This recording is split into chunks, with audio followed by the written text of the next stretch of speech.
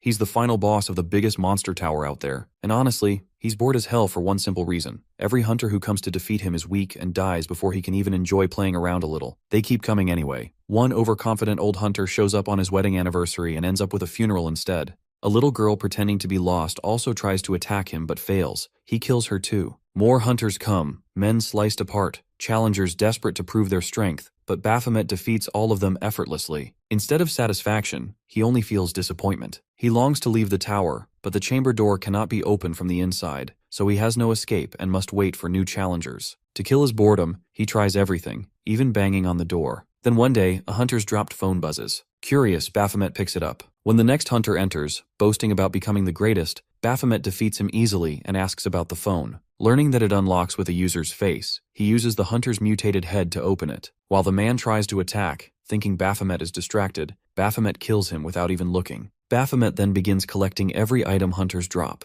These human objects fascinate him and teach him about the human world, their habits, and their stories. His curiosity grows, as does his desire to see the outside world. Through these items, he learns humans believe in God and pray for their wishes. One day, he prays too, to become human, even just once. But his moment of longing is interrupted by the beep of the phone. Then he senses someone approaching and straightens up on his throne. He waits, but the feeling doesn't excite him anymore. The repeated cycle of killing hunters has lost its thrill. Now, he only wants to kill the next one quickly and take whatever item they drop. As soon as he sees the figure entering, he senses the power radiating from him and immediately defends himself against the hunter's sword. He strikes, but the hunter leaps into the air. When the hunter counterattacks, Baphomet realizes this one is different because this hunter is worth his time. For a moment, both size each other up before their blades clash. During the fight, Baphomet finally feels excitement again after so long. He activates his chains to grab the hunter, but the hunter dodges them easily. Baphomet appears behind him, but the hunter senses his movement and leaps high again. The next moment, the hunter slams him into the ground and prepares to deliver the final strike. Looking at the hunter, Baphomet feels a pang of jealousy at his strength. But he gets up, swings his blade, and readies himself for another attack. The hunter meets him head-on. For a moment, the clash of blades fills the tower, and Baphomet wonders if he could really be defeated by a mere human. He unleashes his full power, summoning countless blades toward the hunter, who blocks each one with his energy. Baphomet declares his supremacy, but the hunter taunts him while saying that despite all his power, he's still just a prisoner here. Baphomet is stunned as the hunter charges forward with overwhelming strength, forcing him to question whether he's truly the mighty one or just a toy bound to this place. The next instant, the hunter's attack slices his skin,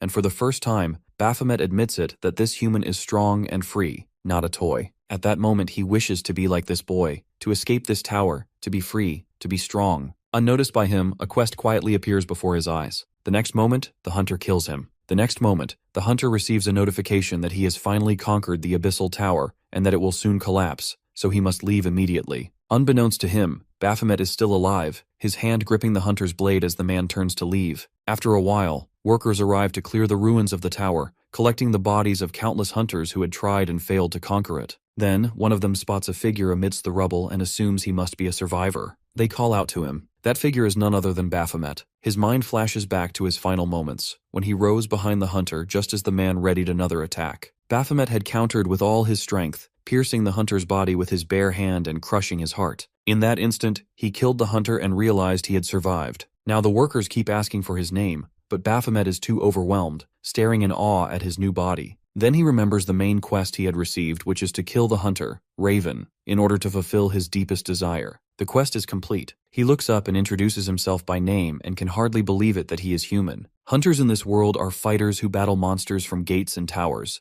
though the profession was not respected until the Gate Shock incident. When a tower remained uncleared, demonic beasts escaped into the real world, killing a third of humanity. Only after this disaster did people begin to take hunters seriously and train to clear towers. Baphomet, the terrifying final boss of the Abyssal Tower who had killed thousands, eventually becomes human just as he wished. People initially think he is the hunter who cleared the tower, but when he cannot demonstrate any strength, they call him a fraud. As a result, he ends up becoming the leader of a small back-alley gang made up of low-level wannabes. A new, inexperienced miner joins the workplace, and his boss reassures him that mining is simple and he'll learn quickly. The boy marvels at the massive mines, and the boss explains that hunters cleared out demonic beasts, making the tunnels safe. The boy is assigned to Area D, where rare gems are common. Just then, Baphomet arrives with his gang, his men clearing a path for him. When the boy asks who they are, the boss whispers that they're thugs with bad tempers, especially Baphomet, and it's best not to provoke them. Though the boy is shocked the manager tolerates them,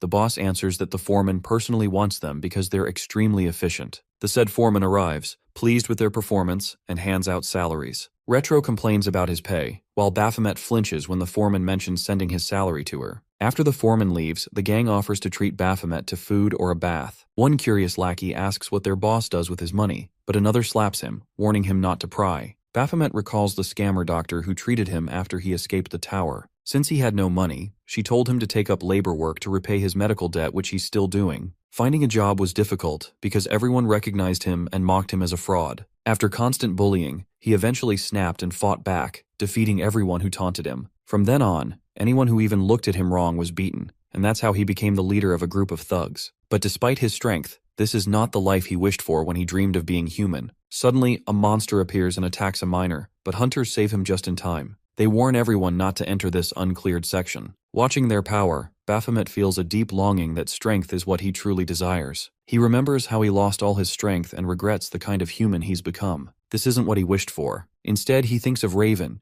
the kind of human he actually wanted to be like. Baphomet's lackeys notice his gloomy mood and console him, insisting he's cooler than hunters. They mock hunters as overrated, saying their strength only comes from awakening and that without it, they're just ordinary people who could be beaten easily. Baphomet outwardly agrees but internally remembers Raven, a truly powerful hunter, proving the opposite. Another lackey mentions how hunters earn so much money they can live in penthouses. Baphomet doesn't understand why the top floor is special. Someone else adds that hunters don't even work hard for their money since their powers do everything for them, while people who earn through effort deserve more respect. This idea affects Baphomet deeply. For the first time, he understands the value of money, the meaning of earning something through one's own effort. One lackey notices Baphomet flustered and teases him, and Baphomet suddenly realizes that he's smiling. Their silly conversation genuinely amuses him. Excited, his lackeys start competing to make him laugh and even decide the funniest one will get the biggest share of their money. Watching them, Baphomet feels a warm sensation in his chest, a feeling he once associated only with battle when he fought Raven. It's joy. He realizes that, as a human, he can feel joy without fighting, and this thought finally makes him smile for real. He understands he doesn't need power to feel alive. One of his lackeys suddenly asks his name. Baphomet replies that he doesn't use it anymore. The answer startles the lackey, who says it actually makes him sound more mysterious. Then, the lackey offers Baphomet his own name instead, saying he's never lived up to the name his parents gave him, but he'd be happy if Baphomet used it. Curious, Baphomet asks what his name is, and the lackey reminds him that he's already told him many times before, but of course, Baphomet has forgotten. He's about to repeat it when, suddenly, a violent explosion erupts behind them. The next moment, the lackey is caught in the blast and swallowed by fire. After a while, Baphomet wakes up, pain searing through his side. Next moment, he's horrified by what he sees. People burning alive, screaming for help. The air reeks of smoke and blood. Among the fallen, he spots the charred bodies of his companions. He looks down and notices his hands are damp with blood. The body of his loyal lackey lies right beside him. For a moment, his mind goes blank, then flashes with memory. That same hollow disappointment he once felt when a fight ended too soon, when his toy broke before he was done playing. But this time, the emotion isn't boredom, it's fury. He staggers to his feet, trembling with rage, demanding to know who's responsible for this massacre. Meanwhile, two C-class hunters are engaged in a desperate fight against the culprit, a man disguised as a miner, grinning as he declares how worth it this trip has been. One of the hunters quickly realizes who he is: a scavenger, a type of hunter who hunts other hunters to steal their loot. The man laughs, saying the hunter is only half right. The male hunter glances around, hoping there might still be survivors, but the female insists they focus on the fight as survival seems unlikely. When he hesitates, she snaps at him, reminding him of the duty they swore as hunters to protect civilian lives. He argues back, saying they're no match for a B-class hunter, that they should retreat and call for backup from more experienced fighters. Their argument is cut short by the scavenger's sudden attack. He mocks their useless chatter as his blade slices through the air. The woman charges at him furious, but the man remains calm and warns her because rash actions are what get hunters killed. Before she can react, the scavenger's sword slashes her leg, sending her crashing to the ground. Without wasting time, the scavenger summons his minions through dark portals, and they swarm the area like shadows. Then his gaze shifts to the injured girl. His grin widens as he notes how lucky he is to have caught one alive. She trembles in terror as she hears their laughter echoing through the burning mine. She asks about it in a trembling voice. The man grins and tells her that she's only half right. They pretend to be scavengers, but in reality, there's something far worse. What he reveals sends a chill down her spine. She screams at them, but some of the men are already closing in, while their boss casually lights a cigarette. One of his lackeys points out the expensive weapons the hunters were carrying, but the boss waves him off, saying to leave them. Those are bound items, useless to anyone except their original owners. Bound items lose all their ability, dropping to 0% if anyone else tries to use them. Meanwhile, the girl is still sobbing, which clearly irritates her captors. One of them growls at her to shut up, saying no one's coming to save her anyway. The boss chuckles darkly, remarking that she's already used up all her lifetime luck. But before he can finish his sentence, his head suddenly flies off his shoulders, cut cleanly by none other than our boy, Baphomet, wielding a bound weapon. He stabs another goon without hesitation and demands to know who's responsible for this destruction. Just then, a notification flashes before his eyes which is about a hidden quest. Feel rage on behalf of a human. The moment he fulfills it, power surges through him. He clenches his weapon and roars furiously, demanding to know who dares to break his toys, referring to the slaughter of his lackeys. It is shown that in a sudden moment, Baphomet steps forward and grabs the fallen hunter's sword. His system warns that the performance will drop to 0 if he uses a bound item belonging to another person. But suddenly, our boy gets a cheat code which is a system error triggers the activation of his power, Master of Weapons, the instant he touches the weapon. With that, he gains the ability to use the weapon steal skill and wield other people's items as well. He beheads the goon who is holding the girl, and the boss senses him immediately. Baphomet once again demands to know who broke his toy. The boss can't believe there's a survivor. Baphomet, however, asks if he is the culprit. The boss taunts him, saying he's a bit too old to be playing with toys. Then he orders his goons to get ready to fight our boy while wondering if Baphomet is actually a hunter in disguise. Whatever he is, the boss decides to wait and see him fight. As he expects only 2 hunters but gets one more, the goons rush toward him. He quickly kills one of them. Another tries to attack, but Baphomet catches his hand mid-strike and beheads him within seconds. Seeing him fight with such deadly efficiency, the boss feels thrilled that he's found a jackpot in this man. He immediately attacks, but our boy blocks it with ease. The boss studies him closely, wondering about his class. During a sword clash, he suspects Baphomet might be a C-class hunter, but after witnessing his combat speed, he grows excited, realizing Baphomet must be much higher than that. When he attacks again, his blade grazes Baphomet's face, leaving a thin scratch. The boss still mutters in disbelief. Why would someone this powerful disguise himself as a goon? He guesses Baphomet must have come to loot, but then dismisses the thought. Idle speculation is useless when he's about to kill his opponent anyway. With that, he charges forward. Baphomet braces himself, but the boss's attacks are so fast that he can barely see them. The sword keeps slicing through the air, landing blows and injuring him again and again. The boss taunts him for being too slow to react to his attack. He is using a weapon called a whip sword to counter his opponent's physical strength, especially someone with no experience fighting hunters. He strikes again, declaring that he will cut Baphomet into pieces to save his precious organs. He attacks once more, but this time Baphomet dodges as he activates a passive skill called Death Throw. With this skill, all his stats increase by 15% whenever he loses blood. The boss is taken aback when Baphomet suddenly starts keeping up with his speed, blocking his attacks with precision. Baphomet lands a powerful punch that sends the boss crashing to the ground. He immediately goes in for another strike, but the boss blocks his sword with his whip, still wondering where this sudden power is coming from. Baphomet raises his sword again, but before he can attack, the boss dodges swiftly. Baphomet readies himself for another assault while the boss studies his relentless moves. The boss smirks, thinking Baphomet believes himself superior, but he is determined to prove that he is the one truly above him. The next moment, the boss swings his whip sword. His plan is simple: wear our boy down with relentless attacks until he emerges as the winner. Judging by Baphomet's strength, he assumes he must be at least a B rank. His whip slashes across Baphomet's face, but the boss's eyes widen in shock when he suddenly sees a monstrous figure before him. Everything around him turns red. For a brief moment, he wonders if he is even fighting a human anymore. To his horror, Baphomet slices off his arm, his eyes burning with vengeance for his fallen lackeys. "This one's for the leader," he growls, as the boss shrieks in agony. Without mercy, Baphomet cuts off his other arm, and this one's for Silent One. Then he severs one of his legs, for the chubby one. Finally, he stands before the man going to strike for the one who gives him his name. The boy's name, Minu Cha, is revealed as Baphomet strikes once more, cutting the boss down brutally. Now, filled with rage, he raises his sword for the final blow, for daring to piss him off. The boss curses loudly, demanding to know his attacker's identity. Without a word or a hint of mercy, Baphomet raises his sword once more. Without much thought, he ends the boss's life, though an unfamiliar heat courses through him, an anger too intense to name. The system's warning echoes in his mind, a reminder that power never comes without a price. His price takes form as Death Throw turns against him, pushing his body into a state of berserk. The urge to kill grows louder than reason, twisting his thoughts into fragments of craving, for flesh, for blood, for anything that breathes. Movement behind him draws his attention, The hunter girl struggles to stand. Instinct takes over, the sword rising almost on its own. Somewhere deep within, a voice surfaces, cold and absolute, reminding him of his purpose, made to kill, made to destroy. A distant voice breaks through the haze, someone reporting to his superior about the survivors, unaware of what truly stands before him. Footsteps follow, and the leader appears, ordering silence. His gaze falls on Baphomet with a flicker of confusion.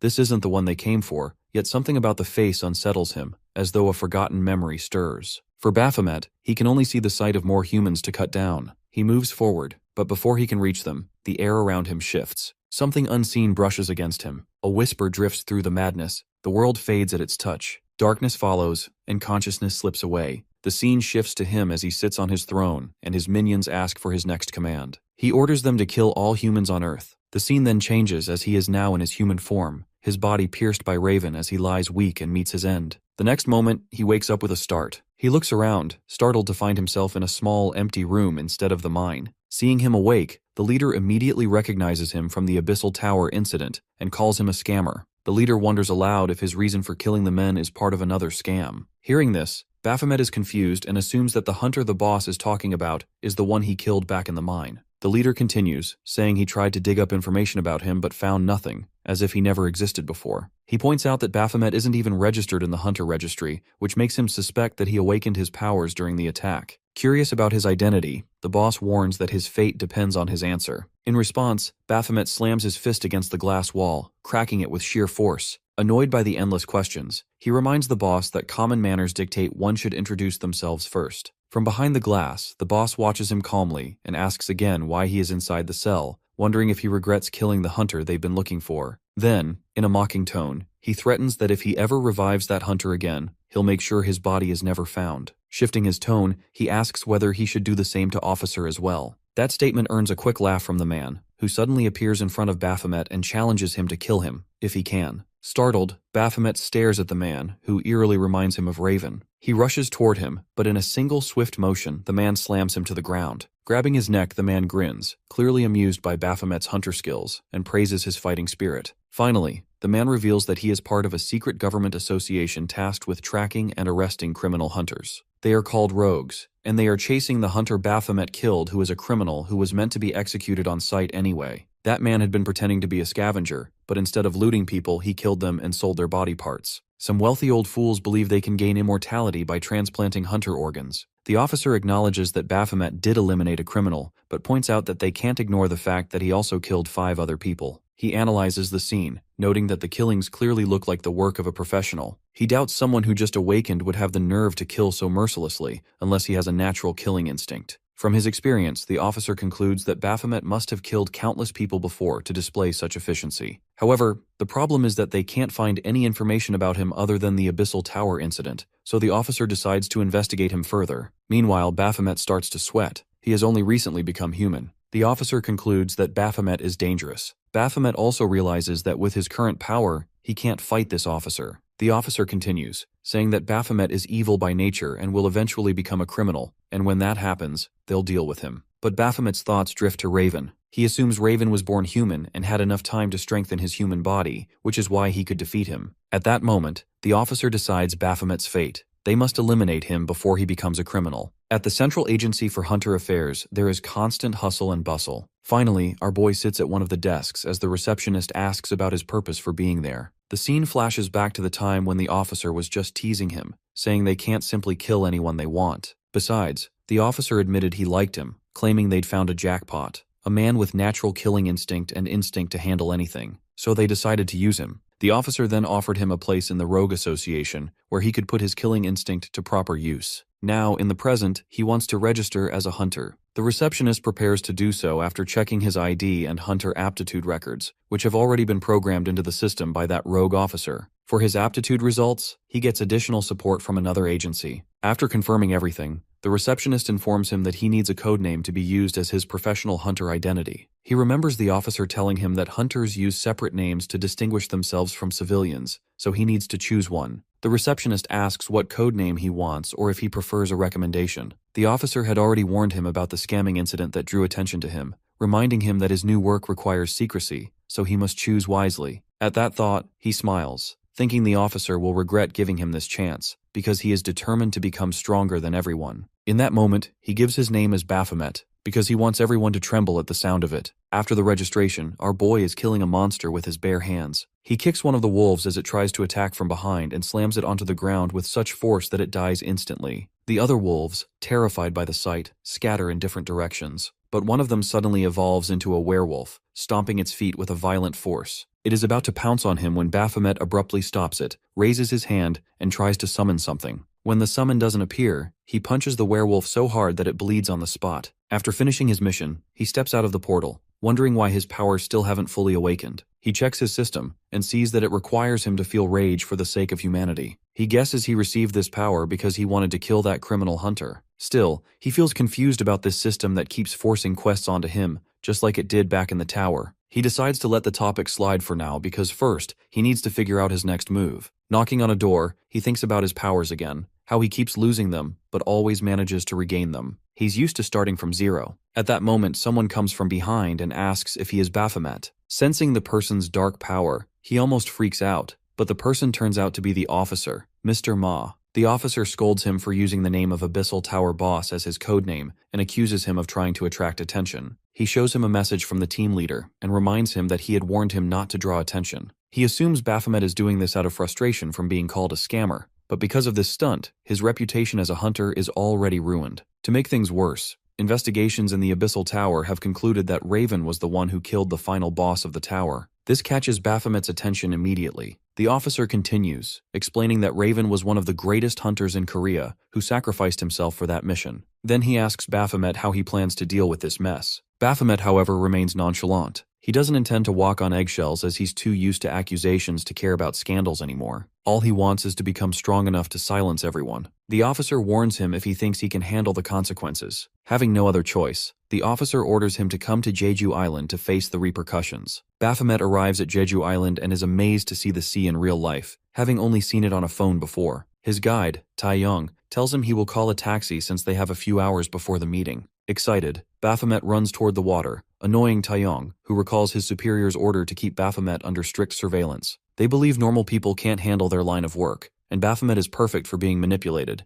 and if he ever causes trouble, they are sure they can deal with him. Baphomet then becomes fascinated by a foreigner with blue eyes, thinking he must belong to one of the different races he read about on his phone. Embarrassed, Taeyong drags him away. They soon reach Harleton, a training center for new hunters. Baphomet is surprised that hunters require training and aren't just monster fighters. Taeyong explains that the government manages hunters through regulations since there are so many. He gives Baphomet a new ID, supplies, and a smartphone, which makes Baphomet genuinely happy. His official human name is now Minucha, taken by one of his lackeys. Baphomet suspects Taeyong is spying on him, and Taeyong openly admits it, saying Baphomet will soon understand why. Inside, Baphomet grows bored during the orientation ceremony, only to discover that the director leading it is the same officer from before, who introduces himself as Mr. Ma. After the ceremony, Baphomet questions him about his connection to the rogues. Mr. Ma tells him to keep his voice down and explains that his official position is with the Central Agency for Hunter Affairs. When Baphomet accuses him of tricking people, Mr. Ma mocks him, reminding him he's already infamous as a con man. Around them, the crowd whispers, calling Baphomet a scammer and making fun of his codename. The director advises him not to associate with him in public, saying it could tarnish his own reputation. At that moment, a subordinate calls for Mr. Ma, and he happily leaves. Mr. Ma sits at his desk, and his subordinate asks what Baphomet wanted. Mr. Ma lies easily, saying Baphomet only asked about the schedule. One staff member complains that the government should blacklist someone like Baphomet, and another calls him disgusting for using the name of the tower's final boss as his codename. Mr. Ma reminds them not to speak ill of anyone since they're civil servants, and they apologize. Internally, he's pleased that the more people trash Baphomet, the more Baphomet will feel grateful to him for protecting his reputation. He notices our boy smiling to himself and assumes the boy is just a simple-minded brute, which suits his plans perfectly. But then the atmosphere changes. A group of A-class hunters enters wearing golden IDs. The hall immediately fills with whispers of admiration. Someone points out that A-class training wasn't supposed to start until next week, and another explains that schedules often shift, and it's probably just a mix-up. Mr. Ma, however, is delighted by the unexpected opportunity. He knows the presence of elite hunters will positively influence the newcomers. Except for our boy, of course. Baphomet is far too distracted, staring in wonder at the buffet of food before him, which are food he's only ever seen on a phone. Back in the tower, he never had such cravings, and after becoming human, he survived mostly on soup or instant noodles. This is his first time having a proper meal. He tries to recall what people say before eating, and finally remembers that he must express gratitude for the food. Just as he's about to dig in, one of the A-class hunters pours water over his head, taunting him about becoming the famous Baphomet. The hunter mocks how ordinary he looks, expressing disappointment. The man introduces himself as Leon, while his friend tells him to show some restraint since everyone is watching. Leon feels no regret, but his companion does. He apologizes to our boy while adding that Baphomet's name is to blame for adopting the tower's final boss identity, since that boss killed many of their fellow hunters. The name itself is provocative, and he recommends Baphomet should change his code name. Our boy doesn't listen. He flicks his food onto Leon's head, prompting a collective gasp. Mr. Ma grows visibly frustrated. Leon curses him loudly for his audacity. Baphomet demands to know why they're so upset over a name. He can't resurrect the monster by saying it. Leon reels at that. Baphomet counters that if they cared about their friends, they should have defeated the final boss sooner. Instead, their complaints sound like weakness. One of Leon's friends scoffs at the absurdity of his logic. Baphomet provokes Leon further, calling him weak and challenging him. Provoked, Leon launches himself at our boy. His physical abilities are amplified by an active buff skill, and he's furious that Baphomet killed Raven. Leon remembers how Raven encouraged him and showed confidence in him to pass the A-flag evaluation. He winds up to punch, while our boy calculates whether to block or dodge. Both expect the clash to end in blood. The fight is interrupted by someone else reminding them that fighting here is against the rules. Everyone falls silent at the newcomer's face, familiar even to our boy. The person reveals himself to be Raven's younger brother. There is quite a murmur about Raven's brother. Even our boy is taken aback by the revelation. It's revealed that the third boy, Griffin, is the youngest hunter ever to reach A-class. Leon's companion greets him immediately, surprised to see him attending this quarter's training session. Leon, however, remains adamant about fighting and presses Griffin on how he dares lecture him about rules after witnessing Baphomet's audacity. Griffin, however, agrees with our boy, saying that it was their own weakness that led to their deaths at Baphomet's hands. At that moment, Mr. Ma steps in, urging them to calm down as everyone is watching.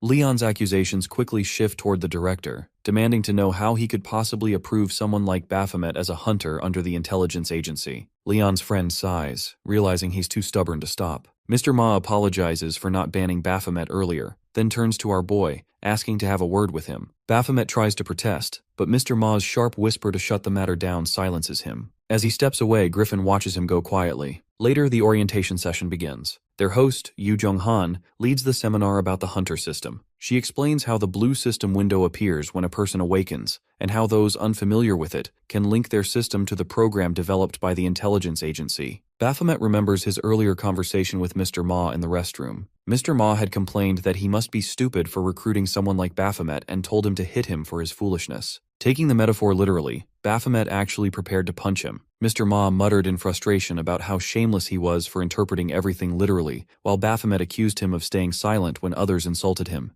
Mr. Ma explained that he plans to wait until Baphomet becomes stronger. His own ambition is to gain enough power to silence everyone, and until Baphomet reaches his goal, he should keep his head down. Mr. Ma warned him that he isn't strong enough to defeat even an A-rank hunter, not even with his strength multiplied 100-fold, so he must avoid causing trouble for now. Elsewhere, a group of boys looks at a post calling Baphomet a con man. They mock him and say his very name ruins the atmosphere of their training. Their gossip stops abruptly when Baphomet slams his fist against a vending machine, complaining that it ate his money and threatening to punch it to get it back. Terrified by the killing intent he unconsciously emits, the boys quickly make an excuse to leave, pretending they're going to watch a friendly A-class match. Baphomet, unaware of their fear, mutters that he didn't even cause a scene, yet people still treat him like a threat. Suddenly, the vending machine dispenses a cold drink even though he hadn't inserted money. He takes it and decides to go watch the friendly match himself. When he arrives, the first round has just ended, with Leon winning again. His opponent admits that he had a hard time against Leon but learned some new techniques from him. Leon in turn encourages him. The referee announces Leon as the victor of his 8th consecutive match and asks if anyone else wishes to challenge him. Leon calls out Griffin to have a match. Griffin agrees and states the rules. Whoever secures the blue band tied around their opponent's arm first wins.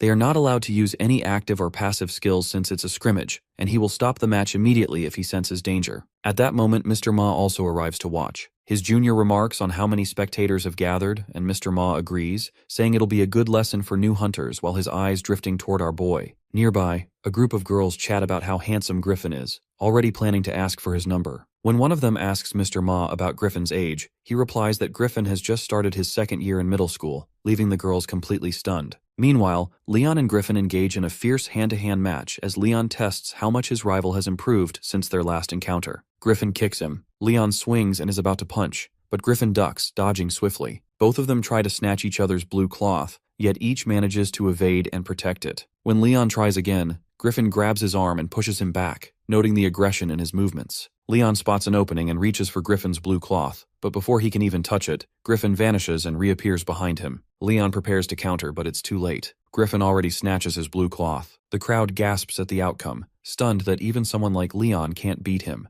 They murmur about how fast Griffin moves, so fast he looks like a blur. Many praise his skill, predicting he's well on his way to becoming an S-class hunter. Leon comments on his clever trick, saying Griffin pretended to leave an opening just to create one for himself. He adds that Raven would be proud of him. Ignoring him, Griffin announces his desire to choose his next challenger. The announcer immediately agrees, but his sentence cuts short when Griffin names Baphomet as his next opponent. A murmur ripples through the crowd at that. Even the announcer reminds Griffin that Baphomet isn't an A-class hunter. He's just a rookie. The announcer points out that the match would be one-sided, but Mr. Ma agrees to proceed, explaining that it will help collect data to measure the strength gap between veterans and new hunters, and also serve as a lesson for the rookies. To make the match fairer, they decide to handicap Griffin slightly. Now Baphomet stands in the arena, remembering how Mr. Ma once advised him to keep his head down. Yet the director clearly intends for Griffin to beat some sense into him. Baphomet studies his opponent carefully. He knows he can't defeat Griffin with his current power. All he can do is let Griffin take the upper hand until he finds his moment to strike back. Griffin immediately attacks him, and Baphomet blocks with his elbow. Griffin grabs his arm and slams him to the ground, making him think he's barely going to survive this match. Griffin tries to punch him in the face, but Baphomet dodges.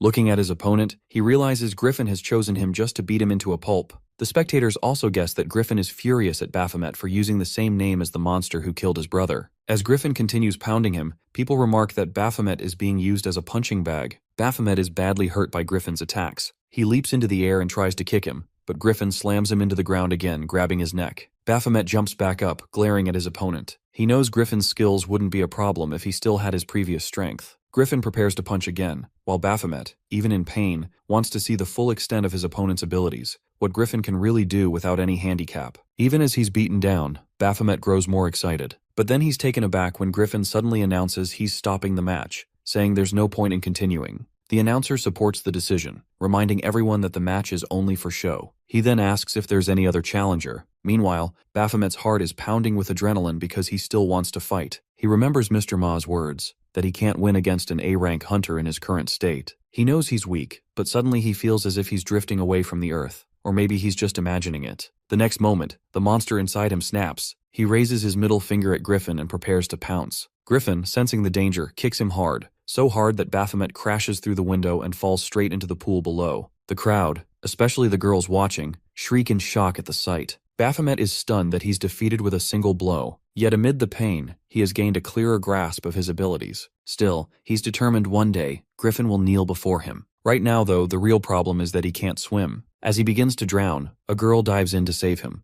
Through the blur of water, he notices her blonde hair and striking blue eyes. The girl swims closer to him. Now on the verge of blacking out, he grabs her hair and begs her to help him out. Meanwhile, the girls outside are worried about the blonde who jumped in to save him. When they see strands of her blonde hair floating on the pool's surface, they panic and rush to call for help. Inside his fading consciousness, he finds himself in a strange mental realm. He remembers himself as number 18, whose senior once told him to start working instead of just standing around. Number 18 doesn't know what kind of work he means. The next moment, his companion transforms into a human and slashes him, declaring that his work is to be killed by humans. Suddenly, our boy jolts awake. He recalls the dream as it's a new experience for him since becoming human. Then he notices the blonde girl nearby and remembers that she came to help him. His gaze lingers on her until her friends notice and warn him that she'll gouge his eyes out if he doesn't stop staring. Looking at the angry women, he wonders about their identities. Mr. Ma arrives to help Baphomet and tries to smooth over the situation. One of the girls involved is Echidna, the president of the Ark Guild. She shows him a blonde hair strand from her friend and explains their pool party was interrupted when Baphomet suddenly crashed into the water. Assuming he's a new recruit who fell during training, she accepts Mr. Ma's apology. She then asks what he sees in the hair.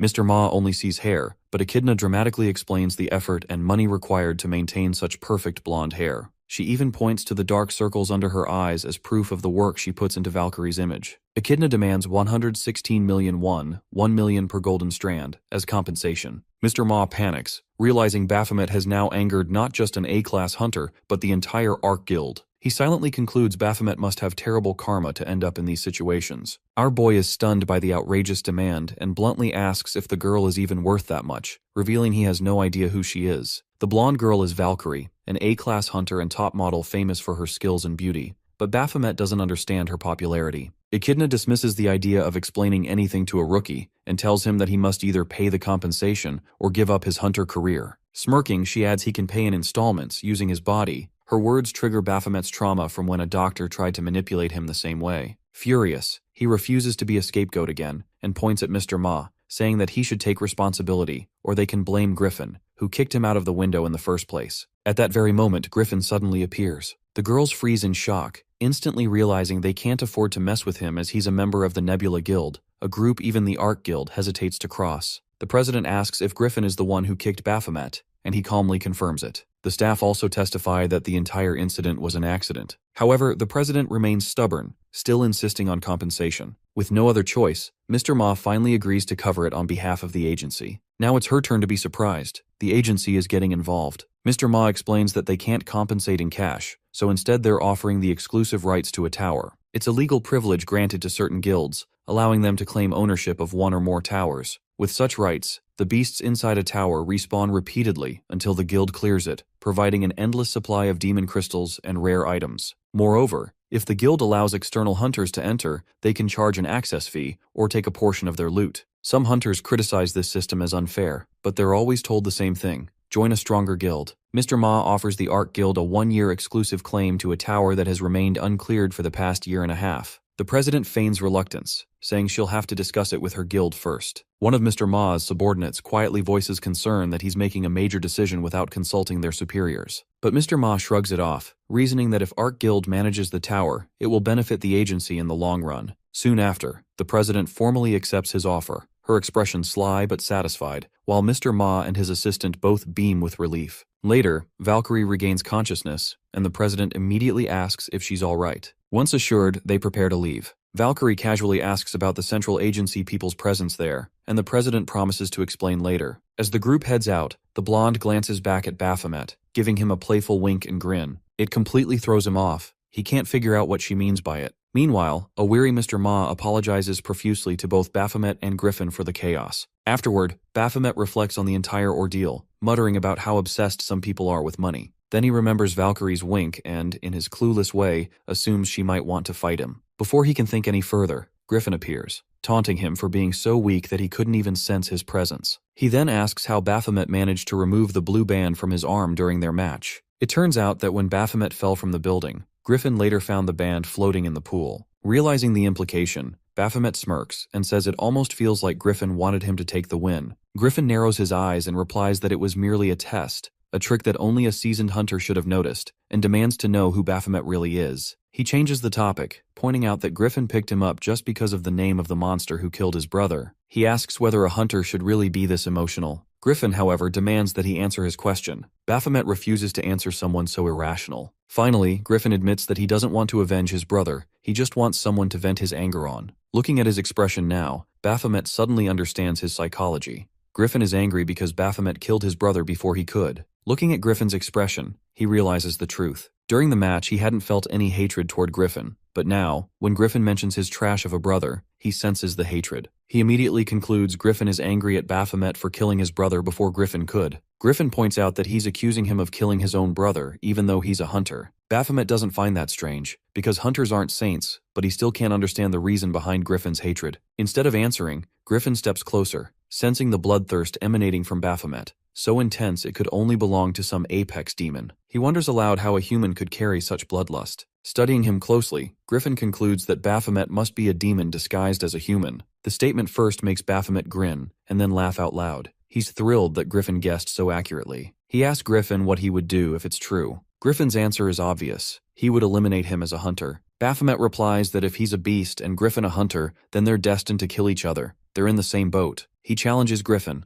warning him to grow stronger before that day comes, or he will kill him. After the orientation is completed, Mr. Ma leads him to the old neighborhood while commenting that he can't stay in the cafe, game shops forever, so he needs a proper home. To celebrate the completion of his training, Mr. Ma decides to give him a place to stay. He opens the door of his new home, calling it a spacious and environmentally friendly garden with a traditional Korean house. But to our boy, it looks more like a haunted place, which immediately annoys him. Mr. Ma, already expecting this reaction, isn't fazed at all. He explains that after the recent fiasco, Baphomet should live on the outskirts of Seoul to maintain a lower profile. Looking around, Baphomet finally accepts the place since it's spacious and decides to make it livable after clearing the weeds. Seeing his calm reaction, the director is taken aback and jokingly asks if he hit his head during the pool incident because he expected Baphomet to demand a luxurious penthouse. But Baphomet simply states he doesn't want to live high up. It makes him feel trapped. This reaction isn't what the director expects, but he accepts it anyway. Then Mr. Ma broaches the topic of whether something significant happens after the first day of orientation. He answers that nothing happens. However, he remembers Griffin's eyes following him throughout the ordeal but doesn't bother to mention it. At that moment, someone watches him moving into his new house and decides to make use of him. Sensing it, our boy feels a sharp awareness that someone is observing him.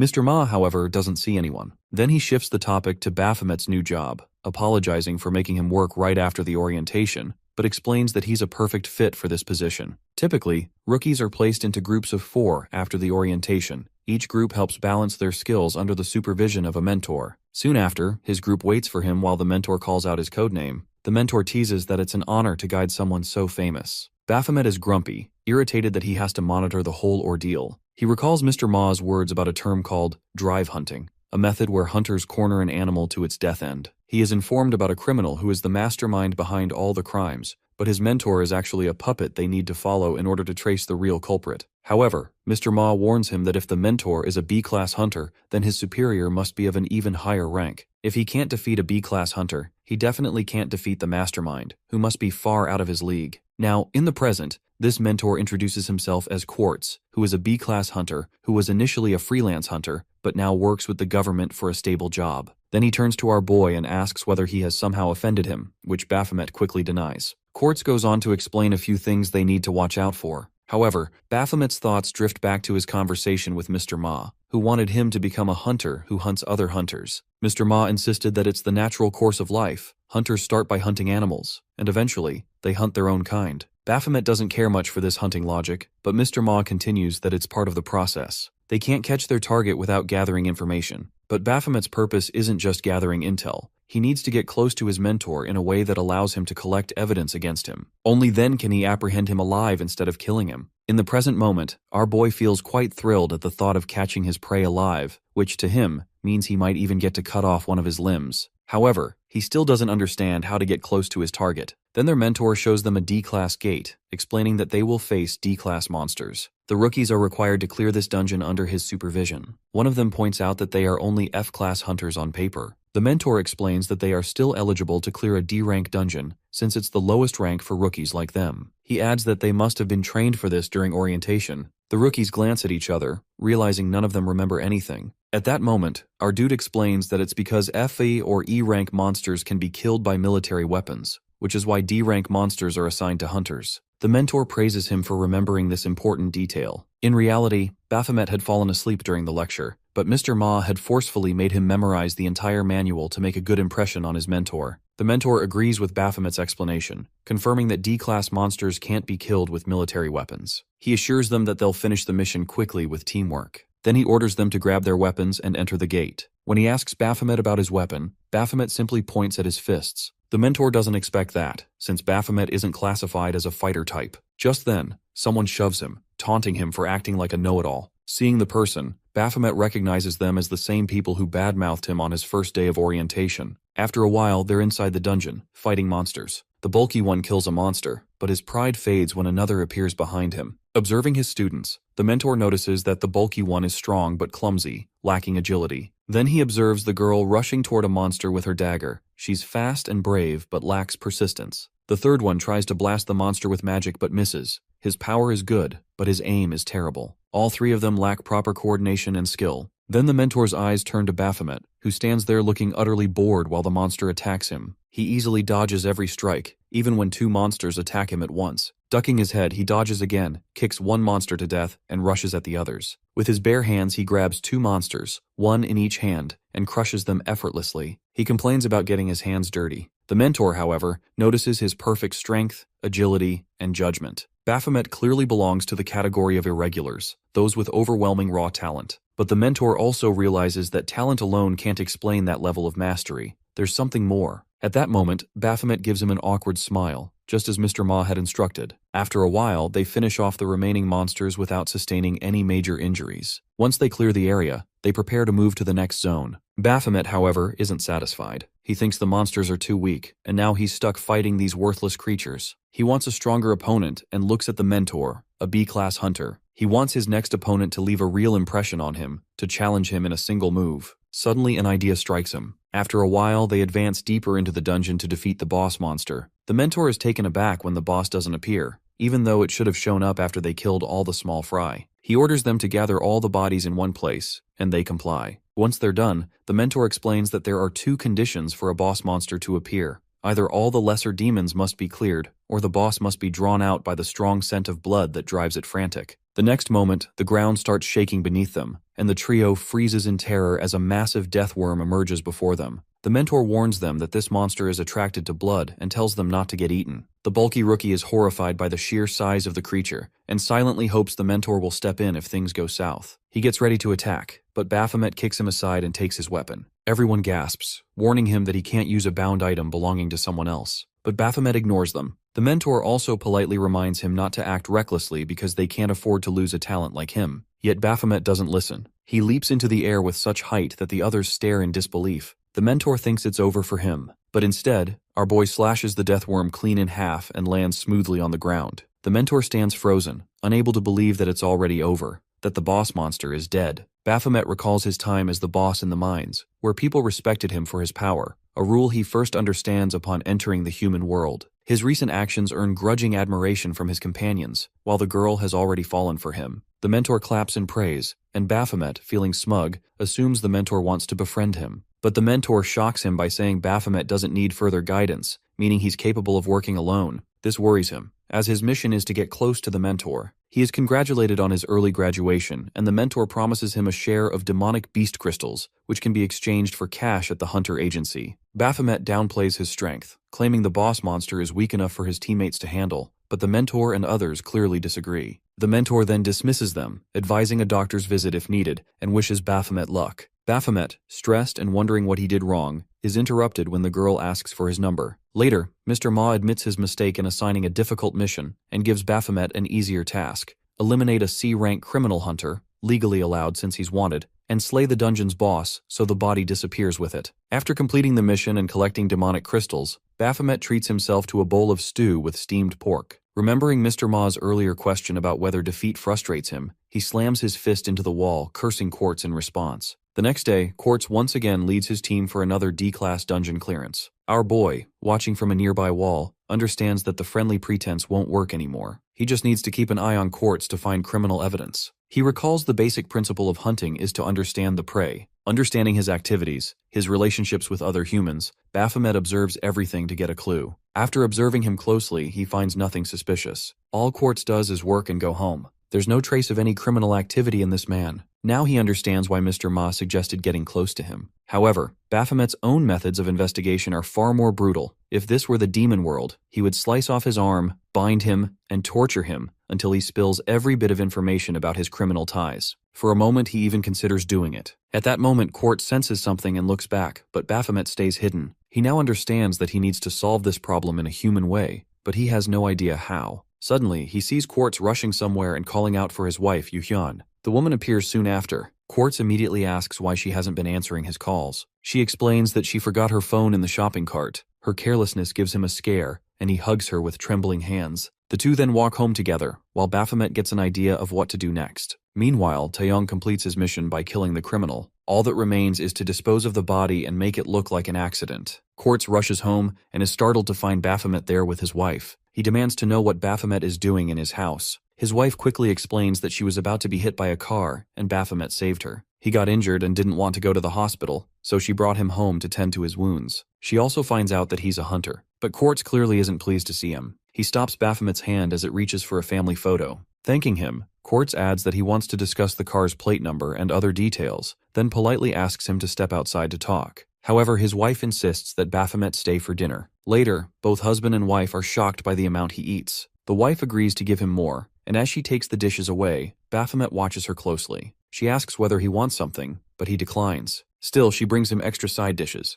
Baphomet, however, senses something otherworldly about her. Quartz asks him about his experience as an independent hunter. Baphomet taunts him, saying it wasn't good after all. Quartz graduated him early. Quartz defends himself, saying he did what he thought was right, as he could no longer be his mentor. Their conversation is interrupted by the sound of a plate falling. Quartz's wife tells them to keep talking, saying she'll handle it. Watching her, Baphomet comments on Quartz's caring nature toward his wife, slyly adding that he has already lost her. Quartz is startled by the remark. Baphomet quickly changes his tone, saying he meant that he can provide the car's plate number, and asks for a piece of paper. In reality, Quartz's wife has been dead for a long time. The story flashes back to Quartz and Yuhyun's life as childhood sweethearts. They are always together, in every school, through every phase of life. Later, they bind themselves in marriage, believing it will be their happily ever after. After marriage, Quartz discovers that he is an irregular hunter. However, Yuhyun isn't happy about his profession. It's a good job with great potential, but it puts her husband on the front lines, which is dangerous. Quartz, on the other hand, feels excited that he can become rich by obtaining rare and valuable items from gates and towers. But Yuhyun doesn't want him to risk his life for money. She just wants him to be safe. For her sake, he gives up the pursuit of fame and glory as a great hunter. Instead, he settles for becoming a mentor. Though the job isn't easy, sometimes he even mentors novice hunters older than himself. He hopes he'll eventually get the hang of it. One day, he brings home a teleportation device that can instantly transport someone to a designated area. He gives it to Yuhyun and asks her to use it in case of an emergency. Then their peace shatters when a gate shock occurs.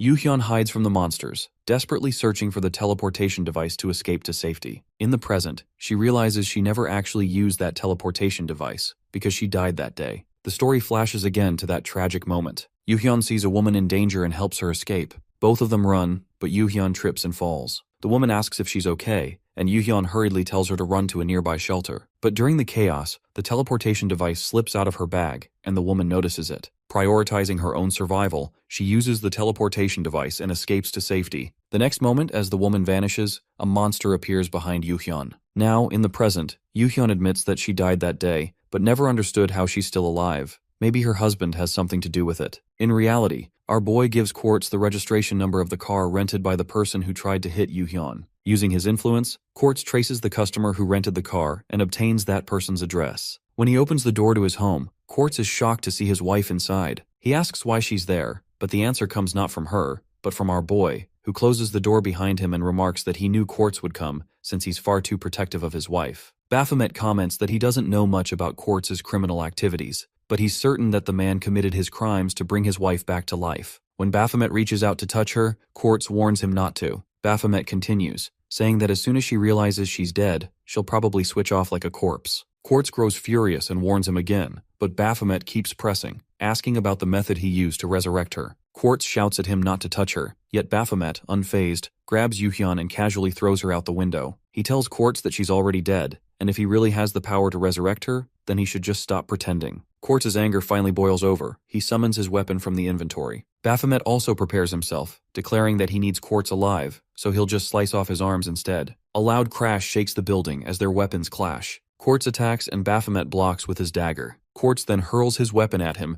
knocking Baphomet's dagger aside. Baphomet rushes forward to strike, but Quartz is strong enough to withstand the blow and instantly summons another weapon from his inventory. While fighting, Quartz's memories flood back. From middle school to high school, they were always together. He recalls the moment he saw her lifeless body and couldn't comprehend how she could be standing here now when she had the teleportation device. Then he realized someone must have stolen it and went to the shelter to avenge her. He knew no one would notice if just one person died. But when he reached the shelter, he found that the woman, the one who took the device, was already dead, along with everyone else inside. The shelter had been invaded by monsters. His wife was actually destined to die that day either way. Yet, even knowing that, he couldn't let Yuhyun go, not even in death. Now in the present, Baphomet remarks that Quartz must have found a way to resurrect her, even though he shouldn't have. He responds coldly that after killing him, he can return to her again. With that, he summons his celestial spear and lunges at him. Baphomet, still nonchalant despite the story and the threat, slashes at Quartz's arm. Blood spills as their battle intensifies. Baphomet's sword cuts deep into Quartz, forcing him to stumble as blood pours from the wound. He mocks him that fighters who let emotions control them always fall apart as Quartz grips his side, trembling. To Baphomet, the fight is already lost. The moment feelings take over, the battle ends. 2 weeks of preparation, and this is all he gets: a weak, disappointing fight. His patience snaps as he threatens to tear off every limb if he doesn't show a real fight. Quartz's voice trembles, demanding to know why Baphomet even interferes with his attempt to bring his wife back. Our boy reminds him of his duty as a hunter who hunts the lawbreakers. But Quartz insists that saving a life can't be a crime. That reasoning only fuels Baphomet's anger, and excuses like that make his blood boil. Through his investigation, he already uncovered that a forbidden deal was made, one that broke every rule. Yet this man still pretends to be innocent, and the hypocrisy disgusts him. Baphomet lifts his blade again, saying death feels like the only proper end. But before he can strike, Yuhyun's body jerks slightly. Then a broken voice slips out of her mouth, whispering about the smell of blood. A system warning flashes before both men. It reports an error that an unstable demonic entity formed from a failed resurrection, and orders all hunters to finish it. Just then, a monstrous figure bursts inside. Half of its body remains of Yuhyun, the other half of a demon. Quartz freezes, horror spreading through his face as he realizes what his wife has become. The creature repeats her craving for blood and crawls toward him. Baphomet steps in, fury rising that the demon dares to steal his prey. With one clean swing, he slices off one of her tentacles. The demon lets out a scream that shakes the air and collapses, while Quartz keeps calling her name, blind to what stands before him.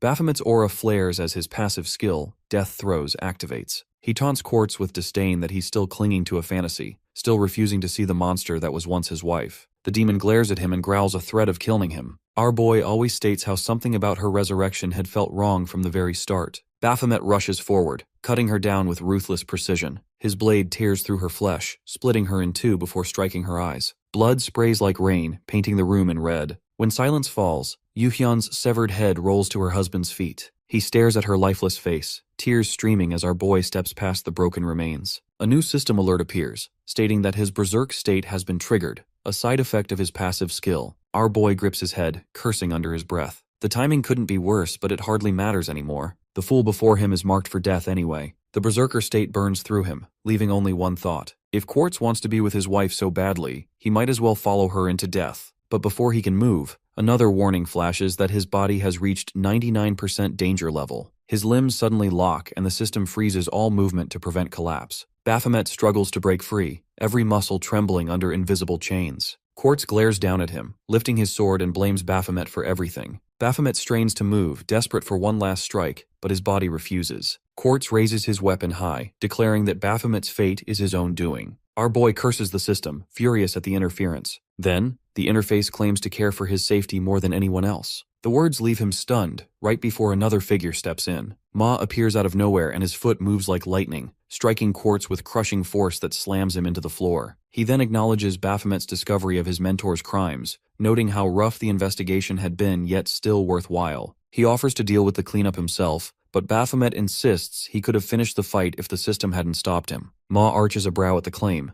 and Baphomet repeats that victory had been in his grasp before the system's lockdown. Deep down, he knows the truth that if he were stronger, none of this would have happened. Ma checks his condition and asks whether he can still move. Then, hours later, Ma sits quietly in a car. Taeyong asks about Baphomet's state. He explains that he kept demanding an arm, so he handed him one before loading him into an ambulance. Taeyong mentions his own work went smoothly. Some hunters had responded to the system alert, but he sent them away with fabricated reports. Even so, something about the case feels wrong. A demon created from a corpse instead of a living host hints at something far darker behind the scenes. Taeyong promises to dig deeper. In the back seat, Quartz sits silently. Ma questions him about the resurrection. Someone powerful had turned his wife into that abomination. After a long pause, Quartz mutters about rumors, whispers of a new department formed to hunt down criminal hunters. He never imagined Ma was the one leading it. Ma admits that the job isn't easy. Every case means hunting people he once trusted. He presses further. Quartz had been ordered to betray new hunters assigned under him. Many disappeared while others died. In exchange, his wife was brought back in a twisted deal, calling it a crime beyond forgiveness. Silence fills the car. Ma understands the confession will never come. He turns to his driver, warning that the road ahead will only grow harder as criminal hunters never go quietly. The words barely leave his mouth before the car jerks. Taeyong is shocked, realizing the brakes have failed.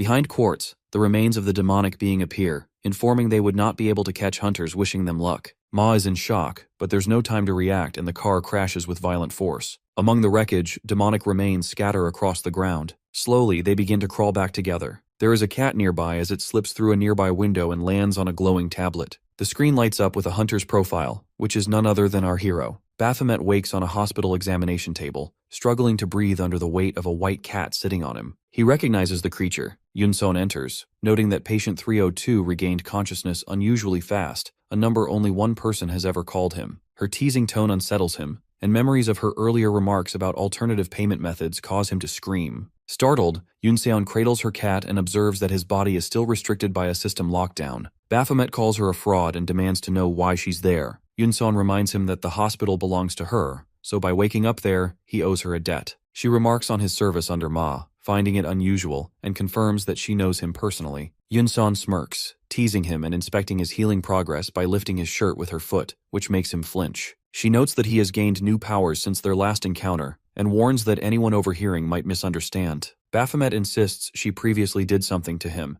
but she brushes it off, claiming he needs a lesson in humility. Before she can act, Ma arrives, having asked the receptionist for Baphomet's location. Hearing shouting from the room, Ma rushes in to find Baphomet sprawled on the floor while Yunseon laughs, admitting teasing him always brightens her day. Baphomet accuses Ma of conspiring with Yunseon to trap him in government service, but Ma denies it, explaining their professional connection predates the guilds and that Baphomet's government involvement began earlier. The hospital is a government facility where Baphomet's power levels were once tested. After disappointing results, he was admitted as a patient. Baphomet acknowledges this but questions government interference. Ma then delivers shocking news. Quartz is dead, killed publicly by a mastermind using necromancy, leaving only charred remains. The investigation into corrupted hunters may eventually reveal the culprit's identity. Fury surges through Baphomet that all his suffering to capture Quartz alive now seems meaningless. Ma apologizes, but Baphomet demands permission to pursue the mastermind himself. Ma warns him not to act recklessly as his current strength is insufficient. Even Ma failed to detect the hidden presence within Quartz, which shows how dangerous and meticulous the mastermind is. He estimates the culprit's power to be near S rank. Our boy, however, dismisses the warning and mocks Ma's inability to handle the situation. He insists that if he had been informed sooner, he could have captured Quartz alive and forced out the truth. Ma grabs him by the collar, furious at his arrogance,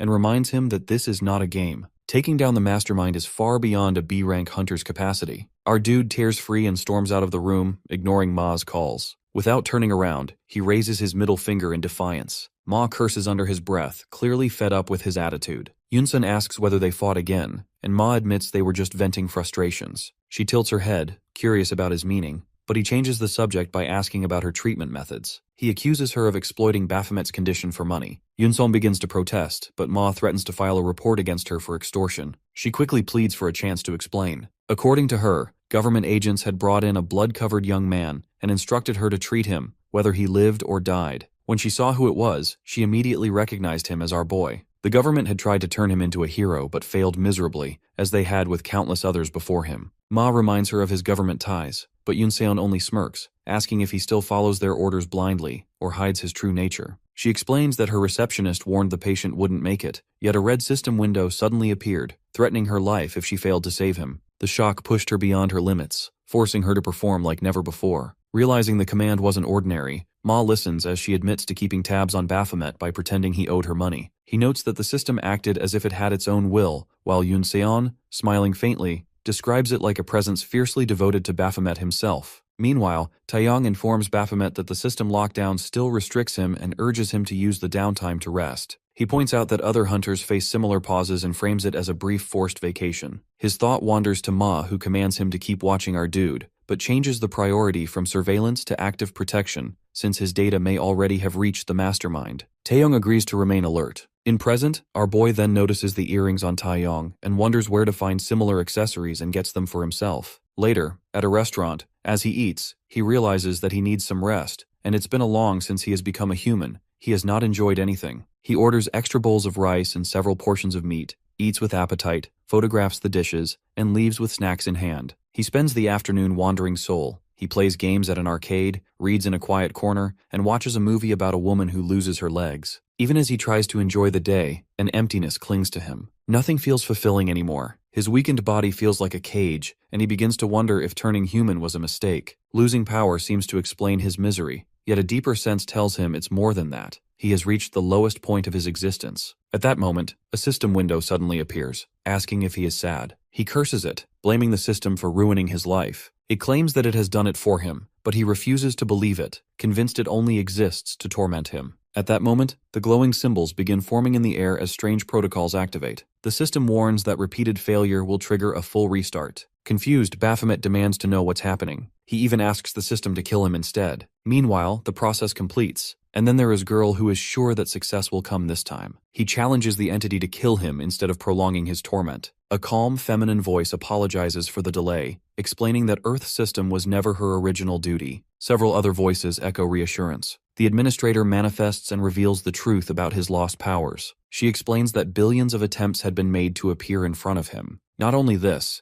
billions of simulations had been tested to know what would happen if his strength remained within his human form. Each one ended with his death in countless brutal ways. Removing his powers was the only way to keep him alive. She confesses she chose him because she believes he will fulfill her ultimate wish. His desperate cry from the tower had reached her, and she responded. When he demands to know who killed him in those simulations, she shows visions of beings far stronger than any he has faced. Dark ravens swirl in the air as she reminds him that he already knows the path to power. His hunger will drive his growth, and his name will once again spread fear. With a final blessing, she restores his abilities. His Master of Weapons advances to level 2, Death Throes evolves into Adrenaline, and several new skills unlock. When he looks around, she is gone, leaving only silence behind. At the hospital, Ma hands Yunseon a sample which is a remnant from the demon Baphomet destroyed. She confirms their identity and promises the results by the next day. He thanks her, and she adds that she analyzed Baphomet's body through her touch-based data ability. When Ma doubts her accuracy, she takes offense but admits the findings defy logic. Looking at the data, he can't believe that Baphomet's stats have risen tenfold since his last evaluation just a month ago. Meanwhile, Baphomet receives a hidden quest notification that he has slain the disciple of Wrath, Raven, and earned a new skill as a reward. A slow grin spreads across his face as he realizes that everything from here on will only become more interesting. Basically, hunter power levels are ranked from F class to S class, with large gaps between ranks. Most hunters grow stronger through battles with demonic beasts or intense training. Rumors suggest a hidden path for faster advancement, though it's unproven. Ma meets Baphomet after their long separation. Baphomet casually reports that nothing unusual happened, though Ma's monitoring already confirms this. Yunseon, overhearing, mocks them and approaches Baphomet, grabbing his shoulder and calling him Patient 302. He demands she remove her hand, but she uses her identification ability to extract his information. Shocked by his rapid growth, she tells Ma that his progress is far beyond normal. Baphomet considers the team leader's immense hunter data, realizing cooperation may be unavoidable since the goddess behind the system uses him for her plans. The system reminds him that their goals align and revenge is possible through collaboration. When he asks why she doesn't intervene directly, she explains her abilities focus on creation, not destruction, and that even his human transformation was achieved using stolen power. Ma interrupts, and Baphomet asks about new missions or drops. Ma explains targets don't follow schedules. Baphomet suggests joining regular hunter missions to build strength, and Ma agrees. The doctor comments that both are now on the same page, and Ma admits his focus is on how fast Baphomet advances, whether he becomes a valuable weapon or a dangerous mistake. Ma offers a deal.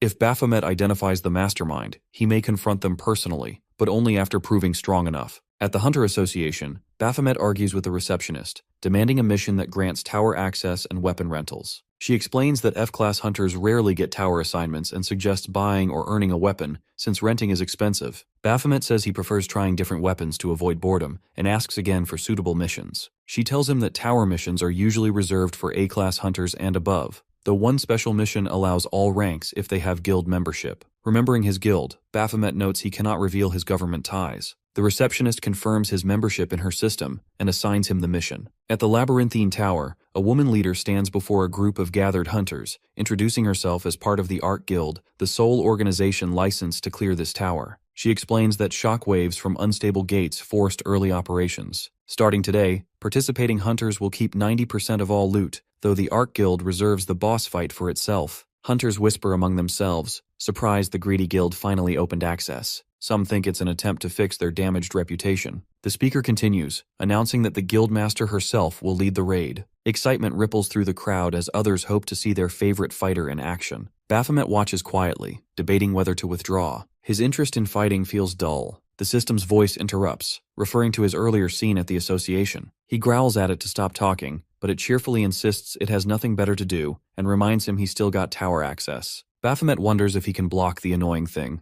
but it warns that his attitude will attract unwanted attention. He snaps that it should stop acting like a mother. The system responds playfully that the description suits it perfectly. Furious, our boy accidentally strikes a hunter behind him. The man shouts in outrage about his expensive gear. Two female hunters observe from afar, one noting how fights often break out when hunters gather. One of them thinks Baphomet looks familiar. The angry man keeps yelling about wasted money, while Baphomet silently regrets crossing paths with such people again. He finally offers compensation, but the hunter scoffs, assuming he's weak. His companion whispers that the shabby armor and low rank make our boy an easy target, probably the charity case mentioned earlier. The hunter taunts him, questioning how an F-class can afford to pay and why someone that weak enters a tower at all. Baphomet grabs his face, warning that arrogance can kill him by someone he considers weak. A leader intervenes, scolding them for starting fights before even entering the enemy zone. She orders everyone to follow her and stay focused. The loud hunter keeps complaining, while Baphomet repeats his offer to settle the issue with his limb. She reminds them that they're one team regardless of differences. She explains the tower's structure. 3 gears must be cleared before reaching the boss chamber. 6 hunters enter each gear, with random challenges such as full demon extermination, puzzles, or deadly traps guarding exits. Nobody knows which type they'll face until entry, because the maps change randomly within 24 hours. She begins a roll call, naming hunters from various guilds: Elam from Nord, Pagan, and Sol from Nebula, Reaper from Defiance. Hearing those names makes Baphomet flinch. When she calls his name from Sweet Pink Angel Guild, sweat forms on his forehead as all eyes turn toward him. Reaper grins knowingly. Back at the office, it's revealed that it's Ma doing putting our boy in a guild. Ma discusses guild assignments with Yunseon. She questions why he placed Baphomet in her fake guild,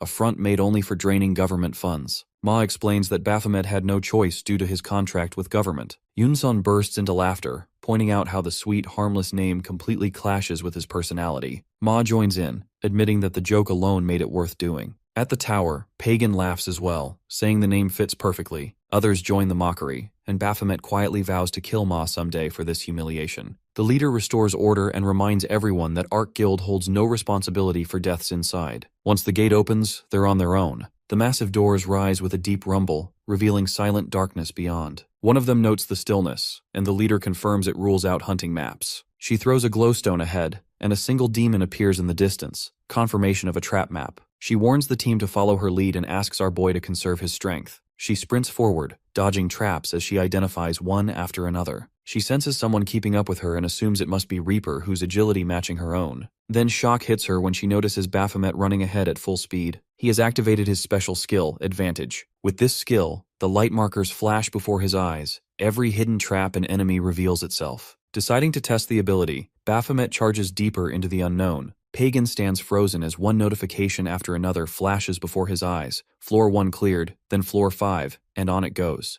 The impossible speed leaves him speechless. Our boy, an F-class hunter climbing floors like this, defies logic. Arrows descend in waves toward Baphomet while the system issues quick alerts, urging light dodges and side leaps. More arrows fly from the right, and new commands appear, guiding him to redirect their path. He follows each prompt, continuously guiding him without hesitation, launching one of the arrows toward the demon. Next moments, his chains catch its neck midair. The system highlights the weak point, and he tightens the chains before appearing behind the creature. His blade flashes once, cutting clean through its body. The next instant, floor 15 clears. The leader stares in disbelief, questioning if he truly ranks as F-class. She wonders why he hasn't renewed his rank. Reaper notes how his movements align perfectly with each attack's timing, almost like he knew them beforehand. The leader warns that ignoring rank updates brings fines, but Pagan interrupts with frustration, scolding everyone for wasting time on chatter. The leader reminds him that rest between climbs is essential to recover mana and stamina. Pagan scoffs at the idea, mocking them for tiring out so early as they are only on 15th floor. His damaged armor draws her attention, and she remarks that it's nearly falling apart. Pagan accusing our boy of breaking it. She doubts an F-class could damage armor that easily, suggesting the piece wasn't worth much to begin with. Pagan snaps back that his armor came from Bahamut's core, the boss of the Tower of Sanctum. The leader pauses at this, realizing the power needed to destroy such material equals that of a tower boss. Baphomet wonders privately if that's really true. Pagan curses about worthless F-class hunters, but quickly urges him to drop the argument and focus on the next chamber. Reaper studies the crest on Pagan's armor, recognizing the Royal Guild insignia. She steps closer, commenting that Bahamut-related gear never entered official trade markets. Anyone holding it must have dealt with black market sellers. She smirks and calls him the master of Royal Guild. Pagan stiffens while Kang demands to know her intent. Reaper offers to find the scammer who fooled him if he owes her a favor afterward. With that, the raid continues, and Baphomet observes Reaper's flawless movements as she cuts down demons with swift, precise strikes. Her rhythm carries the team upward, clearing one level after another. Between rest stops and fights, they advance until a mounted demon charges toward Pagan. Before impact, Baphomet moves first. His blade slices through the beast's neck, then through the rider's chest. Floor 49 clears in moments. Sweat drips from the leader's brow as she announces their new record, but Pagan brushes it off as nothing impressive. She scolds his arrogance while he is noticing Baphomet's calm posture, with no exhaustion and no sign of effort. His composure unsettles him. Ahead, a large stone door blocks their way. Reaper explains that beyond this point lies something different. Most towers reserve boss chambers for the end, but this one hides named demons at mid-level checkpoints. She assumes our boy already knew, perhaps from sneaking into towers illegally, but his blank reaction proves otherwise. He cuts her off sharply, warning her to stop acting so familiar. The leader ends the talk and rests her palm on the cold door, giving a final chance to retreat. She reminds them that each hunter's life is their own responsibility, yet she'd prefer to avoid needless deaths. Payment for loot will still be granted to anyone who withdraws now. Pagan opens his mouth,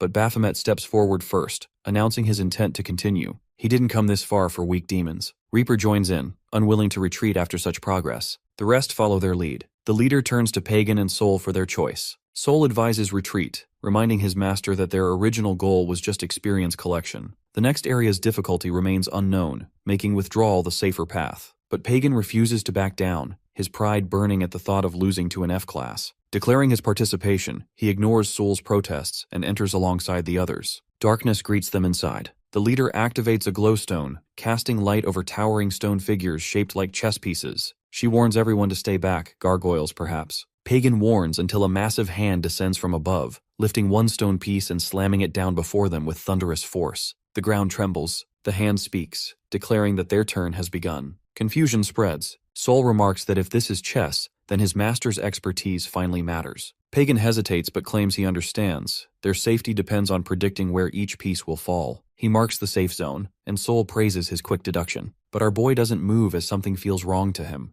A shadow looms above Pagan as a massive chess piece materializes mid-air. Soul lunges forward to pull him aside, but the piece crashes down, right on Soul. Silence fills the chamber and Pagan screams his name in horror. The leader stares, shaken, wondering where that black piece came from. Reaper's realization cuts through the panic. The voice wasn't talking to them, but it was talking about them. The tower itself is a battlefield between two unseen players, and they're merely ants in their game. Baphomet's expression hardens, realizing that until now it had been too easy. The real challenge of the tower begins here. Soul's hand appears from under the chess piece, and Pagan quickly tries to pull him free. He keeps telling Soul not to worry because their office has really good medical equipment. But when he pulls, only the arm comes out. This shocks Pagan completely, and he screams out Soul's name in panic. Right then, the leader yells for Pagan. A hand drops a chess piece on him while she grabs him and drags him to safety and yells at him to be aware if he wants to live. Hunter Reaper also dodges herself from the falling chess pieces, while she notices that they keep coming with speed with each second. Suddenly, she realizes that she's almost under a piece. Just then a hunter teleports her away, saving her, so she thanks the hunter for that action. She then turns to our boy and inquires if he knows how to beat this challenge room, and mentions that everything happening so far makes it seem like he predicted all of this. She warns him that if they take this fight too long, they'll run out of energy and die. He responds by calling this strategy lame, and explains that they need to dodge attacks and stay alive until the game finishes completely. If at least one person makes it to the end alive, a demon will show up. Killing that demon will complete the chamber, and this is actually a trap. But before he finishes talking, a chess piece almost falls on him. He questions why they have to wait until the end and jumps up and smashes the chess piece hard, cracking it apart. His hand shakes from the impact and the hunters stare in shock. Baphomet suggests just breaking everything in sight, explaining that if they destroy all the pieces the enemy can use, they'll force the game to end early. Then the Dungeon Master will have to come out and face them directly. Hunter Reaper questions the plan, but Baphomet insists it's actually a great solution. The leader rushes forward and starts smashing everything and instructs Pagan to make sure he stays close to her. Reaper grabs a chess piece with her power and mutters that this is harder than it sounds. She barely holds onto it, then slams it down on the floor with all her strength to break it. It makes her realize that these actions drain so much energy. Meanwhile, Baphomet also breaks down a cracked chess piece. He then releases a powerful attack on it that completely destroys it with his chain weapon. The hooded person just stands there quietly, Baphomet smashes another chess piece that lands near him and jumps in the air and shouts for the enemy to come out. He looks around carefully and jumps forward to dodge as a massive hand crashes down in front of him. He evades another hand while shouting questions about the enemy's location,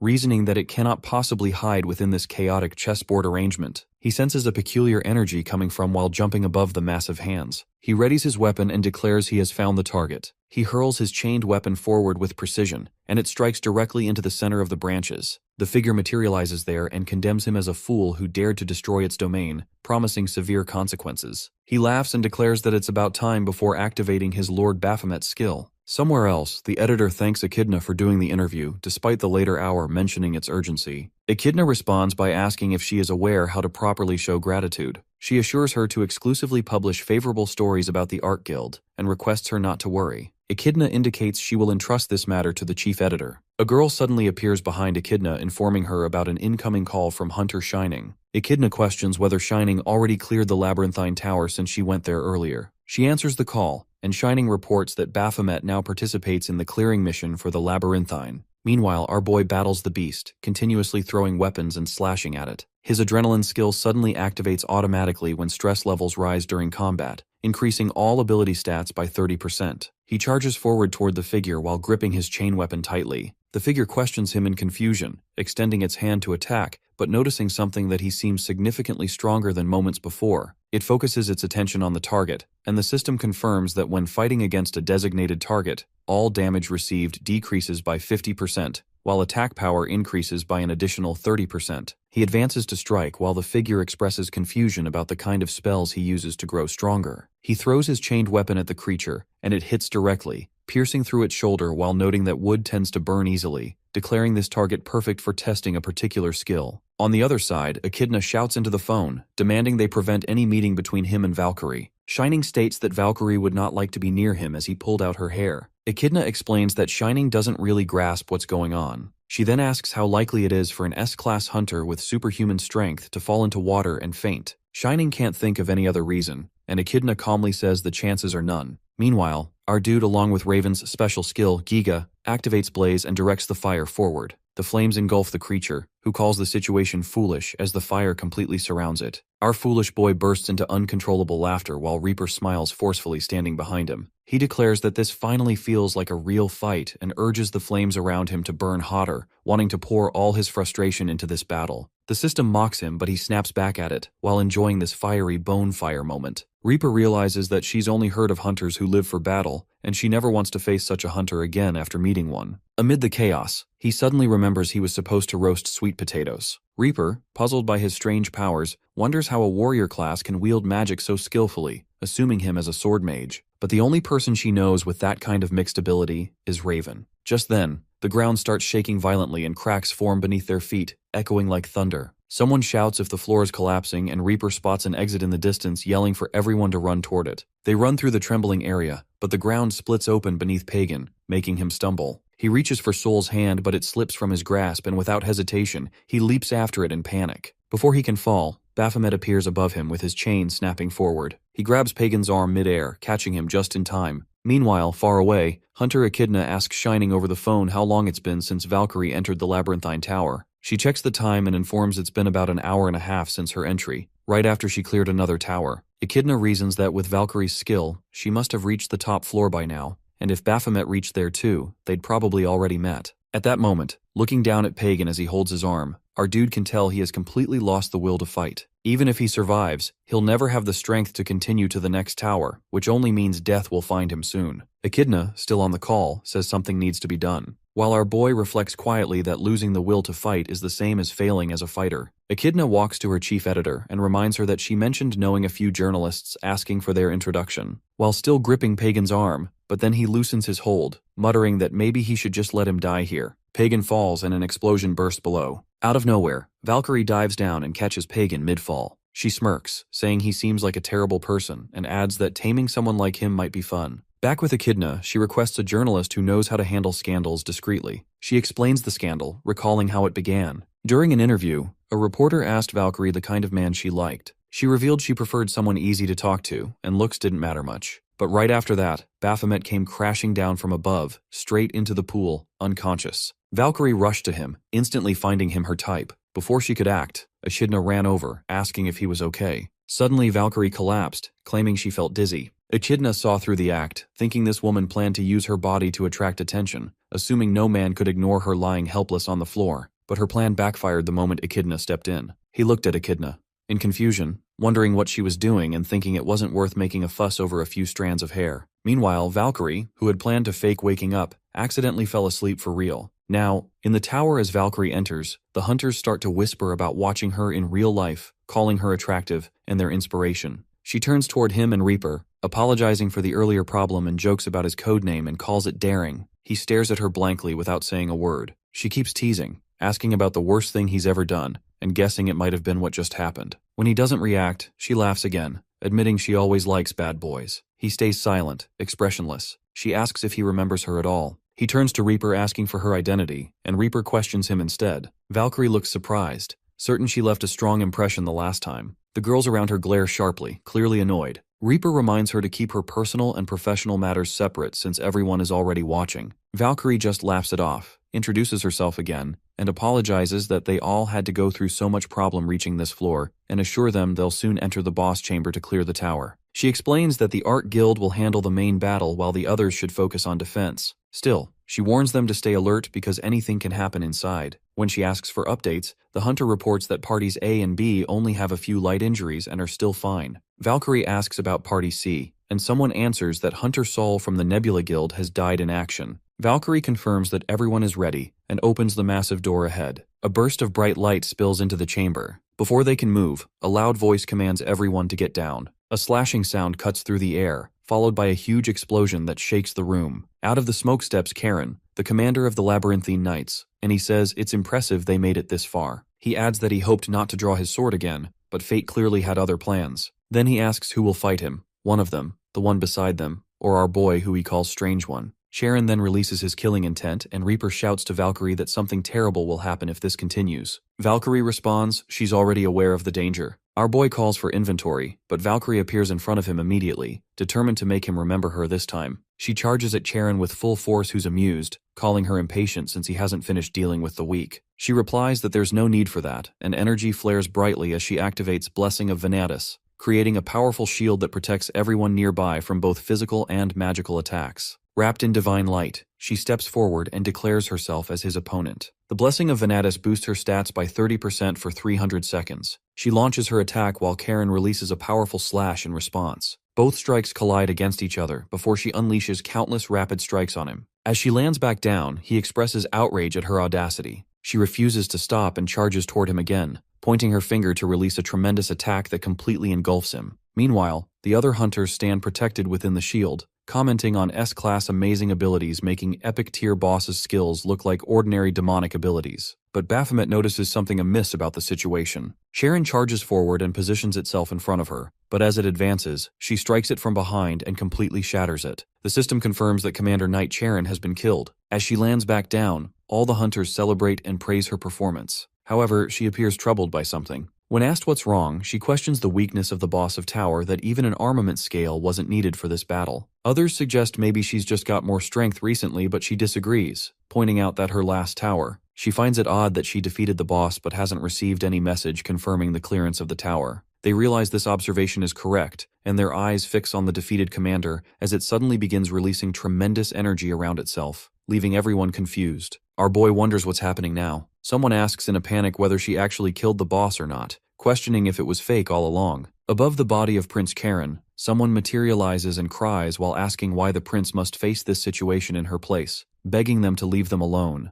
Our dude realizes this figure represents the real boss. The figure creates a magical circle around them, and suddenly many magical circles appear above everyone's heads. Reaper shouts to move away immediately and declares she's been waiting for this exact moment. Other hunters shout in concern for her safety, but she deliberately moves under the magical circle and begins casting a spell. Our dude stands there motionless, and Valkyrie immediately runs toward him, urging him to move away. Just then, he disappears to nowhere. Later, Reaper regains consciousness while something drips onto her. She looks up and finds herself in front of a massive structure. Realization dawns. She smiles with excitement, happy for every coin she spent for this information. Then she glances down, realizing she's standing on top of Baphomet. He groans, demanding she get off immediately. She steps aside, asking what he's doing here. Pagan scratches his head, trying to make sense of it. Then she hits him, then apologizes, explaining that the warp spell must have teleported the two people closest to her. To make up for it, she offers them her share of the loot. He accepts without emotion and asks where they've ended up. She explains they're inside the Labyrinthine Temple, a hidden area that only appears after the true boss reveals itself. Baphomet realizes she already knew about this place and suspects she had her own motives for joining the raid, asking if there's some kind of rare treasure here. She explains it's far more valuable than that, and the temple holds ancient records about demonic beings, their architecture, history, and beliefs. From the carvings alone, scholars can learn that these creatures feared a god and longed for divine existence. This temple contains the complete story of demonkind. He stares blankly and asks if that's really what she risked her life for. She snaps back, saying he shouldn't belittle her discovery. Finding such a tower, she explains, is like finding a needle in a haystack. With this information, she can finish her book, become a best-selling author, and earn recognition as a leading archaeologist. He calls her delusional and argues that the temple is nothing more than a realistic set piece built by demons. To them, the only command that matters is killing humans. Reaper declares he's missing the point that from the demon's side, they're not monsters. They're defenders of their own world. She gestures toward a nearby mural, saying it tells their story, one deeply tied to the boss of this tower. Strange ancient letters glow faintly across its surface. As she reads aloud, she explains that in the shining kingdom of Bellatrix, there once lived a beautiful and powerful king named Rizal. His appearance was said to outshine any lady's beauty, and his magic surpassed all others. Our guy wonders silently if this name belongs to the real boss. She continues that Rizal's fame spread across nations, and his people adored him. But envy grew. Neighboring kingdoms invaded Bellatrix, hoping to claim both the land and its perfect ruler. To defend the kingdom, Prince Charon, son of the previous king,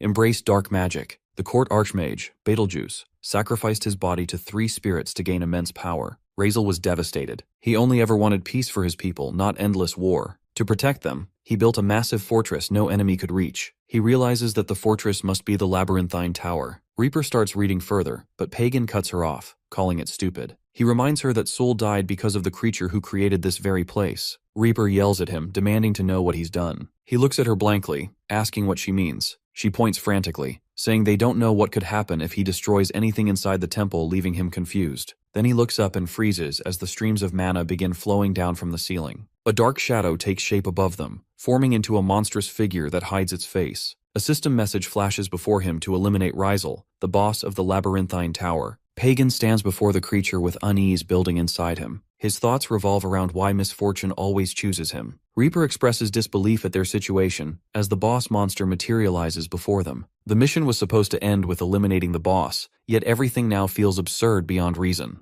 Our dude questions her awareness, wondering if she never considered such an outcome possible. She mentions her plan of escaping through the teleporter she discovered inside the temple. Baphomet points out that teleporters lose function once a boss occupies the same space, and the temple's chamber turned into a boss arena the moment that being appeared. The boss raises its hand, forming a swirling mass of energy, and declares punishment for trespassing, reminding them that the chance to leave existed before they stepped inside. The energy releases with destructive force. Our boy finds this reaction childish, considering they only broke a single wall. Reaper reads the last inscription carved on the pillar. It speaks of a god of the Labyrinthine Tower, awakening as the savior of the world. The explosion throws them both backward, and realization strikes that this temple served as a shrine for worship. Their destruction naturally provoked the deity's wrath. Baphomet continues questioning why gods behave so sensitively over trivial acts. The boss gaze falls upon him as he suggests that divine beings need to relax more. She questions whether he truly believes that while another wave of mana erupts, scattering fire across the chamber. Through the flames, Baphomet finds himself lying with an unconscious woman resting in his lap.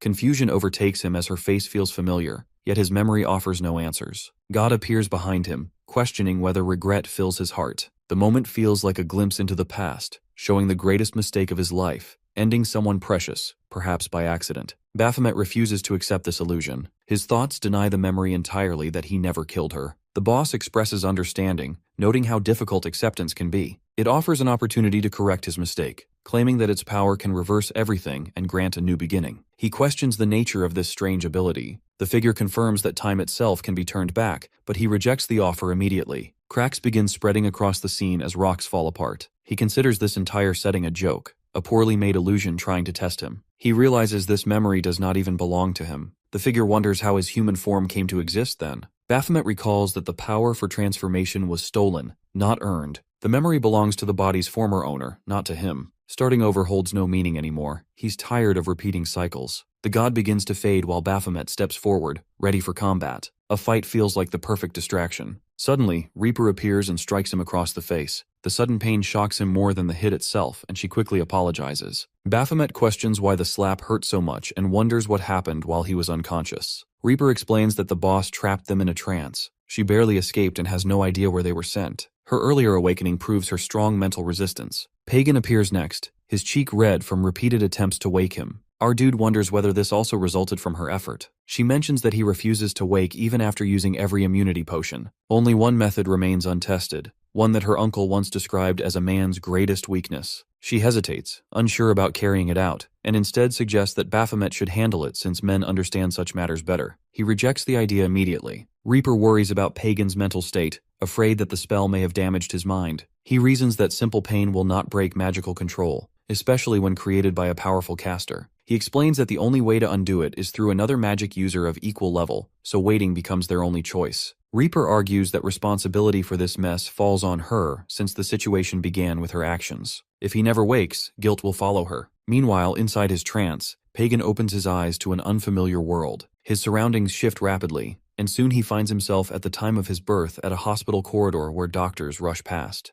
They discuss how the child's mother died giving birth, leaving behind a weak son with little talent compared to his older sisters. Later, as he's grown up, Secretary Kang approaches him, noticing his sadness, and informs him that his father is waiting. Pagan wonders aloud whether he's a failure, a 0 just like the score on his last test. He questions why he lacks talent when his sisters excel at everything. His thoughts return to his mother that she died because of him. Secretary Kang comforts him, reminding him that his mother always believed he possessed a gift, even if it had yet to appear. Before more could be said, an explosion shakes the scene. The vision shifts again. Pagan watches news on his mobile screen about Hunter Raven, who at only 18 defeated the boss Astarte and cleared the Tower of Fate. He realizes they share the same age, yet their worlds stand apart. Admiration fills him briefly before guilt overwhelms his heart as Soul's final moments replay before him. His hands clutch his throat as memories suffocate him. He blames himself for everything: Soul's death, his mother's fate, and the pain that followed. Tears stream down as he collapses, whispering that none of these tragedies would exist if he never had. The boss materializes behind him, claiming they share the same curse. Her creations too suffered because of her mistakes. She offers him the same gift she offered another, the chance to undo his sins and begin anew. Pagan's eyes glow as a magical circle forms around him. Outside the illusion, Baphomet and Reaper sense the sudden change. Energy flares violently around Pagan's body before a massive explosion erupts, throwing them both across the room. When the dust finally clears, neither human remains before them. A demonic figure stands in Pagan's place, its eyes burning with crimson light. Baphomet and Reaper freeze where they stand, realizing that their companion no longer exists. The transformation finishes as Pagan turns into a massive demon. Its tail slams the ground, shaking the area and startling both of them. Reaper's mind barely registers what happened to Hunter Pagan before the creature charges toward her. Baphomet's chain whips through the air before impact, wrapping tightly around the demon's tail. He drops from above, gripping hard as he drags the creature back. The demon slips free and vanishes before his feet hit the ground. He strikes again with powerful swings, but the creature reappears beside him, unharmed. He steps back as the demon materializes right in front of him. He starts to laugh as Reaper watches with confusion as he admits victory seems out of reach in his current state. Reaper questions his meaning, and Baphomet explains that while dodging poses no challenge, matching raw power remains impossible. Pagan's spell has boosted his stats far beyond normal limits. Defeating him can only happen through cooperation. Reaper wonders if stopping Hunter Pagan still counts as possible. Baphomet confirms it would, if killing becomes an option. He deactivates his weapon and notes that only another caster can reverse such enchantments.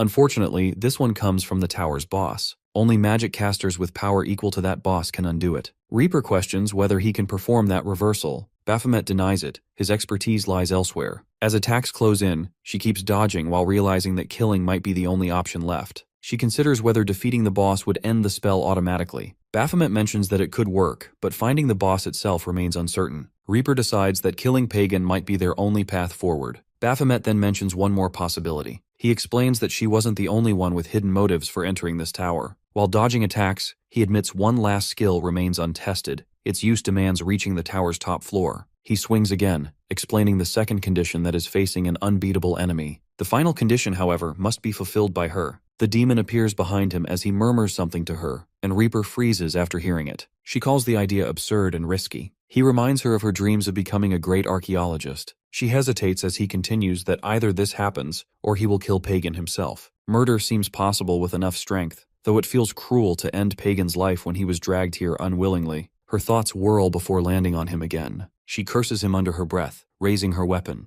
Her blade slashes across his chest, sending him crashing to the ground. The demon steps closer, blade raised over Baphomet's body. Suddenly, a red light bursts from him as he activates Chrono Break. A massive explosion rips through the area, forcing Reaper to shield her face. System messages flash across the air. The first condition met by reaching the top floor, the second by facing an impossible foe, and the third through receiving a fatal wound from a hunter. The old body collapses, replaced by one capable of holding greater power. Reaper stares, trembling, asking if he's still alive as the countdown begins. Her voice grows desperate as it ticks down. 3, 2, 1. She calls out his name again and again. Baphomet finally moves, telling her it's better not to see what follows. He pushes her back gently as she stumbles to the ground. His gaze shifts toward the demon, dark energy swirling around him. He declares that their fight isn't finished, and that he'll take one arm in exchange for mercy. System messages confirm the activation. The demon god Baphomet's skill remains active until the tower's completion. A voice echoes, filled with disbelief. It cannot comprehend how he regained his lost powers. Baphomet, radiating dark power, admits that it has been a long time since energy like this flowed through him. His abilities have returned, though only within the tower's limits. The cooldown lasts 315,260 seconds, and all human-based skills are disabled. This restriction explains why the system kept things secret. He turns toward the restrained demon entangled in his chains, warning against any movement. His control feels clumsy, and an accident could end its life instantly. As he examines the creature's aura, the spell around it appears tangled beyond repair. He decides it's better left to another entity. Lifting his head, he commands someone to appear, but gets no answers. He repeats the command more forcefully, questioning the disobedience. His patience breaks as he shouts again. A shadow rises from the air, revealing a true demon form.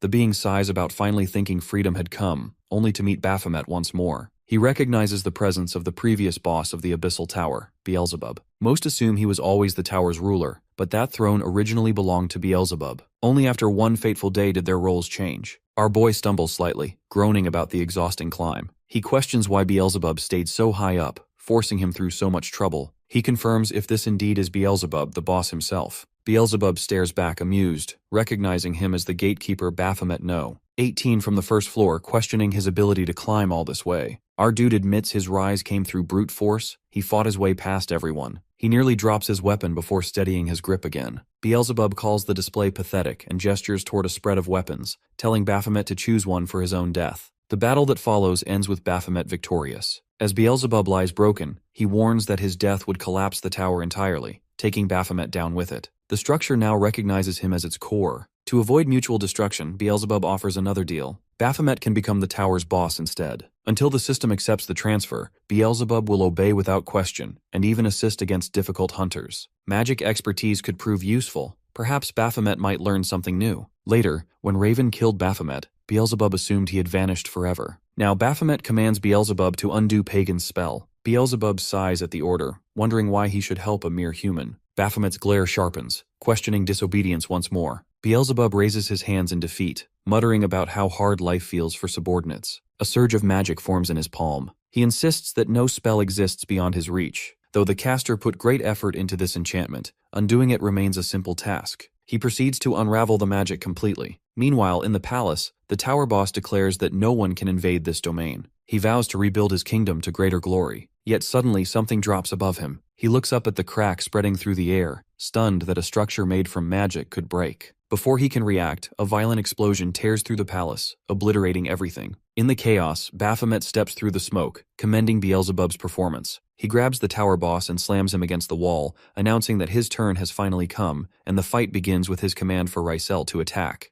Razel rises from the ground, moving toward Baphomet while questioning the reason behind the return of his powers. Baphomet responds that sharing such information would require friendship, something they clearly lack. He warns him not to lower his guard and leaps forward. Razel fills the area with magical spheres, causing explosions to erupt one after another. Baphomet dodges through the blasts with ease and remarks that avoiding such attacks feels almost effortless. He charges ahead while Razel raises his hand, forming a glowing circle that releases concentrated magic directly at him. The attack lands, yet he remains unharmed. He questions if it is the full extent of Razel's strength. Shock overtakes Razel as our dude activates his Aegis skill, creating a massive blast that sends him flying out of the safe zone. Baphomet urges him to fight seriously, reminding him not to waste his efforts. His smile widens as he demands entertainment worthy of his attention. Explosions surround Razel as confusion spreads across his face from the sudden shift in pressure. Our dude rushes forward and hurls him aside with another blast. He appears behind him instantly, demanding more power, then in front again,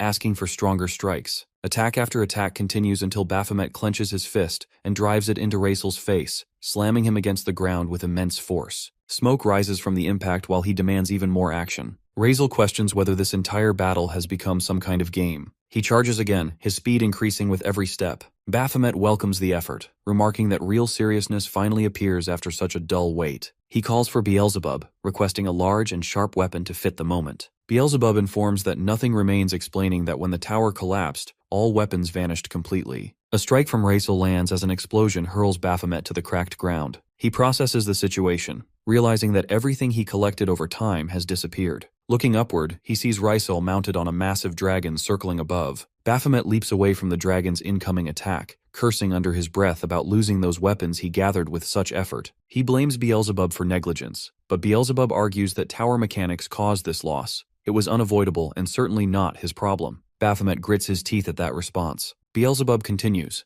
explaining that the skill he uses only functions inside towers, limiting their encounters to short moments between cooldowns. Before Baphomet can retort, chains wrap tightly around him as Razel launches another assault. The ground shakes from the impact. Realizing an opening, Baphomet abandons the idea of searching for his weapons and decides to borrow one instead. He snaps a nearby weapon into action, but it breaks instantly under his strength. The system notifies that the equipment has been destroyed due to excessive power. He mutters in frustration that normal weapons never handle his energy. They always shatter too soon. The tower boss questions the meaning behind his actions, asking whether he truly views power as a toy for amusement. Baphomet senses a sudden shift around him, feeling the place different. The boss declares that true power isn't for play, unlike how Baphomet treats it. In an instant, countless demonic beasts materialize, surrounding him completely. The boss refers to these creatures as his vassals, releasing a storm of energy from their mouths. He claims that his people and his kingdom stand under divine protection, and Baphomet's strength means nothing before their unity. All the vassals unleash their attacks together, as the god shouts glory to the kingdom of Bellatrix. Baphomet's blade cuts through the air, slicing the head of one vassal clean off. The god freezes in disbelief as the second, third, and fourth fall the same way. One by one, thousands of vassals collapse near the glowing circle surrounding Baphomet. He explains how many times he has died to reach this level, stabbed endlessly by the same hand, crushed repeatedly until his body turned to pulp,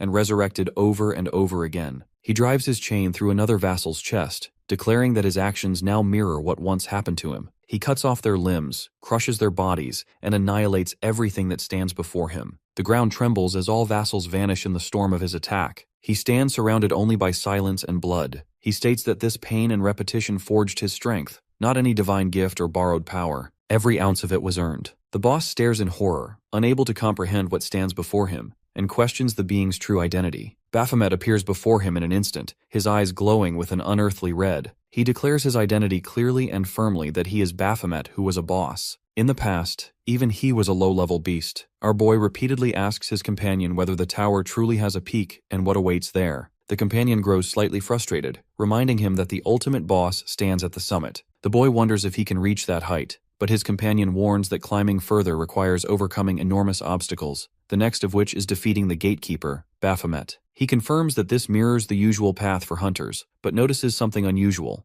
Our boy's stutter has disappeared. This change prompts him to decide to challenge the gatekeeper. His companion immediately objects, convinced he would almost certainly die, as Baphomet's power far surpasses his current abilities. He then explains the difference between ordinary demons and bosses. Bosses have a single life, while regular demons can revive endlessly as long as their boss lives. He then reveals his plan. He will repeatedly fight the gatekeeper, growing stronger with each rebirth until his power surpasses Baphomet's. Only then can he claim victory and take the designation meant for Baphomet himself. The scene shifts to present. Baphomet receives a system notification confirming his successful clearance of the tower after defeating Razel. Razel's body lies motionless in front of him. Baphomet reflects on how few hunters could truly challenge him, and the idea of opponents who might actually defeat him fills him with an excitement he rarely experiences. Suddenly, Razel's voice breaks through the silence. Despite appearing dead, he refuses to accept death and drags himself forward, clutching at Baphomet's feet. At first, Baphomet assumes Razel has survived even without a demonic core, which would demonstrate impressive determination. But a moment later, he clarifies the grim truth.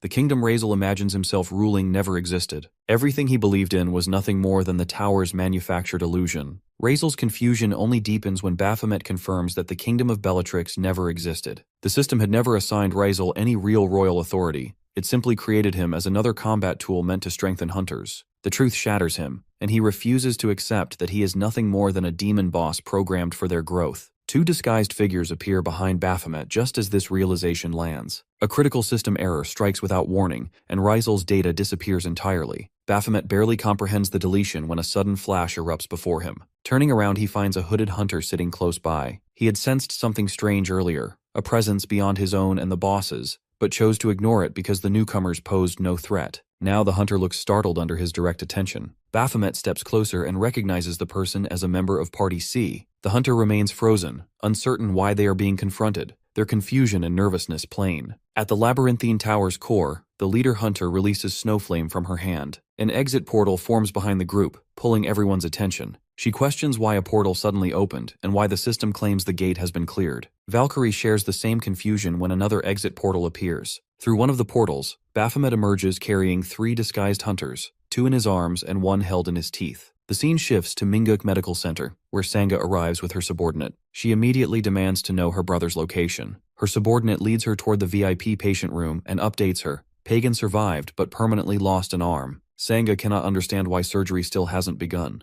Her subordinate explains that Pagan refuses treatment, which she finds absurd. She enters the room to confront him. Pagan lies covered in bandages, dismissing her concern and insisting nothing is serious enough to justify her rushing over. She counters that she would have come sooner if she hadn't been stopped, and she demands to know why he is rejecting surgery. His answer shocks everyone. Sol died, yet only Pagan lost an arm. Sol had warned him about the tower's dangers, but Pagan pushed forward anyway. He believes he should have been the one who died. Losing an arm means nothing when Sol lost his life and future. Pagan says he can recover his arm eventually, but Sol cannot return. He then asks about the hunter who nearly died rescuing him. The perspective returns to Baphomet, now eating happily inside a hospital room. Mr. Ma enters, questioning why he is here. Baphomet is surprised to see him, and hears Mr. Ma complain mildly that someone in a luxury VIP room should at least close his mouth while eating. Baphomet explains that he is not injured, yet the hospital staff insisted he stay. Mr. Ma asks for details. Baphomet mentions Royal Gold, who informed him that he rescued their young master and arranged everything for his comfort. They asked what he wanted, so he requested food.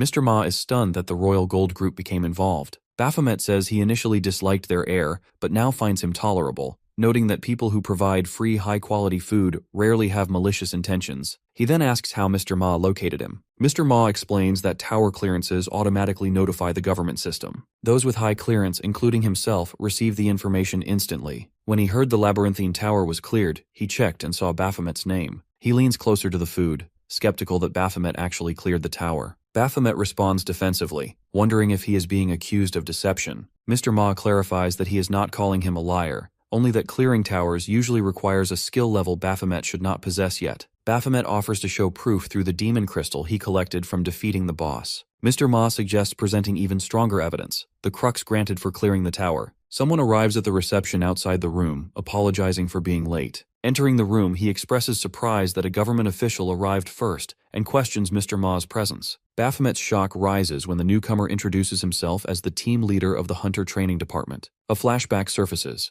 This same man once stood over him, labeling him a failure and a fraud. Now he greets Baphomet with the same contempt. Baphomet grits his teeth as the man claims he rushed over upon learning about the tower clearer, and grew even more curious when he discovered Baphomet's identity. He demands to know how Baphomet managed this, noting Mr. Ma's presence and speculating about involvement in a confidential government project known as the Cleaning Crew. Both Baphomet and Mr. Ma remain silent. The man continues, remarking that hunters often have to dirty their hands to survive, but warns that Mr. Ma operates at a far more dangerous level. He references an incident in which Mr. Ma killed 7 innocent S-class hunters. The statement confuses Baphomet, while Mr. Ma suddenly swings a punch. The man stops it effortlessly. His subordinate shouts for him to stop, warning that a fight would destroy the entire hospital. Mr. Ma calls him Jeuk-ha and warns him to respect boundaries. He orders him to focus on the actual task, confirming whether Baphomet truly cleared the tower. Baphomet smiles and agrees. He opens his system window and retrieves the tower's crux. He admits he did not understand its function earlier, but finds it convenient now. Bringing it close to Ha's face, he questions whether he still appears like a fraud. Ha stares at him, teeth clenched, insisting that Baphomet remains a failure. A voice interrupts, asking who really failed. Ha turns to see Pagan entering in a wheelchair, accompanied by his sisters. Ha's subordinate identifies them as members of Royal Gold. Ha immediately changes demeanor, greeting Sanga Lee with a polite smile. He calls her the future president of Royal Gold and addresses her as director. Sanga says his name with cold anger.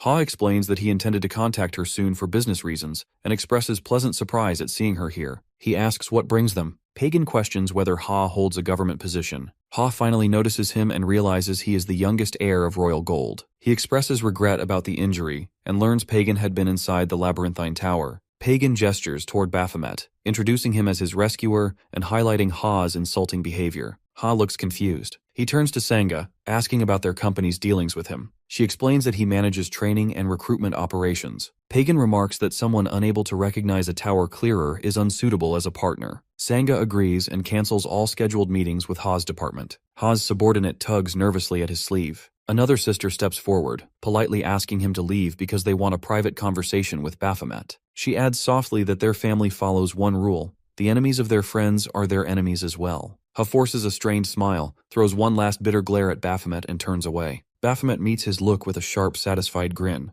Mr. Ma discusses the situation with Baphomet, noting how everyone suddenly seems to be siding with him. Baphomet wonders if this counts as good news, but Mr. Ma points toward Ha's trembling expression, warning that one more mocking grin could make him snap. Outside, Ha sits in his car, slamming the seat and cursing uncontrollably. His subordinate begs him to calm down, but the humiliation of being insulted by someone he once labeled a failure, especially in front of Royal Gold, burns deeper than anything. When the subordinate asks if Baphomet might have awakened after their first evaluation, Ha freezes. The idea unsettles him. His pride suffers at the thought that his instincts, the foundation of his career, might have been wrong. Grinding his teeth, he orders a full investigation into Baphomet's past. Something feels off, and he intends to uncover it. Inside the hospital, Pagan thanks Baphomet, surprising both him and Mr. Ma. Pagan admits Baphomet had every reason to abandon him in the tower after how poorly he treated him, yet he saved him anyway. Baphomet's expression stays blank. In truth, he had planned to drop the arm and walk away. One sister quietly suggests giving them privacy, and Sanga agrees. She turns to Mr. Ma and shifts to business, wanting to discuss government-linked welfare projects. Mr. Ma accepts, and they leave together, locking the door. Alone, Baphomet admits the rescue was never his idea. He only intervened because Reaper blamed herself for trapping the group and begged him to save Pagan. He agreed after forming a deal, never expecting Pagan to survive. Pagan responds that survival wasn't his concern at the time,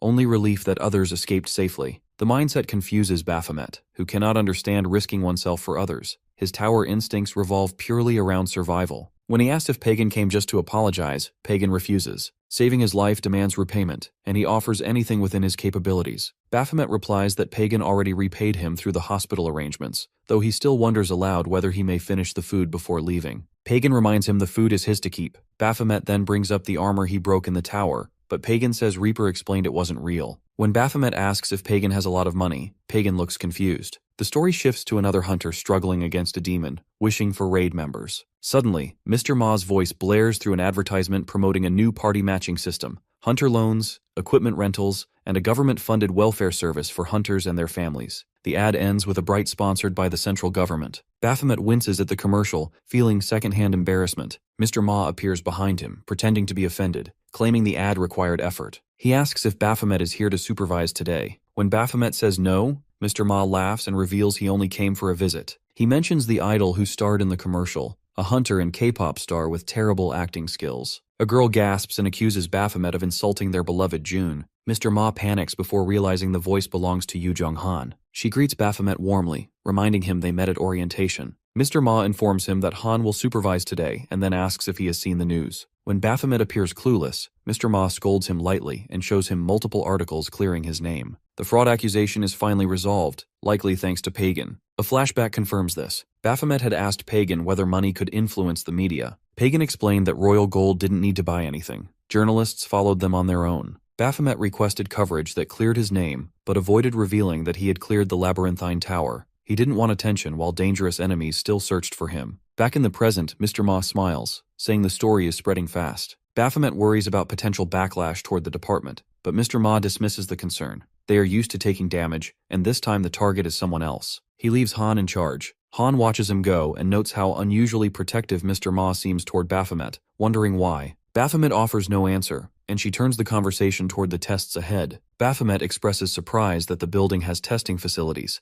and Han explains that her team shares responsibilities with the training department. She guides him to the elevator and introduces him to the doctor. Chaos fills the testing room. The doctor swings wildly at a bug, which escapes as the door opens. Lunging after it, he accidentally knocks Han over. She scolds him, and he apologizes repeatedly, explaining that bugs in the wiring can crash the entire system. Turning to Baphomet, he remarks that Mr. Ma had warned him about Baphomet being a strange one, and mutters that Mr. Ma insults him everywhere. The doctor introduces himself as Usio Kim, and explains that today's test will determine Baphomet's true rank through combat rather than statistics, given that he managed to clear a tower despite being low class. 3 stages await, and he asks if Baphomet is ready. Stage 1 activates. Blue and red orbs fill the room. Baphomet must touch only the blue ones. He moves instantly, weaving through the red lights and leaping high to grab an orb floating near the ceiling. Stage 2 loads next, projecting a virtual landscape filled with monsters. The doctor proudly calls it the night hunt of the White Walkers. Baphomet draws his weapon and cuts through the beasts with violent precision, slashes, thrusts, counters, until every creature falls. Stage 3 begins. The doctor announces a boss-class summon to measure destructive power and promises to terminate the test if it becomes dangerous. A massive hand tears through the void, followed by a towering beast. Baphomet freezes for a heartbeat, recognizing it immediately. A slow grin forms. This is the enemy that once crushed him when he was weak. Raising his blood-stained weapon, he prepares to show the creature how different the outcome will be now. Han watches the battle and instantly recognizes something familiar in Baphomet's movements. His attacks explode with sharp precision, each strike heavier than the last as a blazing aura burns around him. He drives his sword into the monster's core and triggers an explosion that engulfs the area. The demon turns to ash, leaving Han shocked. Usiok quietly notes that restoring the boss after such total destruction will take time, while Han keeps wondering why Baphomet fights exactly like Raven. Usopp remembers the rumor about Raven dying in the Abyssal Tower and questions whether there is a real connection. After the test, Baphomet heads home, recalling the strange stares people gave him and realizing he can't act the way he did inside towers anymore. He decides to stay cautious until he figures out who is targeting him. Mr. Ma calls to check on him and explains that his results will take time because of manual evaluation. He also reminds Baphomet about the Crux reward he earned. Baphomet only now learns what it does and activates it. The system announces that using the Crux of the Labyrinthine Tower increases all his skills by 1 level. He checks his status and sees 11 total level-ups, finally understanding why guilds fight so aggressively for tower completions. Mr. Ma explains that the Ark Guild monopolized these rewards for years. Baphomet jokes internally that if he had known earlier, he would have tried becoming human sooner. Another message draws his attention. Chrono Break now has a cooldown of 27,734 seconds, with a hint that something special will occur when the timer ends. He suspects the cooldown shortened after the skill leveled up. Mr. Ma considers this a fortunate development and promises to give him tower missions whenever possible. Before Baphomet can answer, a loud disturbance erupts on Mr. Ma's end. At the same time, a surge of pain burns through Baphomet's skull. His phone slips as his vision shakes, his body weakens, and his lungs feel like they refuse to work. A girl holding a flower appears in his blurred sight, and lightning rips through his mind. His body convulses. Then, suddenly, a small naked boy materializes nearby, gagging from the overwhelming aura. When Baphomet's vision clears, he recognizes the familiar energy and realizes the child is Beelzebub.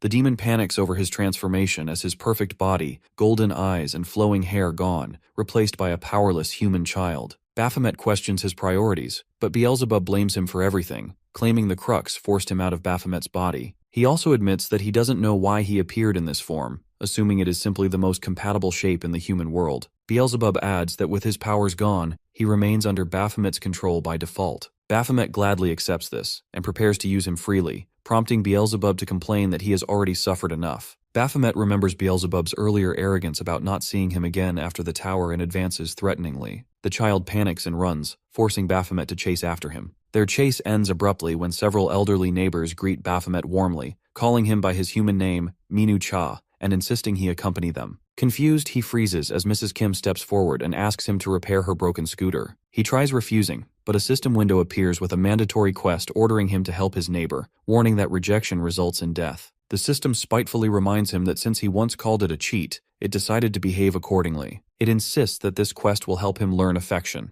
Baphomet argues that he doesn't need affection and considers all humans enemies, but the administrator rejects this mindset and threatens death again. Finally, Baphomet gives in and returns to Mrs. Kim, exhausted, asking how to fix the scooter. Meanwhile, elsewhere in the city, a cat licks something from the street before headlights flash. A car stops and two individuals step out. They examine the area, noting that this elderly-filled neighborhood is one of Seoul's last undeveloped zones. They discuss how long it will take to drive out the residents and demolish the district, confidently assuming nothing unexpected will delay the plan. The slums hold a restless man once known as a tower boss, and that man is the former demon lord who now spends his days helping elderly ladies whenever they call for it. Sometimes he is often asked to rescue kittens, as well as digging the backyard, moving stuff around. Any menial task you ask of him, the former demon lord would do it diligently. His diligence has won the hearts of many elderly women, always asking him to run more errands or fix stuff. Beelzebub imagines a dramatic timeline where Baphomet keeps doing chores for decades, grows old, and eventually dies peacefully. This twisted story triggers the hell out of our boy, who gives Beelzebub a chase. Later that day, Baphomet walks into the house carrying a box. He finds Beelzebub reading a novel and learns that the child demon is now fascinated by human stories. Beelzebub claims he finally understands why Baphomet wants to live among humans, but Baphomet orders him to help with chores. Beelzebub refuses and insists that children should not carry heavy loads. Mrs. Kim enters, smiling as Baphomet returns a book and asks for more to read. The system observes quietly that Beelzebub is adapting quickly to human life. Baphomet finds the sudden adjustment strange since Beelzebub was crying about being a powerless child only days earlier. He questions the system about the reason behind the transformation. The system admits it does not know and explains that it only hacked Earth's structure, while the true master of the system would know the cause. Baphomet demands the system stop assigning meaningless affection-related quests, but another mission appears immediately, instructing him to help residents to learn affection. He complains about the system's inconsistent attitude. Later, after repairing a scooter for one woman, she compliments his skill and offers the scooter for his personal use. Mrs. Park mentions her broken hot water system and offers to find someone else to fix it, which frustrates Baphomet because the residents keep asking him for help despite knowing other options. She then tells him a story about a young man who once lived in his house. This man drank heavily and avoided everyone, so Mrs. Kim invented excuses to approach him. Over time, he softened, helped willingly, drank less, and eventually left the neighborhood after finding meaning elsewhere. Before leaving, he asked the residents to treat the next tenant with the same kindness. Baphomet silently curses the unknown man, believing he is the reason the neighborhood overwhelms him with tasks. While they eat, Sooyeon, Mrs. Song's granddaughter, enters. She says she has already eaten and plans to study in her room. Her grandmother proudly introduces her as a top-ranking student. At the same time, Mr. Jang orders his subordinates to gather all team leaders. Someone who borrowed money from them lives in the slums, and he wants that debt collected. Back in the slums, Baphomet repairs the hot water system and finishes a small shelter, deciding the area is not as bad as it looked at first. He thinks about getting a dog, and wonders where Beelzebub disappeared to since the child never helps. A system message arrives. It contains his test results, which match what he expected. He remembers that he still has unfinished work waiting. Meanwhile, Sooyeon sits in her room smoking, next to a board where Baphomet warned her not to touch his paint. Her grandmother walks in, shocked and angry to see her smoking again. She warns her about school and college, but Sooyeon argues that college is pointless when they cannot afford the fees. She refuses to let her grandmother fall deeper into debt and blames her late father for leaving only loans. She says she should get a job instead of studying. Two men interrupt their argument. One greets Mrs. Song and explains that they came early to collect repayment because their financial situation changed. Mrs. Song insists she cannot gather the required amount so soon. The man suggests selling the house since the property holds enough value. When she asks where they would live afterward, he says that is not his problem. He notices Sooyeon and suggests she could easily earn enough money in certain industries because of her appearance, which would allow them to afford a small apartment. His partner warns him that she is still a minor, but he dismisses the concern. Sooyeon grabs the man by the head and states that she will take the job if it means earning enough to survive. The man demands she let go, then pushes her away violently, sending her crashing into a wall as her grandmother screams her name. In another house, Mrs. Kim asks Beelzebub if he enjoys the book. He confirms this just before loud banging erupts at the door. Mrs. Kim is startled, and moments later 2 thugs enter her home. Mr. Park's dog begins barking outside, and he suspects someone is lurking in the neighborhood. Baphomet grabs his weapon, furious because the intruders damaged something wet, which refers to his unfinished painting. The intruders notice him and comment on a young man living here. He ignores them, annoyed that they interrupted the last part of his project. One thug signals his partner to attack. A moment later, the larger thug goes flying through the air after Baphomet's counterattack, shocking the remaining man. He looks down and finds Baphomet already standing right in front of him, moving far faster than any ordinary human. Later, the injured thug speaks to Mr. Jang over the phone, insisting that Baphomet must be a hunter. Mr. Jang confirms that he used to be a hunter himself, but quit due to intense competition. Memories resurface from the day he witnessed an overwhelming difference in ability between himself and a teammate, which drove him away from the profession. He returns to the present and agrees that the mysterious man is likely an active hunter. He orders his men to investigate Baphomet further. Elsewhere, elderly neighbors gather to discuss recent disturbances. Several report that masked men broke into their homes, destroyed repaired floors, vandalized property, and even ruined a vegetable garden. Someone mentions rumors about redevelopment plans targeting the area. Fear spreads as they wonder where they will go if forced to leave. Baphomet overhears some of this conversation before returning to his home. Soo-yeon stops him, recognizing him as a hunter. She knows hunters work for money and offers him everything she has. She pleads with him to protect their home because they will have nowhere to go if the men return. She stretches her savings toward him. Baphomet refuses the money. He already intended to punish the troublemakers regardless of payment. In his mind, these intruders have crossed the line by damaging what he now considers his territory. Later, our dude puts on a cap and jacket, already anticipating this situation. He had prepared for exactly this moment as Beelzebub also places one of his familiars on the attackers when they struck Mrs. Kim's house, which now guides him directly to their hideout. Taeyong stops him before he leaves, reminding him that killing people outside official missions remains strictly forbidden. Baphomet wonders if this rule applies even to worthless thugs, but Taeyong confirms that civilians cannot be killed under any circumstances. After some negotiation, Taeyong allows him to beat them up as long as no deaths occur. Baphomet rushes off immediately. Taeyong contacts Mr. Ma through his phone, informing that Baphomet just departed from home. Near Central Electronics, the thug who broke into houses hands payment to a man for his services. The man accepts gratefully and offers his assistance for future jobs. He notices injuries on the thug's face, but the thug dismisses them as minor. Their conversation ends politely, but chaos erupts behind them as someone attacks the crew. Baphomet grabs his face and slams him into the ground with tremendous force. His knife flashes out, severing the man's arm. The remaining thugs freeze in shock and terror at this brutal display.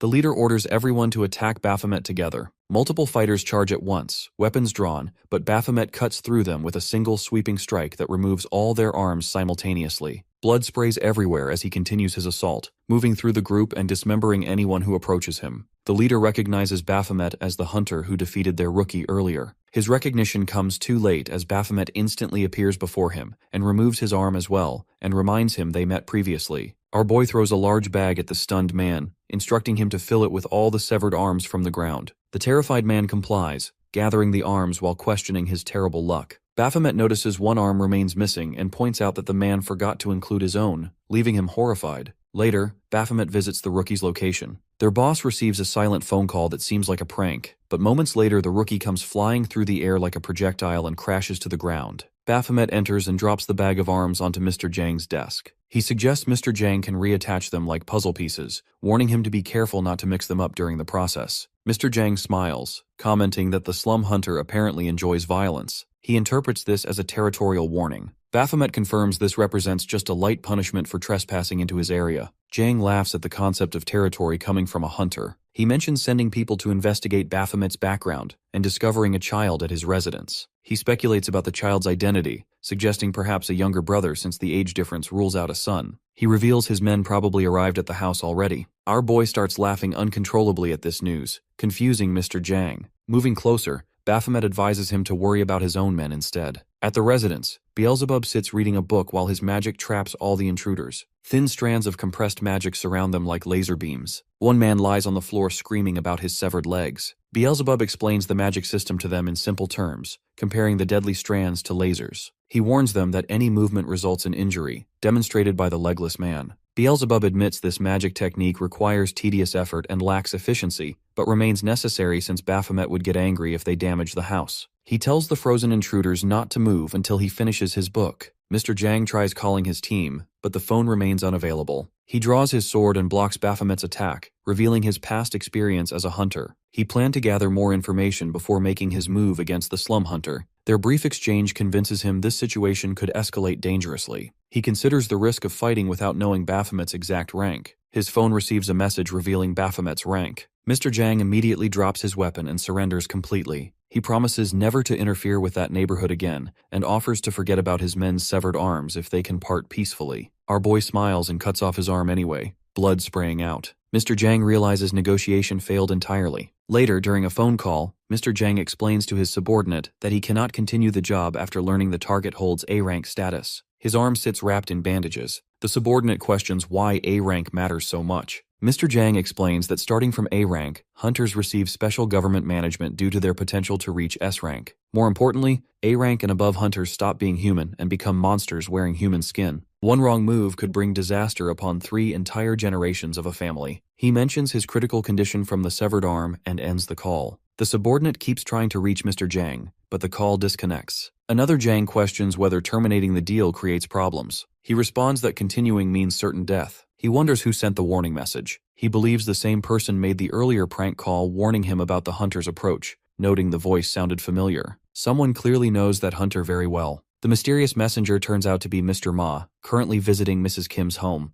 Mrs. Kim greets him, wishing she had known about his visit so she could prepare food. Mr. Ma politely declines, explaining he already ate lunch and just wanted to visit briefly. Mrs. Kim checks if he drinks too much lately. He assures her he only drinks during important occasions or company dinners. She praises Minu Cha for his skillful hands and reliable work, though she wishes he complained less while working. Mr. Ma finds the word reliable surprising but agrees after thinking about it. Our boy discovers his quest cleared but without any reward. He complains that even the old ladies in the neighborhood give him something for his efforts, questioning what kind of god operates this cheaply. Mr. Ma's actual request to Mrs. Kim involves taking good care of Baphomet going forward. The scene shifts to a man staggers backward after receiving a stab wound in his stomach. He tries to remind the woman beside him that they agreed to split the tower rewards. He cannot believe she broke their deal so casually. She remains unmoved and considers his death an accident that simply allows them to take his share. The injured man hurls curses at her and lunges forward in desperation. She raises one finger, and the dog behind her responds instantly. The creature leaps at the man, ripping him apart as blood splashes across the ground. At the Hunter Agency, Baphomet arrives at the reception desk and hears that he owes double the rental fee. Before irritation can form, the receptionist clarifies that she is joking. First-time damage to rental weapons never requires payment. She only wants to emphasize that hunters should buy their own weapons, because future breakage demands both rental fee and full replacement cost. Baphomet silently agrees that owning equipment would avoid unnecessary complications. He takes out a crystal from his inventory and offers it for sale. The receptionist freezes when she recognizes it as Boss Reisel's crystal. She briefly explains their system. Crystals from tower bosses usually go to auction so hunters can bid through the network. Those who want immediate money may request direct purchase after appraisal, but auction sales typically generate higher profit. Baphomet decides the auction will serve him better. She prepares to send the crystal to the auction department and tells him the system will notify him once bidding ends. Curious, Baphomet asks about the price Boss Baphomet's crystal fetched. He expects a staggering number due to the mythic rank. She surprises him by saying it sold for less than Reisel's. The information stuns him. She explains that crystal value depends entirely on mana content. Reisel belonged to a magic-based demon category, so his mana level was extremely high. Boss Baphomet belonged to a purely physical type with almost no magical potential. Some physical demons still accumulate massive mana reserves, but investigations proved Baphomet's mana nearly non-existent. Baphomet recalls Beelzebub telling him that his aptitude for magic was practically zero, and that he should focus on strengths instead. Even chain magic took him an absurd amount of time to understand. The receptionist continues explaining that high-tier equipment requires crystals with strong mana density. She also mentions that the crystal from Baphomet's corpse never appeared after the Abyssal Tower raid. The observation does not make sense to him. He assumes Raven must have taken it, but his memory shows Raven leaving without touching anything. Crystals never vanish after tower collapse because they serve as immortal energy sources for demonic creatures. Its disappearance feels entirely impossible. She concludes she has no more information to offer and asks if things are clear now. He says they are, and she moves on to syncing his personal inventory with the official system. He approves the connection and begins sorting items. While deleting unnecessary things, he notices Raven's blade sitting in the inventory. It is locked and marked as bound equipment, though he has no memory of binding it. Before he can examine it further, a ball rolls to his feet and a tiny dog chases after it. He watches it closely, sensing something unusual about this creature. Someone calls for the dog named Canine. A woman approaches with a man who blames himself for losing track of it while she stepped away. He retrieves the ball and suggests they go outside to play. Baphomet keeps studying the strange dog. The receptionist notices his confusion and asks if he knows anything about hunting dogs. She explains that after the gate shock, certain pets awaken powers, becoming abnormally intelligent or supernatural. The first recorded case involved a famous actress's cat in Hollywood. No one knows the exact cause, but theories suggest emotional bonds between pets and humans reacted to the gate shock's global energy surge. Later, Baphomet slams his fist on a table and announces he is quitting the guild immediately. He refuses to stay in a group saddled with a ridiculous name. The doctor responds by saying the name Sweet Pink Angel only bothers him because the bright color clashes with his dark appearance. She hands him an envelope full of cash that he earned during tower excursions, insisting she protected every coin carefully. She wraps her arms around him from behind and begs him to remain, insisting that operating without a guild is impossible now. Baphomet states that the money already belonged to him, and that finding another guild would be trivial. She argues that very few guild leaders combine strength with her looks and figure, implying he will miss out. He still refuses. Taeyong arrives just in time to block his departure. Baphomet mocks him about constant surveillance. Taeyong calls it observation instead and presents a new mission. 3 hunters have been luring individuals into tower reward deals and killing them after the clear, stealing everything. 2 of them are B rank and 1 might be A rank. The doctor questions why rank remains uncertain. Taeyong explains that the group stopped reporting progression long ago. Their behavior patterns strongly suggest an A rank exists among them, making them significantly dangerous. Their methodical operation demands careful infiltration. He also adds there is another complication. Baphomet takes the file and immediately recognizes the group. The same woman, the same man, and the same dog he saw at the central agency earlier. Inside the Heaven Hotel, the woman storms into her brother's room and finds him surrounded by intoxicated women. She slaps him and questions whether he resumed drug use and wasted their money again. He dismisses her concerns casually. She reminds him their payment deadline is next week. He proposes entering another tower to solve everything. She brings up rumors of vigilante hunters killing criminal hunters. He finds the idea odd, though she reminds him they themselves murder hunters frequently. He admits that is true. She asks where their dog Hoxiol is, then switches to calling it Canine. Seeing the dog near her, she strokes its head and mentions their next tower job. The dog barks. She warns they might need to kill again. It barks again. She quietly promises that their group of 5 will reunite soon. The dog seems pleased at the statement. Outside the Tower of Moonlight, the siblings stand with their dog. She questions her brother's preparation quality. He defensively repeats that the target is unfamiliar, and his checking found no threats of retaliation. She asks about rank. He estimates the target sits barely below A rank. While the dog sniffs nearby plants, he reports that the target already entered the first floor alone. She finds it absurd that anyone would run a floor without support. She checks if he explained their usual half-split deal. He confirms he did. Moving deeper, she keeps wondering why the victim works alone. He interprets it as gullibility, making it easier for them to finish their job after the target retrieves loot. She accuses him of pretending he will perform the actual killing. He laughs and looks at the dog for validation. The dog barks as if agreeing. She decides loot quantity will determine whether they kill the person. He complains that teamwork means dividing everything fairly and sparing the target if the hall is small. She touches the tower entrance. He keeps insisting they gain nothing unless someone dies.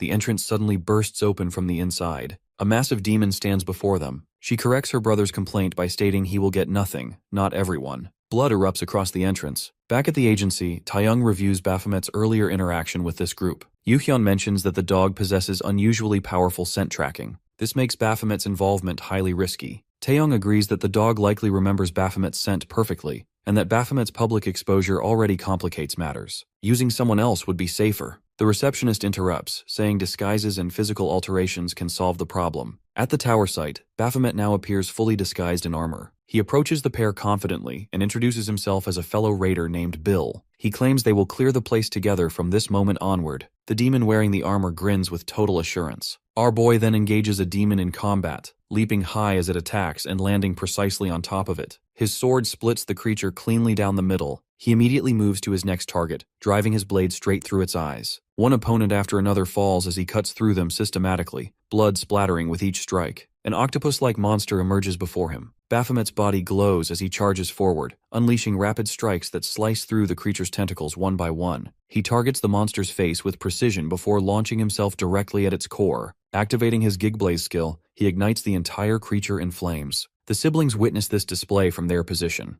The brother watches in amazement at the efficient slaughter. Baphomet turns toward them and delivers an ice cream church joke about Sundays. Both siblings stare blankly, her showing no reaction whatsoever. This makes Baphomet laugh loudly at his own humor. Earlier, the receptionist advised him to pretend he's a middle-aged man, advising the targets won't recognize him if he acts opposite from his usual self. The doctor wondered if Baphomet possesses acting skills. He admitted he has no talent for acting. She suggested he simply keep making dad jokes to convince them he's middle-aged. Back at the tower, the sister tells Baphomet to stop because his jokes don't make sense. The brother defends him and says he is only trying to make everyone feel relaxed, and tells Baphomet to keep going. Inside, Baphomet wishes he could stop pretending. As they walk forward, the canine comes toward Baphomet. He realizes this is the first time he has ever met a hunting dog. The brother explains that these dogs live almost as long as humans, around 70 to 80 years, and they can even eat chocolate safely. He asks if he can pet it and then reaches out his hand. The dog suddenly moves back and avoids his touch. The sister notices the dog's strange reaction right away. Earlier, the doctor had given Baphomet a special perfume made for him. The scent cannot be smelled by humans, but animals with a strong sense of smell find it horrible. She said this perfume would stop the dogs from recognizing him. The dog's reaction shows that the perfume works. The sister looks worried and calls the dog's name many times. The group keeps walking through the dark area together. Suddenly, our dude takes out his weapon and attacks. The brother turns to his sister and asks what she thinks about Baphomet's power. He wants to know if Baphomet could beat Canine in a fight. The sister looks surprised and reminds him that they agreed not to fight today. The brother says that Baphomet seems stronger than they thought. When she asks him to explain what he means, he smiles and reveals that he has a good idea. Later, they sit together near a campfire. Baphomet listens while they explain their plan. They want him to join their group for more tower raids. The brother offers this deal will help everyone because they cannot clear the tower on their own. Their plan is to collect resources until the halfway point and then leave safely. The brother tells him that skilled hunters like him are rare. He says it would be foolish to end their teamwork after just one raid. The sister offers Baphomet 60% of the loot while they take 40%. In her mind, she remembers her brother plans to give him big rewards at first to make him trust them. When he starts trusting them, they will make him do the dangerous jobs that Canine usually does. She starts to argue, but he stops her and points that she hates sending Canine into danger anyway. Now Baphomet agrees to the deal without hesitation. The sister adds one condition that he must show his face. She explains that teamwork needs trust, and she feels uncomfortable working with someone who hides his face. Baphomet studies her carefully, and Taeyong had told him that his real mission was to enter their group, not to kill them. His first mission after training was similar to the mentor. The government wants him to collect information about these 3 criminals, and joining them is the only way to do that. Now in present, the brother tells Baphomet to take his time deciding. Baphomet clears that showing his face is not a problem and even surprises them. The sister laughs and jokes that maybe he is handsome. He removes his mask and shows his face covered with burn scars. The sister gasps in shock. Baphomet informs a tower boss who burned him 7 years ago. He adds that hunters don't depend on looks, so his scars don't bother him. He continues with his story that he got these burns while protecting his son during that battle. His son lost his face completely, and they tried every treatment and even met famous healing hunters, but nothing worked. He informs them that he would do anything to make his son better. Everyone becomes silent after hearing this. Baphomet puts his mask back on and wonders if he acted too much. The brother finally declares that meeting Baphomet was fate because they know a way to heal his son. He explains that he and his sister work so hard because their parents also suffer from a disease caused by the gate shock years ago. They searched everywhere for a cure but found nothing. He then reveals that their parents becomes better since they meet a certain person, and that working with him again could help cure his son too. Then, as Baphomet keeps his mask on, 2 females appear when a door opens. They give off a strong energy and fly wildly around the floor with their masks spinning. Then a man in a robe steps out from the chaos. Everyone screams and runs toward the figure calling him father. The system tells Baphomet that the main quest condition is complete, and the new goal is to eliminate the target. The robed man pulls back his head, revealing a mask on his face. Baphomet finds the scene strange, and the system identifies the man as the disciple of lust. In a flashback, Beelzebub presents Baphomet with a book listing the 7 deadly sins, explaining that Raven once held the title of Wrath's disciple. He reminds Baphomet of the goddess's earlier vision in which 6 shadowy figures appeared as future threats. Baphomet realizes Raven and those remaining figures complete the full set: wrath, pride, sloth, envy, greed, gluttony, and lust. Back in the present, the disciple of lust stands before him. A mother approaches with her daughter in a wheelchair, explaining that the girl's leukemia worsened despite every treatment. The girl quietly admits she accepted her own death, but fears her mother's lifelong grief more than dying itself, which drives the mother into sobbing despair. The man gently touches the girl's head, releasing radiant light and butterfly-like forms that leave the crowd stunned. Her hair rapidly lengthens, and the mother clings to her in disbelief while the crowd celebrates the supposed miracle. The man explains he only corrected her energy flow and directs them to continue treatment at the house of prayer. The disciple's brother quietly tells Baphomet that if anyone can cure Baphomet's son, this man can. Baphomet agrees to meet him. Birds chirp outside as they enter the meeting room, where the healer introduces himself as Cheong Yu, leader of the Papilio Order. Baphomet, using the name Bill, thanks him while pretending that bandaged Beelzebub is his ill son. A flashback interrupts. Beelzebub asks why Baphomet insists on infiltrating such a dangerous place. He finds it contradictory that Cheong Yu appears weaker while belonging to the group capable of killing Baphomet. Baphomet admits this contradiction is exactly why Cheong Yu worries about him. Beelzebub accuses him of planning to shove him into a trap and reminds him he is human now, fragile, breakable, and killable. He explains Baphomet only revived after Raven killed him because the system still counted him as a demon beast at the time. With the tower gone and that loophole closed,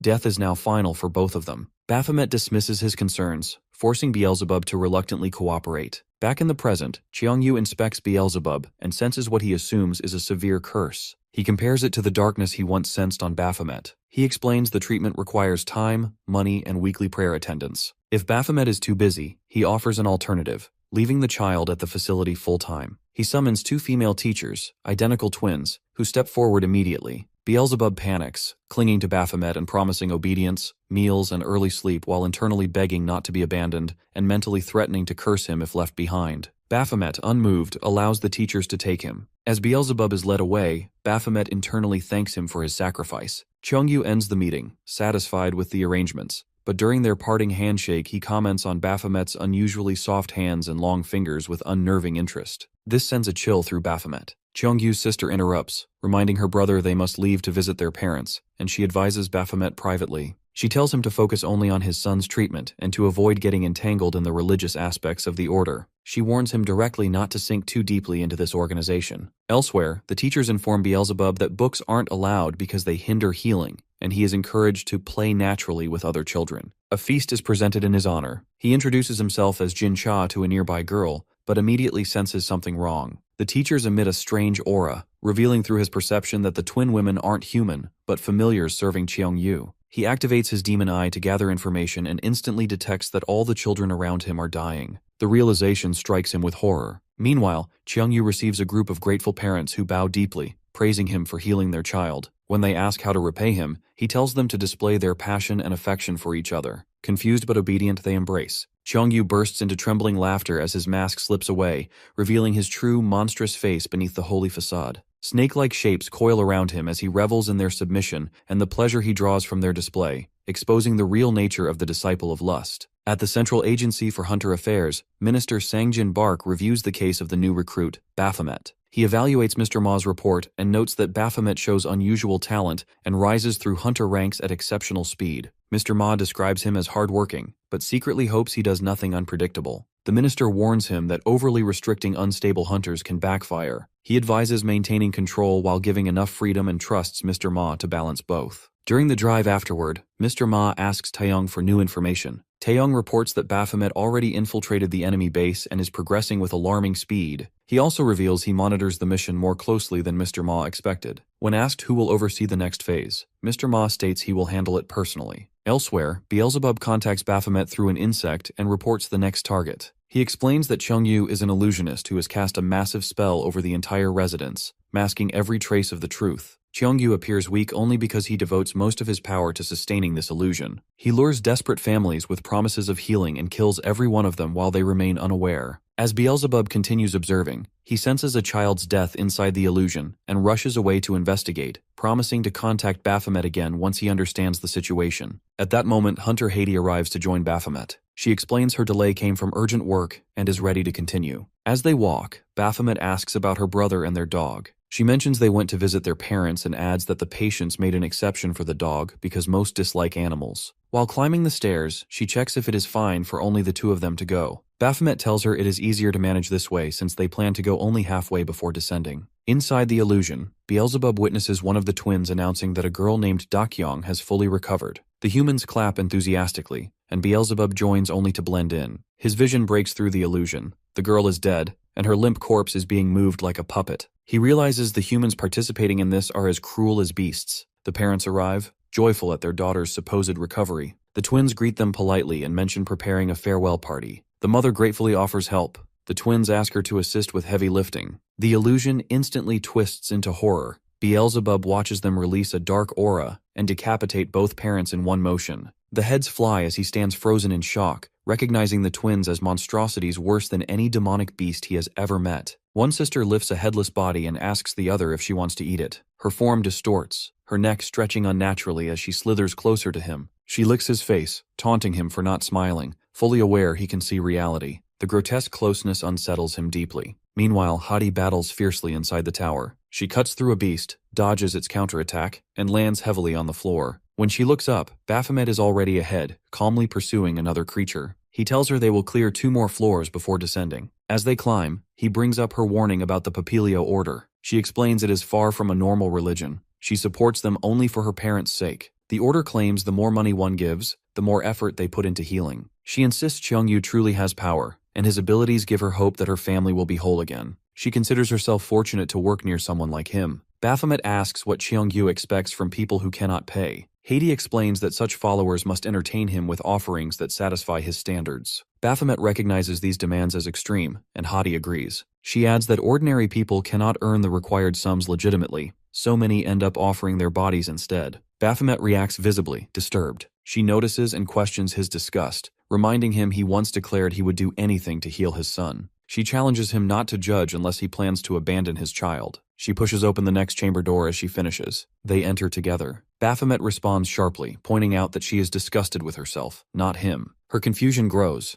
and she asks what he means. Before she finishes processing, Baphomet launches an attack. She barely dodges, and his strike splits the floor. Shocked, she demands an explanation. He stands tall and states that her brother remains unaware, but she knows exactly what atrocities she supports. Her conscious participation repulses him, and he questions how she can continue without guilt or self-respect. She stares in disbelief. Baphomet advances and warns her to defend herself or die. He drives her into the ground and clamps his hand around her neck. Sweat pours down her face as she struggles for breath. He removes his mask, revealing his true identity. She freezes in shock. He comments coldly on her surprise and tells her to cooperate. His mission is to destroy their so-called father. At Cheongyu's residence, the parents greet Huxiol warmly, thinking the dog missed them. They call him closer. Huxiol stands still with tears running down his face. The brother notices and assumes he is overwhelmed with emotion. Huxiol shatters the illusion, revealing the truth. Their parents are already dead. He sees their real bodies slumped lifelessly in wheelchairs. The brother demands clarity, unable to believe it. Huxiol cries and points at Cheongyu, blaming him for the deception.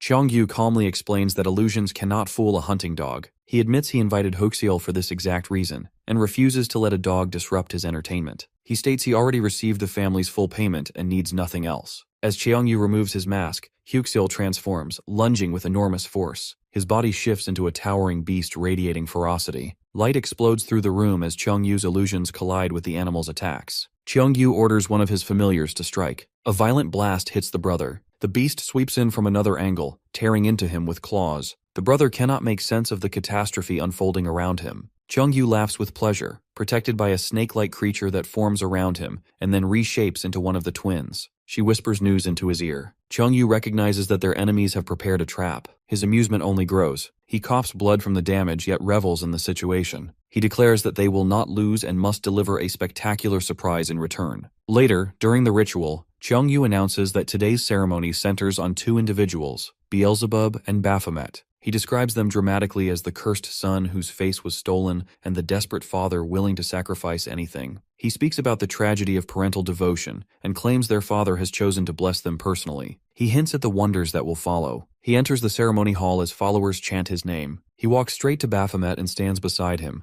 commenting on the overwhelming devotion around them. He grips Baphomet's face and remarks on how easily these people surrender trust without knowing what he hides. He orders Baphomet to watch carefully. Then he exposes his knowledge by calling him Baphomet directly. He gestures beside him. Baphomet spots the danger immediately and curses. Beelzebub materializes in front of him. Behind Beelzebub, a massive sphere of magic gathers, glowing with destructive power. Beelzebub's eyes glow red as magical energy radiates from him, unleashing a powerful attack aimed at Baphomet. The crowd erupts in amazement at Cheongyu's display, while Hunter Hadi watches in shock, unable to process the scene. Their clash causes a massive explosion. Earlier, Baphomet confronts Hati, revealing that the warm, genuine experiences she thought real in the prayer house were elaborate illusions. He points out she only ever saw her parents inside that place, never outside, connecting this deception to her past wrongdoings. He admits he let the hunting dog visit deliberately to kill it later, since its keen sense of smell detects death beyond illusions. He shocks Hati further by implying her brother likely died, and, working covertly for the government, warns her of heavy casualties ahead. He urges her to help him as a chance for partial redemption. Back in the present, Hati clenches her teeth watching the fight.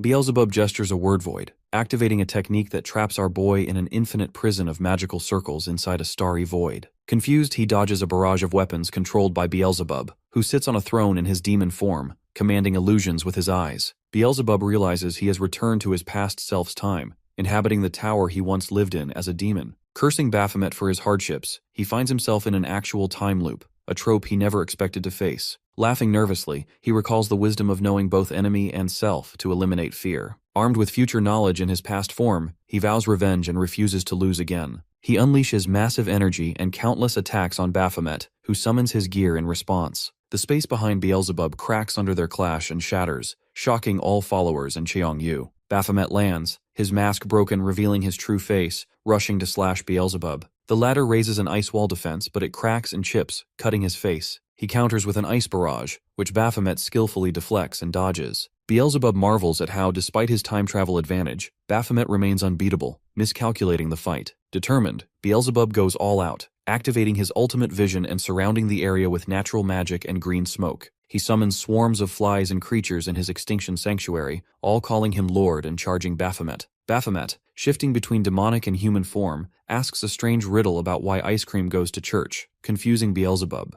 Repeating the question, Baphomet breaks Beelzebub's focus, who answers because it was a Sunday, revealing the trigger phrase. Caught in the spell's effect, Beelzebub is locked inside a warehouse, thinking the plan failed. Baphomet contacts him, discussing whether to execute him, but then suggests using Beelzebub's power as an asset, controlling him with illusions. Beelzebub insists their illusions won't work, having permanently blocked them with his demon eye. Baphomet advises pretending to be under their control, but Beelzebub objects, fearing capture. Our boy suggests instead Beelzebub cast an illusion on himself, activated by a cue. They agree the ice cream church question will serve as the trigger phrase. In his demon swarm form, Beelzebub acknowledges Baphomet's lack of magical or strategic skill, but admits his raw combat ability justifies his throne. Before the crowd, Beelzebub casts the self-illusion spell, energy surging as followers shield their faces. During this, Beelzebub reveals that Cheongyu's power source lies deep underground. Suddenly, a massive earthquake cracks the ground with violent explosions. A glowing circle with intricate layers appears. Baphomet approaches the magical formation, activating adrenaline to boost speed. Cheongyu watches, trying to understand. Baphomet strikes the glowing circle with his spear, triggering a huge golden explosion engulfing the entire building. The massive explosion shocks all followers gathered,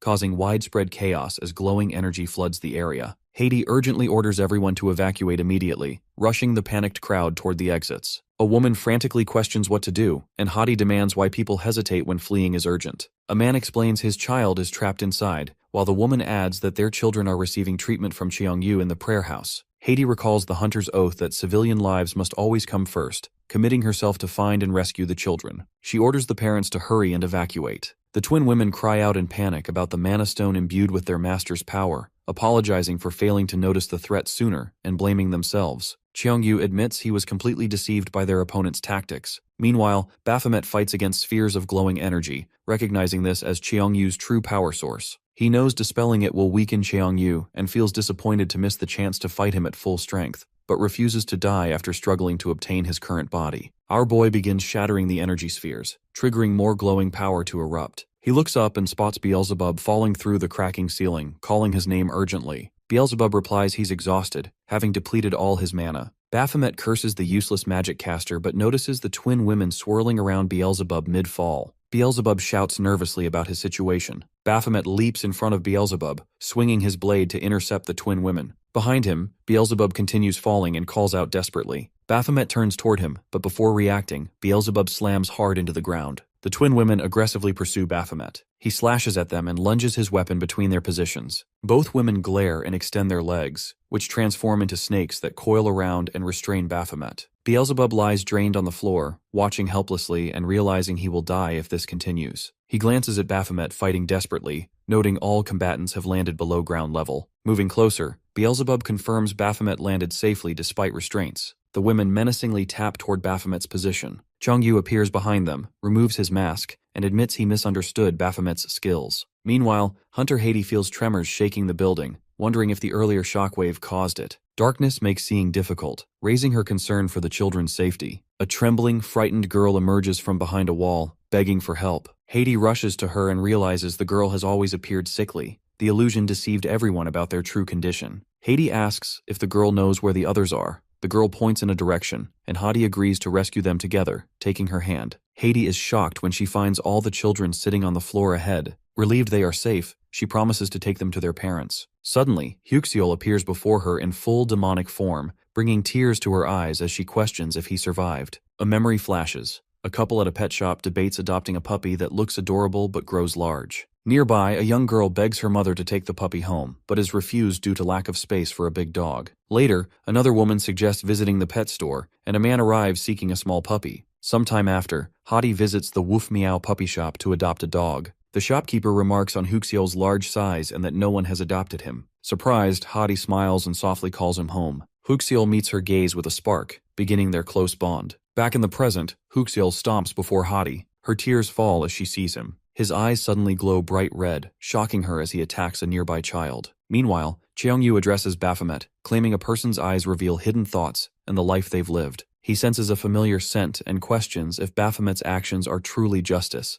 accusing his eyes of harboring more darkness than light. Baphomet denies any resemblance to Cheongyu, calling him a filthy exhibitionist. Cheongyu rebukes him, stating his purpose is righteous deeds. Baphomet taunts him as a pretender to nobility. Cheongyu warns him to stop insulting, and Baphomet responds he'd love to erase Cheongyu's smile permanently. Baphomet boasts his evil is pure and flawless, unlike Cheongyu's filth. He promises to prove it and charges with a spear ready. Cheongyu stays calm, faintly smiling. Suddenly, K9 appears behind Cheongyu in giant form, roaring loudly, stunning Baphomet. A faint voice urges Baphomet to kill the beast. He turns to see Hadi trembling, hurt, and pleading for the creature's death. Haiti admits her greed drove her to murder countless innocent people. She recognizes her responsibility to make things right and pleads with Baphomet to put Huxiol out of his misery. She leans against a stone while begging him to release the transformed creature from its torment. An enormous explosion erupts between them. K9 extends its sharp claws fully and rushes straight at Baphomet. The hunter sidesteps the charging attack. He springs away to gain some space. K9 leaps after him with powerful momentum. Baphomet times his counter perfectly before seizing the monster's head. He drives it straight down into the ground hard enough to splinter the floor. Baphomet launches his knuckles toward the creature's gaping jaws to finish it quickly. Instead, K9 springs upward and snaps its teeth around something. Baphomet soars higher and snatches his blade. He aims precisely at the monster and drives the steel down onto its hide, and the attack produces no effect whatsoever. Our boy understands the Shadow Shield defense triggered on its own to block damage. K9 responds instantly by triggering Shadow Needle Barrage as a counter. Razor-sharp spikes burst from its body and encircle Baphomet from every angle. K9 whips its enormous paw at Baphomet. Fractures start running through his blade's metal, leaving him stunned. He recalls the receptionist cautioning him previously about equipment destruction. She clarified that breaking a borrowed blade twice meant paying its entire value, plus the original rental charge. Right now in front of him, the steel splits completely in half. Baphomet swears at the horrible luck. K9 crashes into Baphomet with brutal strength, triggering yet another massive detonation. Beelzebub observes this catastrophic impact and yells Baphomet's name anxiously. The twin women materialize behind him suddenly with a dangerous presence. The explosion catches their focus momentarily instead. After glancing back, they find different beings already cradling Beelzebub in secure arms. These two creatures shake while verifying their master's safety. Beelzebub explains he just barely pulled off their summoning using his last drops of magical power. He commands them to rush him somewhere protected right away. They accept his orders but worry about abandoning Baphomet during battle. Beelzebub yells that Baphomet always finds ways to survive regardless of circumstances. He accuses Baphomet of creating this whole disaster originally. Mid-sentence, crimson liquid pours from Beelzebub's lips and darkness claims him. His servants cry his name in panic and transport him away quickly. Cheongyu looks toward the barrier ahead as fractures multiply across it. K9 shakes with raw strength and materializes facing Baphomet again. In his mind, he can see his master's illusion as she tells him this sacrifice ensures their entire family of 5 can reunite properly. She implores K9 to grasp why this matters and demands he destroy Baphomet. K9 barrels toward Baphomet with murderous purpose. Baphomet plants his feet and hammers a precise blow into the monster's central mass. The force makes K9 reel backward momentarily. K9 struggles to steady itself after absorbing the punishment. Baphomet tosses aside the shattered blade entirely and lifts his empty hands up. He gestures at K9 and announces he'll battle with nothing but his raw strength now. He dares the creature to come test him directly. The beast snarls at this challenge. Our boy draws back his knuckles and hurls a devastating punch at the closing monster. K9 appears puzzled, seeing the human abandon weapons completely. The creature advances to exploit this seeming disadvantage. Baphomet whips another blow with his leg, smashing into K9's throat region. He chains together multiple punches without pause. Examining the outcome carefully, Baphomet detects the creature now shaking from the mounting injuries. He roars with wrath and hurls himself at K9 with complete power and fury. He hammers endless strikes into the monster's frame relentlessly. His gaze burns with iron will throughout the onslaught. K9 stares back at Baphomet despite the continuous beating. He can still see Hati screams from where she stands, commanding K9 to finish Baphomet off. The creature bounds upward and generates massive energy wrapping around its whole body. K9 triggers its supreme ability named Forest of Shadows. Baphomet prepares himself for whatever comes next. Behind Baphomet's position, K9's pupils flare wide with sharp concentration. 3 cutting strikes appear instantly and carve 3 bloody gashes through Baphomet's arm. Numerous additional cuts materialize surrounding him from various directions. Baphomet struggles to process what occurs before K9 narrows the gap between them. He avoids another strike heading his way successfully. Additional cuts slice past perilously near his body. He dodges once more with sharp instincts. Cuts shoot past him continuously as he advances through the lethal storm. Baphomet throws himself toward K9 while considering the creature will shred his arm completely soon. He concludes he's had plenty of entertainment from this clash. Baphomet triggers his adrenaline ability to enhance his physical limits. He locks onto his objective and charges straight at K9 instantly. The creature bounds toward him at the same instant. Our boy hoists his weapon with exact timing. He rushes toward the meeting point while declaring his plan to conclude this battle. He triggers Blaze Geiga ability. An immense inferno detonation explodes outward and traps K9 inside the flames. Baphomet screams for the creature's death while fire swallows its form. Burning alive, K9 recalls Hati instructing him to destroy Baphomet. Memories cascade through his consciousness, displaying every moment that led to this final order. Without warning, Baphomet detects something horrifying occurring. His entire arm tears away from his shoulder and flies upward through the air. Now K9 engulfed in flames holds our boy in its mouth. Our boy thinks back to his days in the Abyssal Tower where he fought using only basic tools like claws and teeth. He recalls a moment when a demon pleaded to be spared, but his weapon had become too blunt to end things cleanly. He understands now that natural weapons wear down over time, turning fights into chaotic messes. Since enemies would just come back to life anyway, the whole thing felt wasteful and revolting. That experience showed him how crucial good equipment is for proper fighting. His mind returns to what's happening right now. He feels confused about why old memories keep popping up while he's trapped inside the K9's mouth. It seems strange to be thinking about random stuff from his past during such a dangerous moment. Earlier, he used Raven's skill and landed a solid hit, but the damage wasn't nearly enough. The attack failed to take down his opponent like he expected. Fear creeps in when he understands how much he'd been counting on Raven's ability to fix everything. K9 shakes him hard, making things worse. He remembers Beelzebub talking about how death can be real and final. The person at the reception desk kept stressing the importance of buying your own gear. Suddenly, that advice clicks in his brain. He focuses on the idea of having proper tools for battle. An image of Raven flashes through his thoughts while the creature growls and snaps at him. He pushes both feet against the monster's teeth, forcing the jaws apart with everything he's got. This creates enough space for him to drop out and hit the ground hard, with just one working arm left. He opens his inventory right away as another strike pounds the spot where he was standing. He can't believe how stupid he was to depend entirely on Raven's skill. His whole fighting style used to revolve around actual weapons, not borrowed powers. Inside the inventory sits Raven's blade,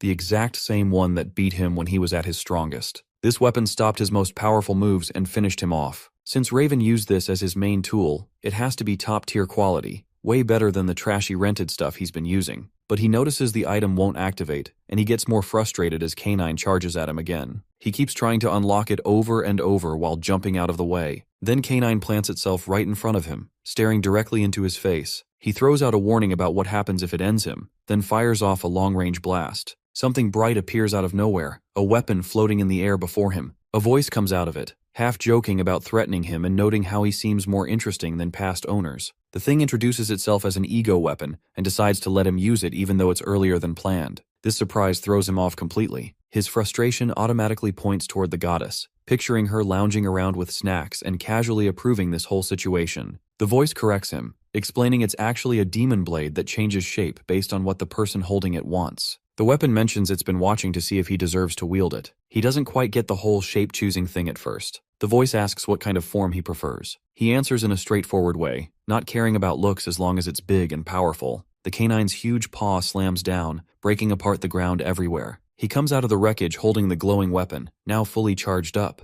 A skill called Master of Weapons 3 kicks in on its own, then another ability activates that makes him stronger the more he uses this type of weapon. He rushes straight at his target, lifting the blade with focus. His first swing cuts clean through the creature's neck. He keeps the pressure going as the monster tries shooting needles at him for defense. He jumps over the spikes and brings down a brutal cut. He doesn't stop there, slicing off the canine's front leg, splitting its torso, and chopping through its tail one after another. The canine crashes down hard from all the damage. He drops onto the fallen creature and stabs his weapon straight through its center, making it howl in pain. A flash shows Hades' hand appearing in the dying monster's view, then her whole body shows up calling its name. He backs away for a second as Canine shakes and jumps into the air for one last attack with its mouth open wide. Hades' form shows up again, ordering the creature to stop. The monster pauses just long enough for him to slice it apart completely. As the canine fades away, it sees itself as a young pup standing with its family. They invite it back home with warm voices, and the little canine runs toward them happily. Understanding it can finally be with them again brings comfort before everything goes dark. Next moment, a blast erupts as everything in the background cracks and crumbles. Our dude looks around at what's left and shifts his focus to the next opponent, challenging the show-off jerk. Later, Mr. Ma stands at the location where our boy is supposed to be. Looking around at the destruction surrounding him, he slaps himself, wondering what really happened there. Then he spots our dude, drenched in blood, and asks him the same question. A few hours earlier, our boy prepares to challenge Qiangyu, who mocks him, asking if he's calling him an exhibitionist. Baphomet rushes toward him with killing intent. One of the twin snakes, worried for her master, attacks Baphomet, but he blocks her bite with his blade. With trembling strength, he pushes her away, sending her body crashing into the wall. Her sister immediately steps in to take her place, but she too is knocked out by Baphomet, who warns them to stay down before turning back to his real opponent. He leaps into the air and slashes at Qiangyu, slicing his body clean in two, but butterflies erupt from the wound, revealing it's just an illusion. Moments later, multiple illusionary forms of Qiangyu appear around him. One of them sighs regretfully, saying that if he had known about Baphomet's existence earlier, he could have had more fun, but now, it's time to end it. With that, all the illusions raise their hands toward him, activating a circular magic formation. One of the illusions urges him that it's not too late to surrender, promising that if he does, they can share pleasure instead of pain. As Baphomet glares at them, Qiangyu shifts his appearance, now taking the form of a woman, teasing that perhaps Baphomet prefers girls. Baphomet pushes him away, clearly annoyed, while Qiangyu laughs, savoring his reaction.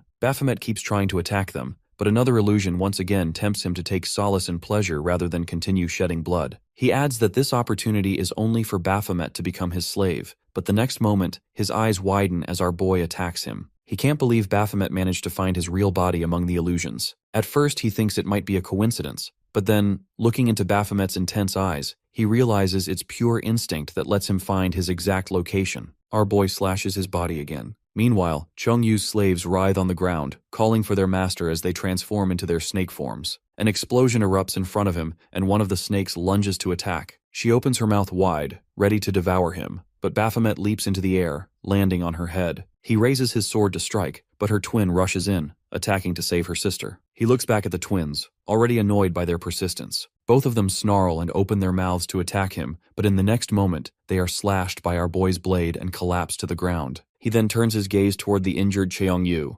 Meanwhile, one of the twin snakes, worried for her master, calls out to her sister. Getting a weak response, she quickly tells her their next course of action. As Baphomet points his sword toward Qiangyu, flashes of memory strike him, the time when Qiangyu killed him and the unbearable pain he suffered. With a final strike, he prepares to attack, determined to make him suffer in the same way. But just then, one of the snakes rushes at him. Annoyed, he slashes her with an explosive blow, yet the next moment, his eyes widen as he sees her twin taking Qiangyu into her mouth, carrying him away. Rage burns in him as he watches all his effort slipping away with his prey. He rushes forward to strike, but the remaining sister blocks his path. She tells her twin to escape while she holds him off, buying her time. Both face each other, and the next moment, an explosion erupts. When he gets up, one of the twins stands behind him, mocking that he must have prepared hard for this battle. She warns him that someone like him can't possibly interrupt her master's plan. But instead of responding, our boy starts laughing. Confused, she wonders aloud if he's gone crazy. The next moment, he lunges at her and kills her instantly. Blood splatters all over him. Now, in the present, he is being investigated by Mr. Ma, who doesn't believe his story that he was caught during infiltration and had to fight. He doesn't care whether Mr. Ma believes him or not, but Mr. Ma points out the destruction he has caused. He reminds him that Taeyong already instructed him to retreat and report if he sensed danger. Baphomet calmly replies that things got out of hand before he could detect anything. Mr. Ma, however, refuses to believe that someone with his skills couldn't sense danger. He remembers his superior's words about keeping Baphomet suppressed,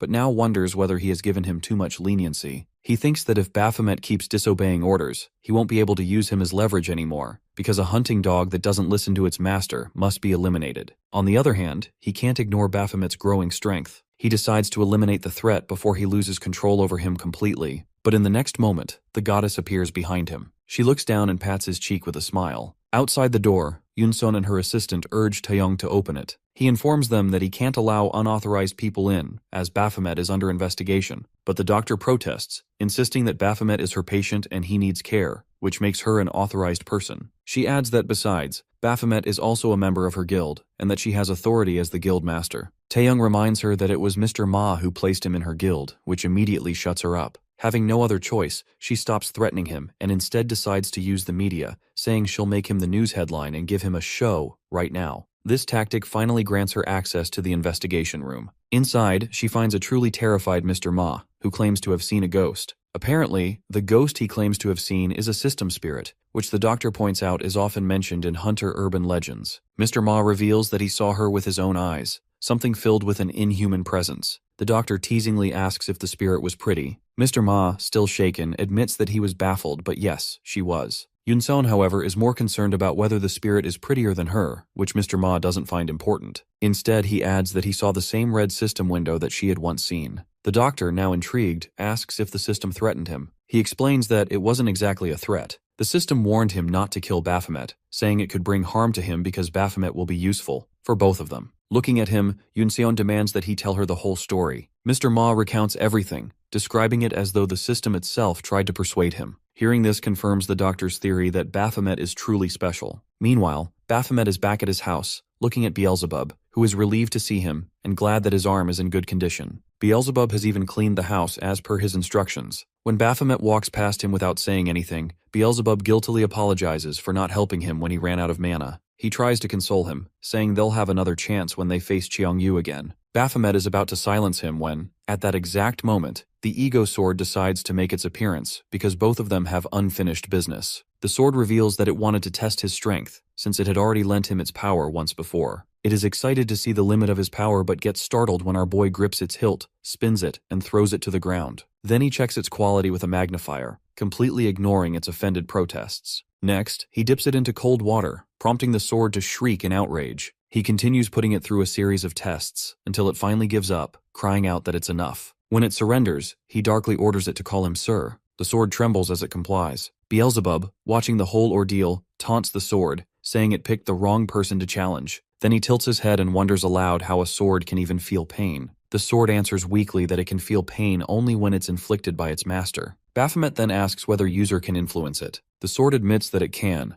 that a user's stats, disposition, and even strength can affect it in return. Beelzebub comments that its previous master was Raven. The sword affirms this, acknowledging Raven's strength but dismissing him as boring. Because Raven never took advantage of its special attributes and used it merely as a sword, it found him dull. Baphomet, on the other hand, loves experimenting with a variety of weapons, which makes them far more compatible. The sword admits that it looks forward to working with him, but Baphomet, ever curious, asks which of them, he or Raven, has stats more compatible with it. The sword has clearly expected this question. It answers curtly that the more powerful the user's stats, the more satisfied it becomes, and that Baphomet should already know this, as someone who was once defeated by Raven. Then it brings up his fight against Qiongyu, which makes Beelzebub immediately warn it to stop. But the sword continues anyway, saying that if it were Raven, he would have sliced the twin snakes in half easily, and Qiongyu would be nothing but ashes by now. Beelzebub braces for Baphomet's angry outburst, but instead Baphomet calmly admits that he is quite weak at the moment. He adds that once he becomes stronger, killing Qiongyu will be no problem. Beelzebub sighs and calls him a battle maniac for being able to admit his own weakness so casually. Baphomet then states that his defeat is a stain on his pride, one he is determined to wash away. He vows to become much stronger than he is now. At that very moment, the goddess observes that Baphomet's stats have reached an abnormal level due to the sudden surge of his ambition. In a dimly lit building, several blindfolded men lie on stretchers while their blood is being drawn. Staff members patrol around them with silent efficiency. In another room of the same building, a girl is soaking herself in a bath filled with blood. Suddenly, she senses someone's presence and immediately kills the intruder, only to realize that it's Chang Yu. He appears right beside her, calling her peacemaker and praising her sharp senses. She narrows her eyes and demands to know his purpose for being there. Chang Yu smiles and answers that he has come with a special request. The next moment, she rises from the bath and grabs him by the neck, sensing that his power is greatly weakened. She demands to know who injured him or where his strength has gone. Chang Yu,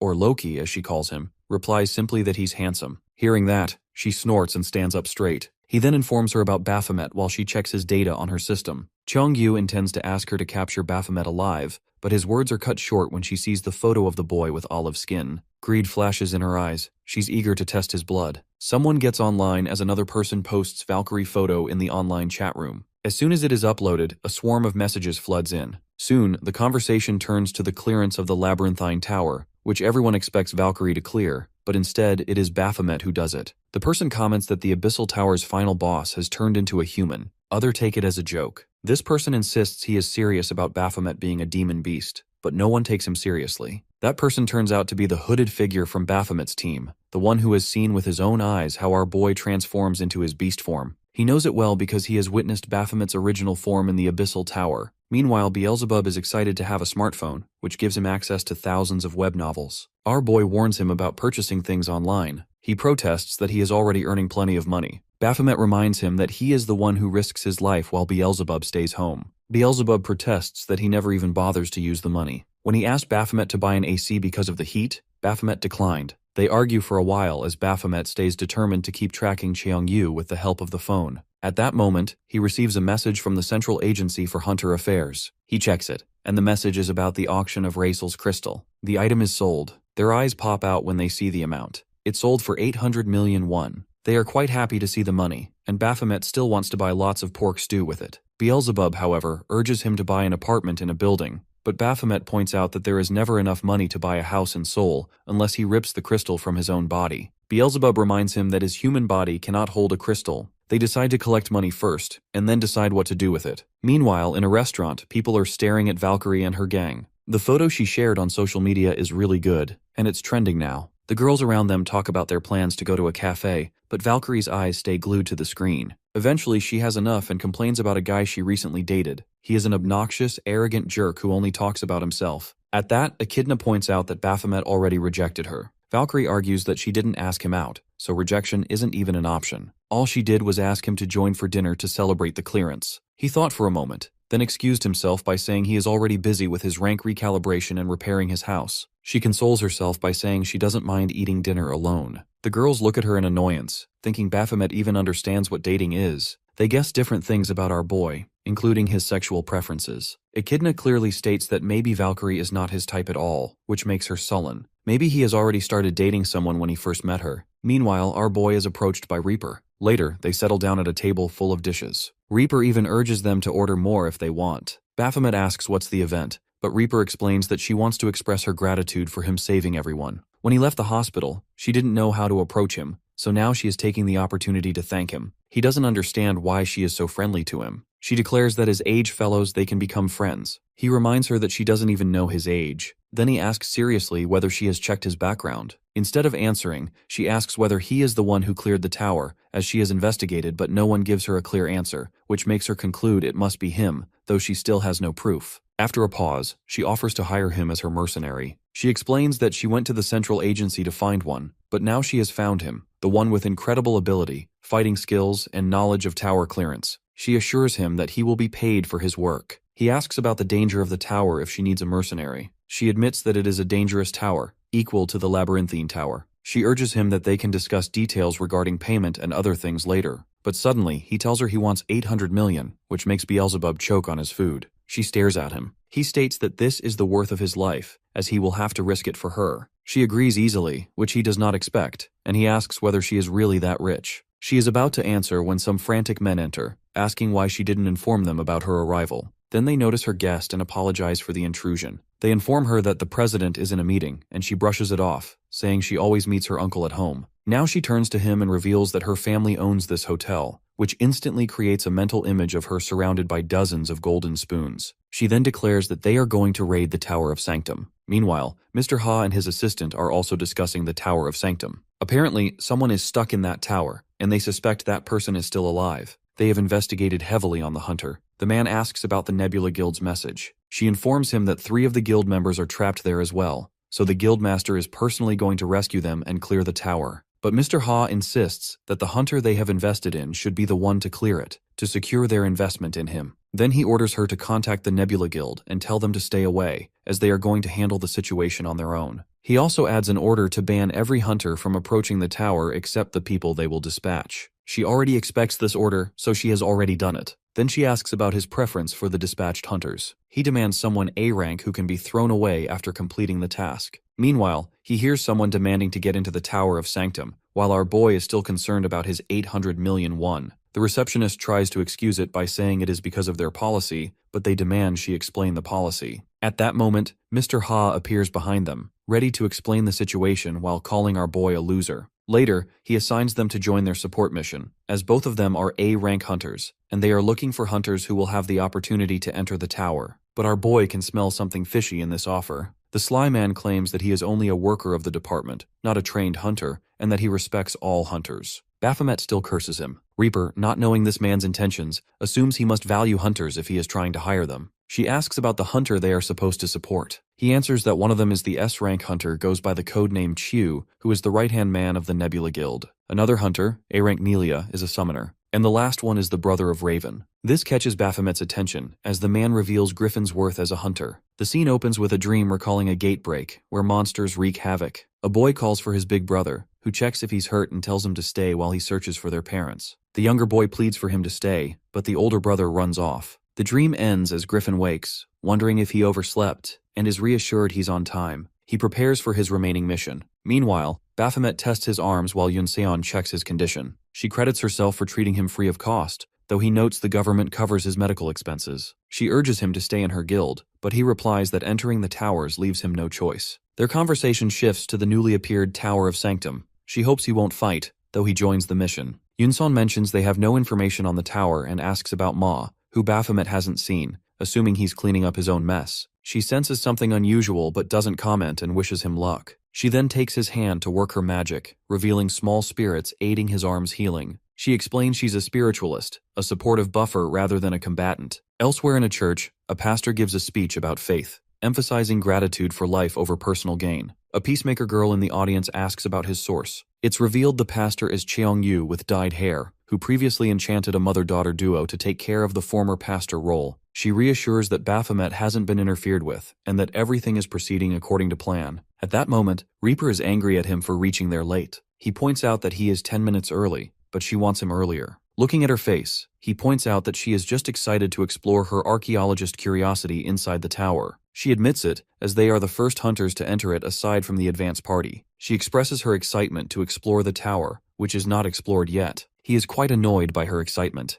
Then she informs him about the preparations she has done in advance, as she has covered the basics besides having some scrolls and equipment to support the combat. She even purchases inventory expansion because she has stuffed too many things inside it. When she mentions that she has brought 3 years of supplies for each person, including the advance party, he loses it, asking whether she plans to live there. She clears out that she wants to be prepared, especially given that 2 A rank and an S rank enter the tower and are not able to clear it. She prefers to stay long-term, but still she comes there to support the advance party to clear the tower. Then he mentions the condition they agree on, in which he will not use any active or passive skill. The scene flashes to the time when he tells her this condition, which she finds strange as he always loves to fight. He explains that he wants to be stronger and wants to have higher quality fights. He concludes that he cannot get stronger while depending on his skills. Now in the present, she annoyingly asks whether he shouldn't prioritize her safety as his client. He consoles her that for the sake of money, he will keep her alive no matter what. Then he wants to enter the tower, but Reaper informs him that they are waiting for one more person, which annoys him. At that moment, the third party member arrives. It is shown that this person is Jihyun, the assistant of Mr. Ha, who wants her to go with Baphomet's team as the third-party member. She is hesitant, but her superior reminds her that she needs to keep an eye on our boy,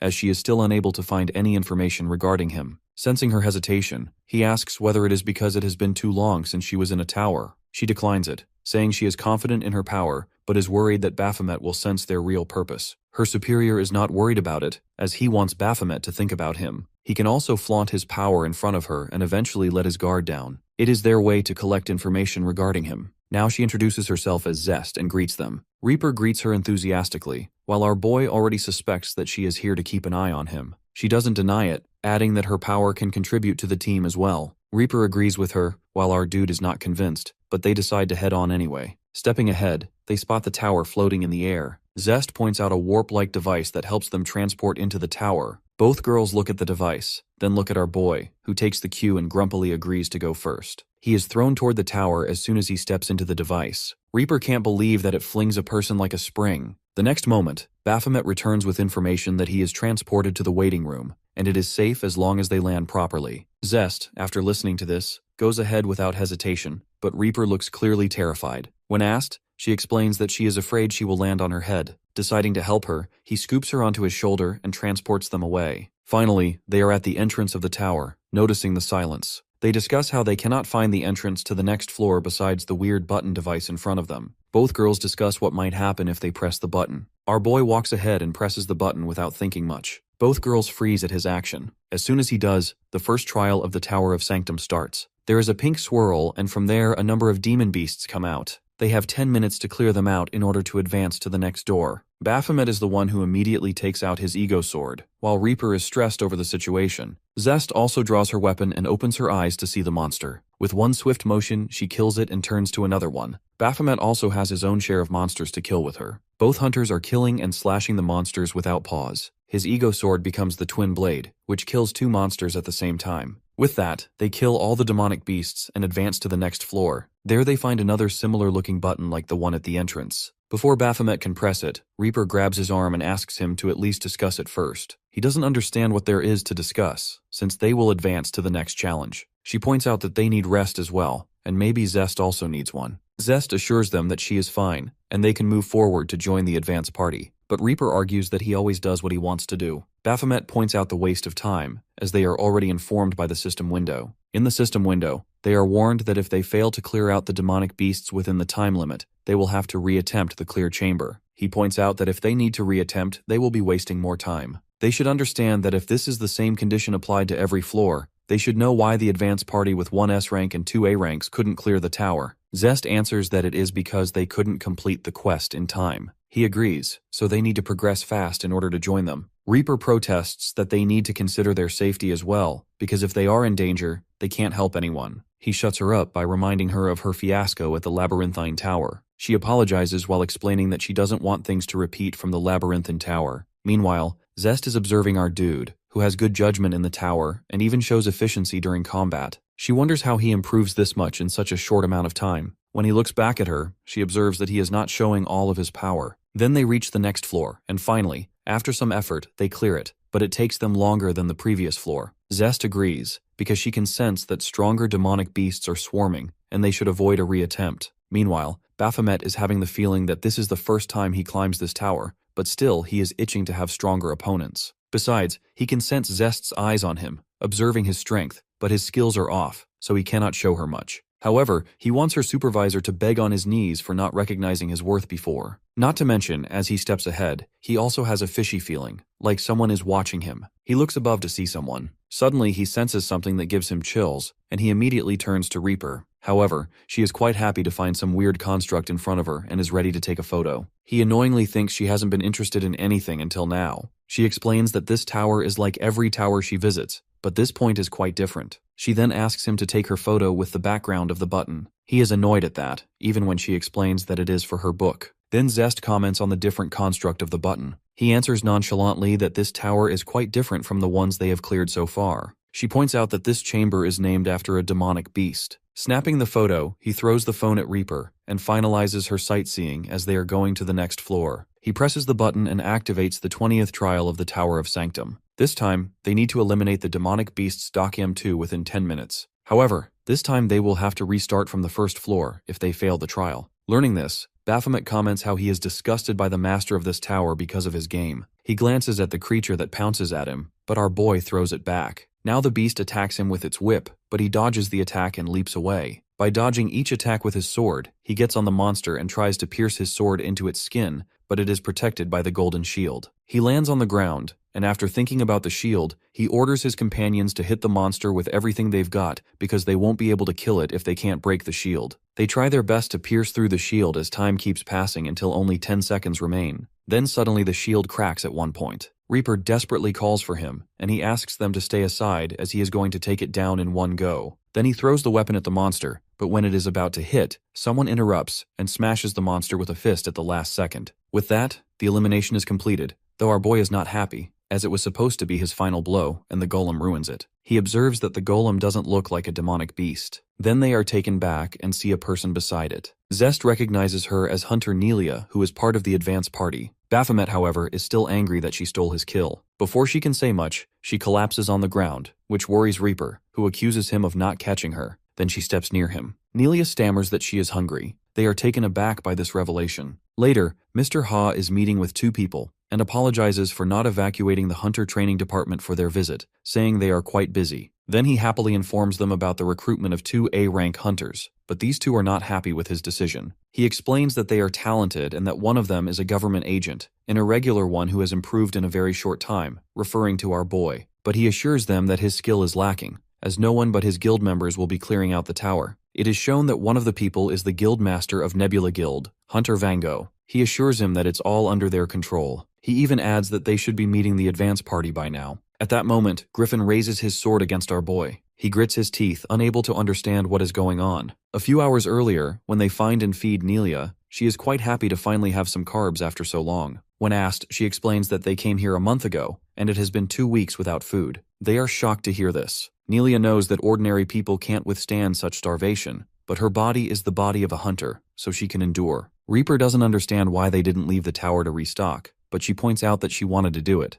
yet it would hurt the pride of the guys on her team. So she went back on her own to find some supplies when she ran into them. Zest raises a question, saying she should be able to teleport with a device. She is about to answer, but Baphomet cuts in, saying that teleport devices can't work in this tower. She agrees, adding that some towers deactivate teleportation devices. Zest agrees as well, mentioning that the government is trying to come up with better teleportation devices. Then it is shown that Nelia comes from the 49th floor, which they assume means they have cleared half of the tower. Nelia reminds them that they don't know if they've cleared half. Maybe there is more. They are shocked to hear this. Nelia informs them that they've heard this tower has more than 100 floors, and they are stuck at the 49th. Then our boy whines as Nelia bombards him with questions, from his name to his height to his weapon type, which is annoying him quite a lot. Finally, she lets the matter go and thanks the party, saying they now have a good chance to clear this tower. She is brimming with confidence as she asks them to gather around. When asked, she explains that she has a unique O-tier skill, which alone is enough for her to reach A-tier. Then she asks them to hold each other's hands and they comply, forming a circle. She tells them to imagine the place they want to be. Before Baphomet can protest, the dimension magic activates. They feel the gate invert, and there is a flash of light. Meanwhile, Griffin is in front of the gate,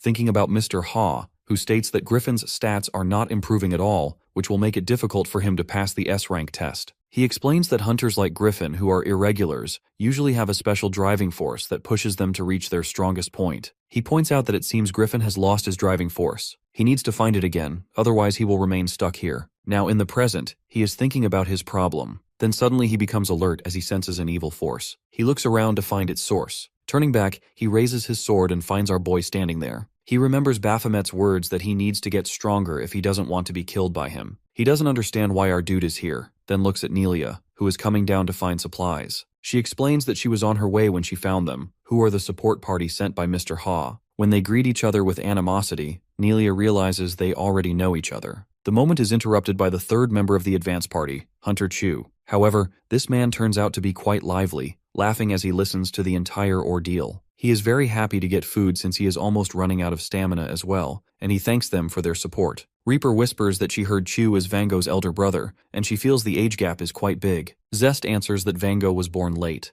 adding that they belong to a famous hunter family, as all the siblings are well-known hunters but Vango stands out the most. Now that they have support, they decide to start their raid once again. Nelia suggests sending Baphomet into one of the doors. Baphomet asks whether he is going alone, but she explains that he will go with Griffin, because Griffin will be entering the opposite door over there. So in order to clear this floor, they need to clear both demonic beast rooms at the same time. He doesn't mind going in but wants to know why she is specifically sending him inside. She shows confidence that he won't have any problem fighting the demonic beast and tells him to go ahead. She will explain the rest when he returns. Then he goes ahead and immediately starts fighting the monster. But when he comes out, he is grumbling about how weak the monster was. He is shocked to see Griffin already there. Nelia explains that Griffin comes out a minute earlier than him, which makes Baphomet want a rematch. She assures him he will get one, but they don't understand why they still aren't moving to the next floor even though they killed the demonic beasts. At that, Nelia guesses that both chambers are interconnected with identical beasts. She explains that the timing affects the clearance of the floor. Chu adds that they probably need to take down the demonic beasts to the millisecond for successful clearance. Now Baphomet understands that she wasn't flirting when she asked those questions earlier. She agrees, saying he needs to be similar to Griffin in order to increase their chances of success. With that, she declares that both Griffin and Baphomet are going to have a cooperative mission.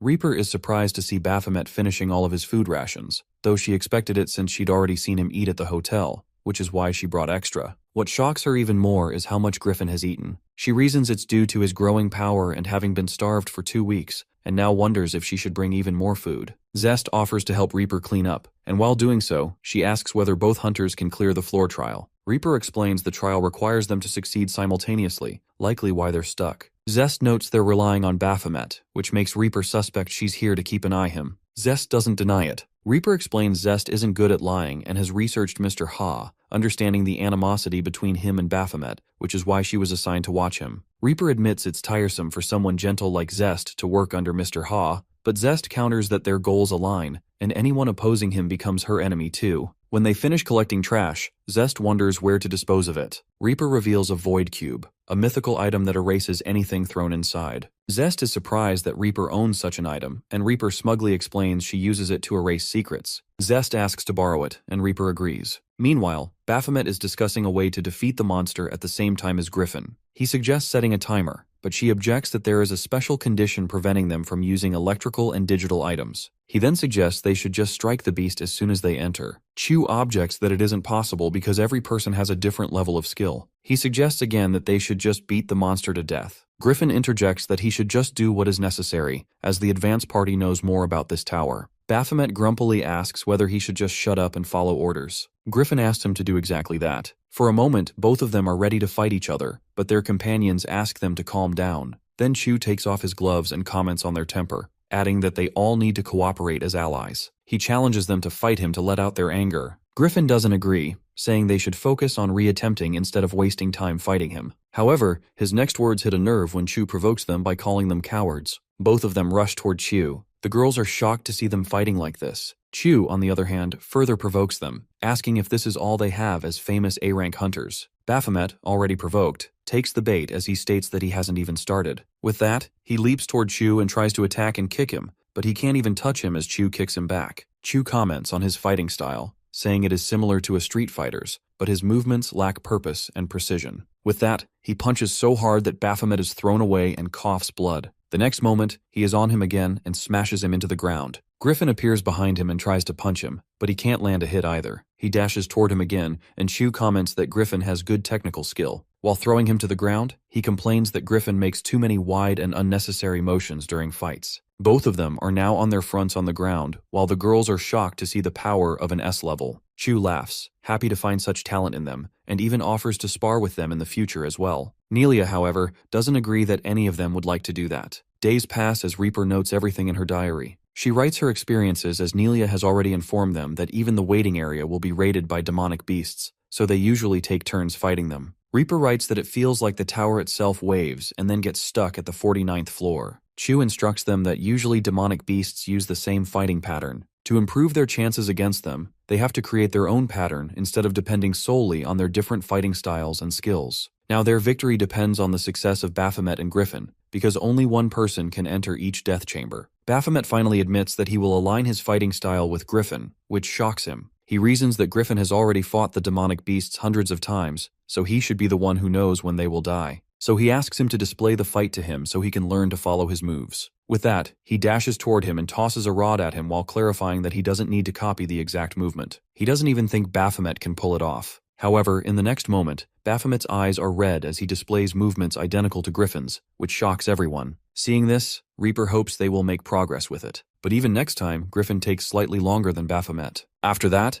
they make a number of attempts until they tire themselves out. When Nelia notices it, she asks them to take a short break. When Baphomet is about to go on his way, Griffin teases him, saying that he thinks he can do it, but he would be faster if he aligns his moves to Baphomet's. Our boy curses him but is cut short by Reaper, who gives him water and states that even if he gives up now, she will still pay him his full fee as her mercenary. However, Baphomet is adamant about clearing this tower even if he dies there. Then he comments on her generous offer of money and wonders aloud whether her archaeology work is quite precious. But she clears out that it isn't her only reason for being there. She adds that she wants this war to be over soon. She explains her opinion that demonic beasts are evil from a human perspective, but humans are the enemy from a demonic perspective as well. She wonders how long this cycle will continue. 1 year, maybe a decade or two. He earlier says that demonic beasts' sole purpose is to kill humans, but she doesn't agree with this logic. She thinks they have their own story to tell, and for this purpose, they need to delve deeper into the abyss to find answers and search for an ultimate peaceful solution. At that, he comments on how annoying she is, which shocks her because he actually has the guts to say that to her face. She agrees that they are here to fight demonic beasts and she shouldn't overcomplicate things. But she adds that they need to delve into things in order to find clues and understand why this floor is really difficult to clear. She then comments that they can't even communicate telepathically, which rules out killing demonic beasts at the same time. Suddenly, he gets up as he gets an idea, realizing they have been doing things the wrong way from the very start. Later, they are ready for another attempt. Nelia turns to both hunters to ensure they are ready. Looking at Baphomet, she assumes he is exhausted but consoles him, saying their gap is decreasing, so he needs to hang in there. When they leave, Nelia suggests going back if it doesn't work again this time. Chu, however, is sure it will work. Nelia thinks he is just hoping for the best, but he can sure because of some reason. True to his words, they suddenly receive a message that the elimination has been completed simultaneously, and now they can move to the 50th floor. A while ago, when they are discussing Baphomet's idea to clear the floor trial, he gets to know from Nelia that the two doors share information. She even tries to break the long thread of mana between the doors but is not successful, as it is an impossible task. Then Baphomet gets the idea to use this communication to their advantage. Shu at first doesn't understand and deems it impossible, but our boy points out that it would work for them. Griffin, however, is not sure, because from his perspective the tower is a den of demonic beasts, so everything is designed to give advantage to them. Even the rules are made to disadvantage hunters, but successful hunters break those rules. Baphomet doesn't agree because, to him, this is a misconception. In reality, the tower is a common battleground for both hunters and demonic beasts. It's up to both opponents to use it to their advantage. He points out that if demonic beasts have such an advantage, then why would they be trapped here instead of going outside to hunt humans? This prompts a comment from Griffin that Baphomet is seeing things from a demonic beast's perspective. Then Chu asks them to share their suggestions regarding the communication system between the gates. Griffin suggests using the same system the demonic beasts are using. Chu is doubtful. Griffin agrees that in theory it is plausible, but they don't know if they can use it to their benefit. He then points at Baphomet, who might have a solution, though Baphomet himself wants them to help him find it. Now in the present, when they emerge victorious, Nelia wants to know what they have figured out. Baphomet states that she is correct that they need to defeat both demonic beasts at the same time. Moreover, the timing should be identical when taking down the demonic beasts. For example, both of them go to chambers A and B. In reality, both monsters don't move at the same time. If chamber A's monster moves, it sends a signal to chamber B's monster to move, like a puppet with strings. But mana doesn't always transmit in the same rhythm. Sometimes it is slower, sometimes faster. That is the reason he doesn't match his tempo with Griffin. So this time, he enters the chamber in an unconscious state, which results in his whole body being enveloped in mana. This way, he starts moving in the same way Griffin moves in the other chamber. Listening to this, Nelia falls down in disbelief because all of this makes her feel like a failure. Her role was to strategize, yet our boy solves the problem. She apologizes to everyone, saying it is her fault they wasted so much time and effort. Baphomet is about to make a comment on her admitting her mistake when Reaper shuts him up. Chu consoles her, saying her health is their priority. He then turns to Baphomet and praises his judgment even though he becomes A tier only recently. They step ahead to the next floor, and Chu thinks about how amazing he is even though he is a newly ranked A-rank hunter. Not to mention, he already fights like a veteran when they spar. Griffin comments that maybe our boy has more experience of the tower than anyone else here. As soon as they enter the 50th floor, they freeze in shock. Ruins of destroyed buildings surround them. Nelia doubts whether they are still inside the tower. The system informs them that they are in a virtual reality and need to complete the quest in order to progress to the next floor. They don't know what the quest is, but in the next moment, a large monster is already upon them. They immediately take action and start fighting. Stepping on the monster, he questions what these creatures are. A number of demonic beasts lunge and charge at each of them, forcing them to fight. Nelia, however, freezes as she observes the ruined city, the monsters, and finally a person who is begging our dude to help her. Even Reaper is trembling, but the only person completely oblivious to the situation is our boy. Griffin points this out, especially since he is usually so knowledgeable about towers. It's strange that he doesn't know what exactly is happening around them. Finally, he reveals that this is the Gateshock recreation in virtual reality. Meanwhile, in the real world, Mr. Ha is assuring someone on the phone that he has also sent his own agent to the Tower of Sanctum. He also assures them that the tower will be cleared only by members of the Nebula Guild. As soon as he hangs up the call, his expression turns irritated because of the constant nagging from the Nebula Guildmaster, especially since Vango's brother is also there, someone he is quite attached to. However, he decides to go ahead and find the information he is seeking. At that moment, he spots Mr. Ma. He is startled to see that Mr. Ma is also heading in the same direction as him. Meanwhile, the person on the call is a member of the Nebula Guild, Neptune, who is irritated with Mr. Ha constantly trying to assure him. He then turns to the Guildmaster and asks whether he trusts Mr. Ha as a government agent, which the Guildmaster immediately denies. However, the Guildmaster expresses a bad feeling regarding the tower. Neptune assures him that he will hire more people and prepare them to act as backup. Vango doubts whether they are trustworthy, but Neptune assures him that they are specialists in their field. Those specialists appear as hooded figures when Neptune reveals that they can do anything. They receive a message from the guild and wait for the third-party member. Then that person arrives, known as Hunter Dokebi, who is actually Qiangyu's companion in disguise. The leader informs her about their mission. They mention the advance party and express concern that they can't do much if the support party has already met up with the advance party. This catches the girl's interest, and she asks if Baphomet is part of the support party, but the others have no idea who he is, so she urges them to go ahead. In reality, it is their first time meeting this particular hunter, so they don't know that she has already killed the real party member to take her place among them. Beelzebub's neighbor comes over to borrow a ladder so she can climb into her house after the battery on her door lock dies. Instead, he hands her a 9-volt battery and shows her how to open it by touching the pins to the pad and entering the password. She's amazed, and he proudly admits he learned it from the internet. Inside, she notices he's reading and asks why he isn't in school. He casually answers that he just doesn't go. She insists he should, both because it's the law and because he could make friends. Beelzebub isn't interested. Then she decides she'll talk to Baphomet about it when he returns. Suddenly, Beelzebub snaps to alertness, eyes glowing red. He states that while helping her, someone broke into his house. The intruder, a hooded hunter, has found Baphomet's address and entered the home, furious that Baphomet is pretending to be human and planning to expose him. Unbeknownst to the hunter, Beelzebub is hovering right above him. Inside the tower, everyone is doing their best to complete the quest. Chu rescues the girl whom they are about to drop 1,000 yards straight ahead. Nelia spots a safe spot, and he jumps into the air to reach that place, managing to rescue 1 out of the 10 people. Now that they have finished the first part of the quest, Nelia asks them to focus so they can rescue others from the center. At that moment, both Griffin and Baphomet have killed 1 monster.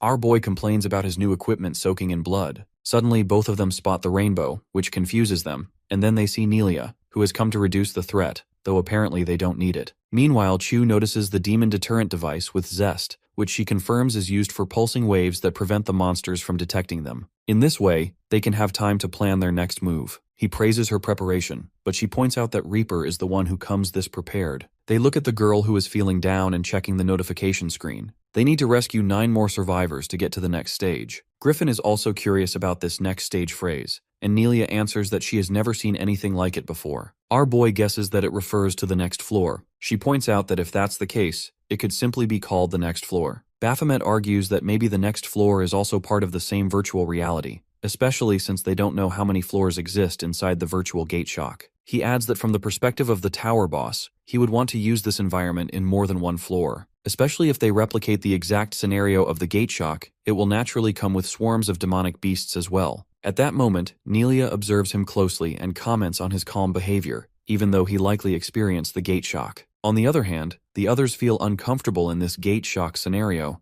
Nelia herself feels as if her trauma will wake up, but looking at him, it feels like he has never experienced it at all. He doesn't tell them, but of course, he has never experienced the Gateshock. She then approaches Reaper, who seems quite detached. Nelia shares her own story from the Gateshock, especially because Reaper is feeling ashamed as a hunter for not being able to cope with the situation. Nelia consoles her, saying everyone has their own experiences and different levels of tolerance. During her gate shock, she was newlywed, on a date with her husband after a long time when the catastrophe happened. Her husband was injured, and she used all her strength to carry him out of the building. That was also the moment she awakened her powers, which helped her rescue her husband and learn that she was pregnant. However, she wasn't happy at that moment, because she felt she should have saved more people using her power. But her husband consoled her, telling her that she had already started by saving their unborn child. That was the day she decided to become a hunter to save others. The day was traumatic for her, but it strengthened her resolve. She brings up this story to strengthen their own resolve as hunters as well, so they can clear this tower and save people from the gate shock. Zest, however, becomes curious about her age, since she was already married and expecting a child during the gate shock. When she reveals that she is 40, they are shocked because she doesn't look like it. She thanks her skincare routine in Gangnam and even promises to show it to them once they are outside the tower. Finally, after a while, they complete the quest by rescuing the last survivor. The system proceeds to the next stage. They are transported to another location from the gate shock, just as our boy predicted. This time, they need to rescue 9 people. As they progress, the number of survivors decreases, but they face stronger demonic beasts. To get through it, they split into 3 teams. Zest and Reaper in one, Chew on his own, Baphomet and Griffin in another, while Nelia stays as backup in a safe location. Eventually, they reach the stage where they need to rescue only 3 survivors to proceed to the next stage. Baphomet is eager to rescue those last 3 so they can finally escape this gate shock. Griffin, however, watches him closely, which is something Baphomet immediately notices and comments on, saying he feels like Griffin is glaring at him. Griffin retorts that it's just his demonic beast instincts. Baphomet is amused to see him openly suspicious. Then he reminds Griffin of what he said during orientation, that if Griffin exposes him, he will kill him. Griffin, however, expresses his confidence that Baphomet really is a demonic beast. He even threatens that if he kills him, no one will be able to tell whether he died by his hands or from some monster. Baphomet takes this as a challenge to fight to the death. Before Griffin can confirm it, they hear the shriek of a survivor and decide to settle the matter later. Our boy immediately dashes toward the sound, but Griffin instantly recognizes the voice. He steps ahead just as Baphomet kills the monster and saves the child. Griffin is taken aback when he sees the childhood form of Raven, his big brother. Meanwhile, Reaper and Zest are fighting the big demonic beasts in their place. Reaper pulls the strings around the monster and binds it with them. Then she calls for Zest for the next move, and Zest immediately jumps on the monster to stab it with her sword. In the next moment, there is a huge blast. After finally killing the monster, Reaper takes a sigh of relief. Zest expresses that she didn't expect the monster to come out of nowhere, which shows that this is really a depiction of gate shock. Reaper then apologizes, but she tries to console her, saying that everyone there has their own experience during the gate shock. Then they decide to move ahead. Suddenly, something rustles behind them, but both girls don't notice. Reaper is worried that she makes others worried and is about to say something to Zest, but Zest suddenly shouts her name as a monster appears exactly behind her. After a while, she goes to the safe zone with Zest and lets Nelia check on her. Nelia analyzes that she has an extremely rare paralyzing venom which can't be cured by any ordinary potion. Zest apologizes for the inconvenience, but Nelia consoles her, saying she is here for backup in these kinds of situations, and assures her that she will take care of her until she gets better. She also summons a small creature that will help heal her, and decides to take Zest's place in searching for survivors. At that moment, she finds Reaper chuckling, who comments on how Nelia's summons are also cute like her. Nelia reveals that it is all because of her son who wanted to play with her summons. When she first summoned them, they looked like monsters and scared him, so she made them look cute instead. Usually, hunters who deal with weapons don't know that a summon and summoner have a bond, and the stronger the bond, the stronger the summon becomes. As they move ahead, Reaper inquires about something she heard that for certain summons, summoners need to put their life on the line. Nelia confirms it because she once saw a young hunter determined to do that. She reveals that the person is now a famous guild master and an S-rank hunter. Then she changes the topic and asks about Reaper's well-being. Reaper assures her she is fine, though she is confused about her own state because this is just virtual reality. She is afraid she won't be useful if gate shock happens in reality.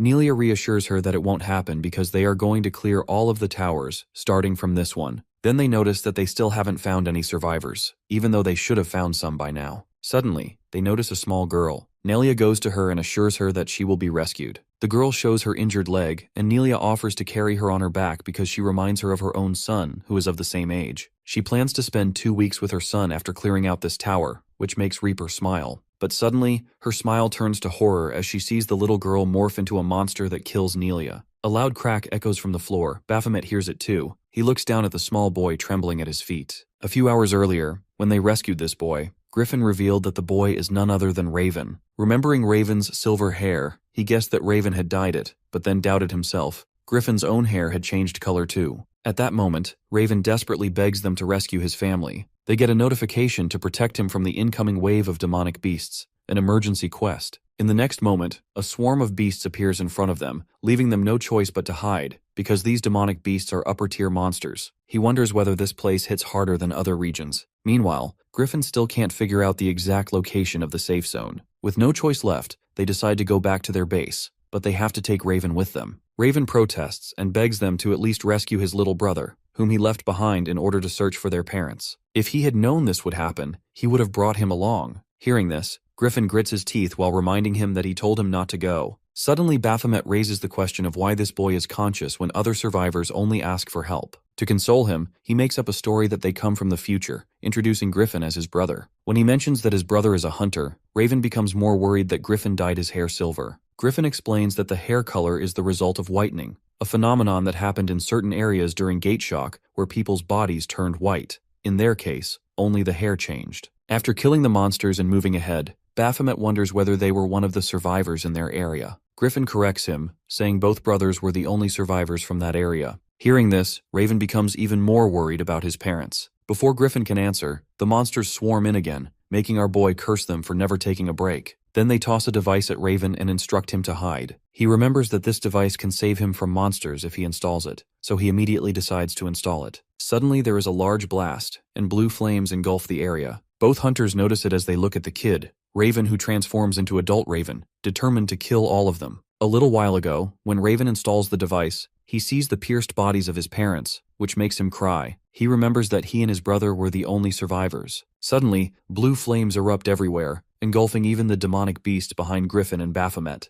Looking at the flames now, Griffin remembers how they survived back then, because Raven had awakened his power and told him to come to him because it was dangerous on the other side. Now they can't believe they're seeing a fully grown Raven standing in front of them. Griffin is worried, but our boy smirks because they get another emergency quest. They must eliminate this new Raven. Meanwhile, Reaper is terrified to see Nelia with a gaping wound in her body and immediately tries to rescue her. Then a large monster appears behind her, and she receives an emergency quest to eliminate this demonic beast, Goliath Q17. The area will be isolated until she completes the quest. The monster taunts her for running away and warns her that she will never reach their king because it will eliminate her first. With that, it jumps into the air and fires a laser beam. Reaper immediately uses the Shield of Verdure to protect herself from the attack, which makes the monster scoff. Inside the shield, she uses every kind of advanced healing potion, painkillers, hemorrhage suppressants, even regeneration potions, but nothing works. At that moment, Nelia weakly tells her that she is fine, which brings back memories of Reaper's mother during gate shock, who had consoled her the same way. She is fine as long as she lives. Reaper repeats those words now and urges Nelia to hold on.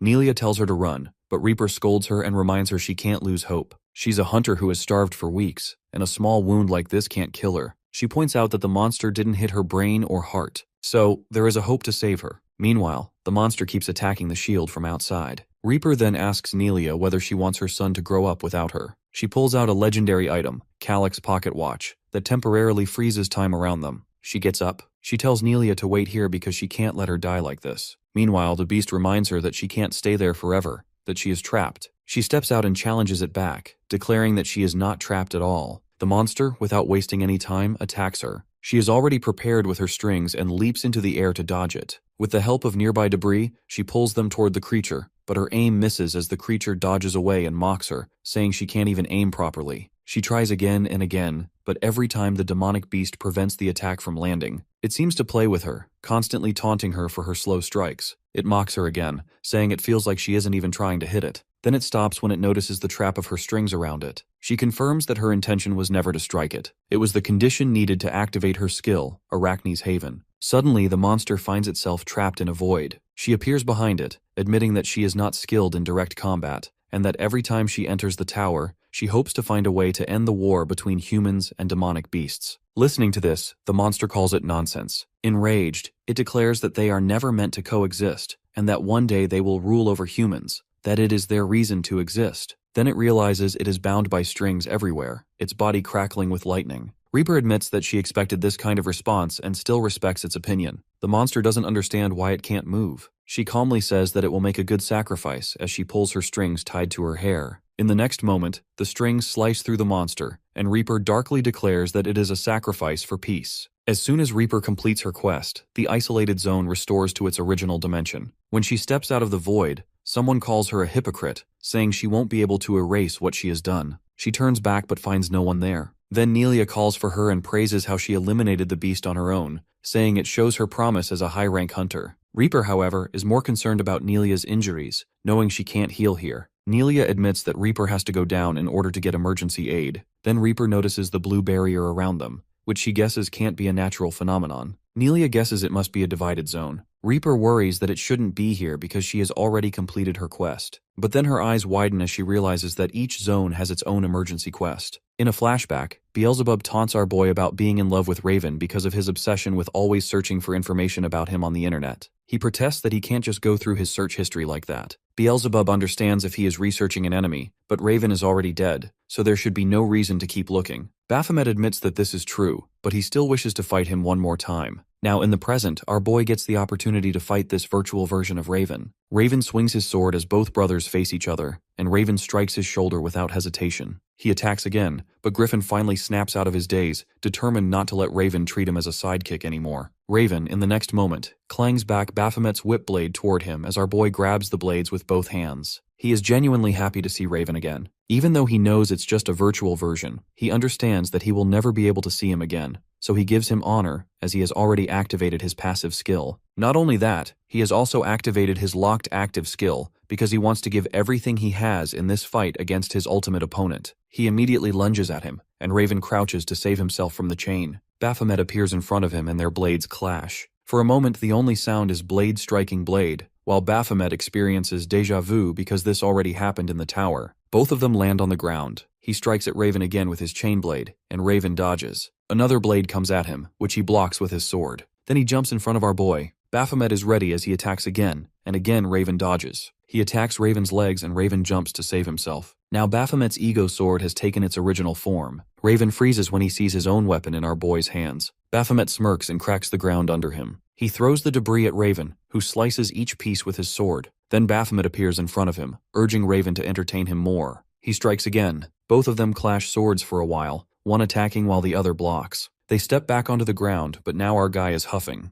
Looking at his opponent, he senses that something is blocking his way. He rushes toward Raven again, but when he gets close, Raven simply pushes him back. He is thrown away, realizing how weak his body is. This is his obstacle. Then Raven notices that Griffin is about to attack him from behind. Meanwhile, Baphomet thinks about how his past fight led him to this moment. This is his golden one-time opportunity, one he will never have again. Yet he wonders, even if he has this chance, can he truly win against Raven? During the tower fight, he managed to kill him only by exploiting a loophole. Otherwise, Raven would have ripped him apart. He regrets being happy about this chance when his body is this weak. Watching the brothers fight each other, he reminds himself why he behaves this way. When it comes to fighting, he fights because that is what he is, regardless of who his opponent is. Then he opens his eyes. His body is engulfed in red energy. Raven, meanwhile, points his sword at his brother, but suddenly he trembles as he senses the presence of a demonic beast. Looking behind, he recognizes Baphomet. On the other hand, the real tower boss is furious at our boy for using the tower system to clear the stage. He is enraged to know that Baphomet dares to hack the system and wonders whether he intends to take over his tower. Meanwhile, our boy receives a notification that his special skill, Conquer, has been activated, giving him access to 15% of the tower system. He agrees to proceed with the system. The skill activates, but its range is limited. Not to mention, because of his low proficiency, the activation is unstable and the result is uncertain. Even so, his skill rises, allowing him to claim the throne. His system urges him to climb higher. With that, he transforms into his demonic beast form, and Raven turns toward him, clearly terrified. Griffin, on the other hand, is confused because he has never seen his brother like this, not ever since he awakened his power during the gate shock. Even after clearing the tower solo, Raven always carried rage. But now for the first time, Griffin sees his brother tremble, his rage replaced by fear. Now he understands that what Raven fears is Baphomet. Looking at our boy's true form, he can't believe this is the same Baphomet who kills and is killed by Raven. Staring at him, he exclaims that he always knew Baphomet was a demonic beast. Raven finally snaps out of his daze and recognizes Griffin as his younger brother. Looking at his body, he can't believe he is alive or how it is even possible. Griffin, however, is taken aback, realizing this copy of Raven is actually acting like his real brother. Baphomet, on the other hand, is laughing like a maniac because the system has restored Raven's data, making this fight completely equal. He is ready to enjoy the fight to the fullest, but in the next moment he freezes, realizing he is stuck inside his beast form as his beast form attacks both brothers. Raven jumps to his feet and says he wants to figure out what is actually going on, but he can't think straight when Baphomet is acting so aggressively toward them. He warns his brother that Baphomet is the mythic tier final boss who can't be defeated by someone like Griffin. Griffin shuts him down immediately, saying that first, he can take care of himself, and second, Raven is the actual enemy of the tower, someone they need to defeat. So Raven should remember his place. Now Griffin knows he has to fight both Baphomet and Raven. He thinks he can do it if he plays his cards right, but he remembers Mr. Ha's words, that he is not improved enough to pass the S-rank tier. Even so, he leaps into the air and attacks Baphomet with a wind slash. He attacks again, but Baphomet blocks his sword, grabs one of his blades, and throws him away. He charges again and tries to slice through Baphomet's body, but terror hits him when he realizes he can't even scratch him. In the next moment, Baphomet roars, filling him with terror and reducing his stats by 50%. Because of the fear, he is paralyzed and unable to move. Baphomet is about to attack him, and Griffin finally understands the true strength of a mythic tier boss. But before Baphomet can strike, Raven stops him and saves his brother. However, he bluntly says he notices no improvement in Griffin, which means Griffin's goal died with him. Griffin's eyes widen in realization as Raven rushes toward Baphomet. Meanwhile, our boy's human consciousness is cursing because he can't control his demon body at all. Then he is hit with the reminder from his system. The result will be uncertain due to his low-level skill. Raven and his demonic beast body clash with each other, but in his consciousness he is irritated, realizing Raven is stronger now, at the peak of his power, and he can't fight him. Both Baphomet and Raven burn with power as their blades collide. Raven realizes something. It feels like someone is keeping an eye on him. Instead of attacking Baphomet, Raven turns toward a small camera-like device and destroys it. Baphomet also realizes that this was the presence he kept sensing. The tower boss does not understand how a mere specter like Raven can do something like this. Raven, on the other hand, feels strangely alive. He understands that the tower retrieved his data in order to use him as a demonic beast. He hates the feeling of being treated as one and looks at our boy, because he knows there is only one way to end this. As Baphomet's demonic body raises its sword toward him, Raven lets the blade pierce through him, knowing he must die again to stop it. After Raven's defeat, the system confirms the quest completion and floor success. Our boy watches the message, teeth clenched, cursing Raven, who stands sweaty and unsure if he still feels pain. The skill deactivates. Baphomet presses his blood-filled blade to Raven's chest as our boy drives his sword in. Raven grabs him, demanding why he's a demonic beast with a human face, curious if a quest caused this. He suspects Baphomet lost his original powers inhabiting a human body and mutters quests to make anything possible before disappearing, leaving Baphomet confused and alone. Later, Chu notes a named demon appears in each chamber. Reaper recounts her fight with demons disguised as twins, thankful for no casualties except Nelia, who's badly hurt and can't continue despite emergency treatment. Nelia insists she can manage, but Chu decides to pause for her well-being, prioritizing safety over finishing the tower. Our boy refuses to abandon the mission or go alone. Reaper protests, questioning his solo plan. She senses his sour mood and wonders what happened earlier. Griffin breaks silence, choosing to stay too, wanting to investigate something, locking eyes with our boy. Chu asks if others want to stay. Zest opts to return with Nelia, blaming herself for Nelia's injury, but reassured it's not her fault. Reaper agrees to continue with Baphomet, Griffin, and others. The Peacemaker girl volunteers, confirmed as Hunter Dakabi, excited to join. Chu heads down with Zest and Nelia, promising to return after Nelia recovers. Zest warns Reaper to stay alert. Reaper commits to caring for Nelia. They step through a glowing doorway. Others continue climbing. Moving forward, Reaper doubts managing alone given the tower's difficulty, suggesting caution until the leader returns. Suddenly, a massive explosion forces them to scramble as metal hands of monsters attack. Panicked, Reaper begs for mercy. Hunters prepare to fight as metallic creatures swarm. A platform appears. Our boy and Griffin jump onto counterattack. Reaper calls halt, feeling lightheaded, requesting a break. Using the golden incense burner, she heals herself and party. In recovery, relieved, she notes they cleared the 89th floor, progressing well. She asks about Griffin's plan. Seated, he says staying put is pointless, needing activity. Eyeing our boy triggers a tense standoff. Reaper senses past tension and wonders its cause. Breaking silence, she introduces herself to Dakabi, indicating Baphomet and Griffin await her. Dakabi explains joining via Nebula Guild to clear the tower safely, meeting Chu during her climb. Our boy asks how she arrived alone and about missing hunters. Dakabi admits demon traps wiped others out in a surprise attack, barely escaping. Our boy finds the backup's poor coordination strange. Reaper defends him, reminding our boy he made it despite losses and chides his cold remarks. She notices something odd about Dakabi. Suddenly, a monster attacks Dakabi. She dodges but is knocked down, struggling to block its weapon aimed to impale her. Terrified, she fires an energy blast, destroying it. Reaper shakily thanks her but senses Dakebi's contempt, which bothers her. Dakebi praises Baphomet's strength, doubting his A-tier rank as he seems stronger. Reaper notices Dakebi stays close to Baphomet, suspects possible feelings, and wonders if that causes Dakebi's hostile looks at her. She rejects the thought but remains wary. They reach the 99th floor with 2 huge doors blocking the path. Our boy notes only one leads forward, requiring choice. He realizes he and Griffin are both in close combat,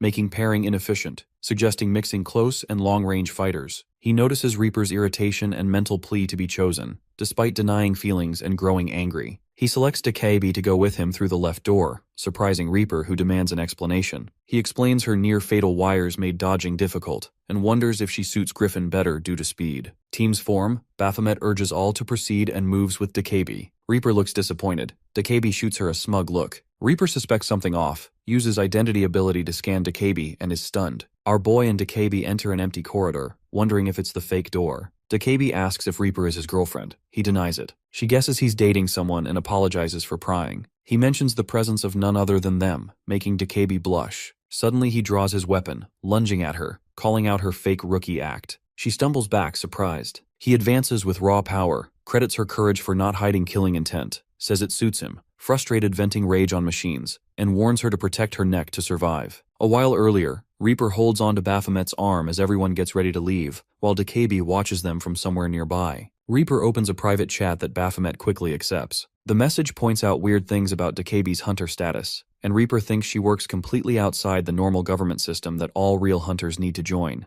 Our boy lets her know he already figured out something was off about her from watching how she acts. She asks about it in shock and confusion, so moving closer to her, Baphomet brings up getting food once they leave this place. Back to the present, Dakebi suddenly rushes forward with her gun, ready to fight, which makes Baphomet move straight toward her with his weapon ready. His blade cuts through the air with huge force, creating a deadly attack aimed right at her. Her response comes incredibly fast as she creates her own attack that crashes into his, and both strikes hit each other hard in midair. He watches her from behind his weapon and launches another wave at her, but she moves smoothly out of the way. More attacks come one after another, all trying to hit different spots to make dodging harder. She drops down low to stay under the strikes going over her head, but another one comes right away, so she jumps up while attacking back at the same time. Both of them lift their weapons at exactly the same moment, and a huge explosion happens right where their attacks meet, sending strong winds everywhere and pushing him back while she lands on her feet. They both stand up at the same time. The ego weapon gives Baphomet important details about how she fights and handles her weapons. She keeps switching between different weapons while fighting, showing skills that most hunters can't match. It also points out she doesn't have a special ego weapon like his, which makes her quick weapon changes even more impressive. Illegal hunters usually use changed programs and forbidden software to hide from government tracking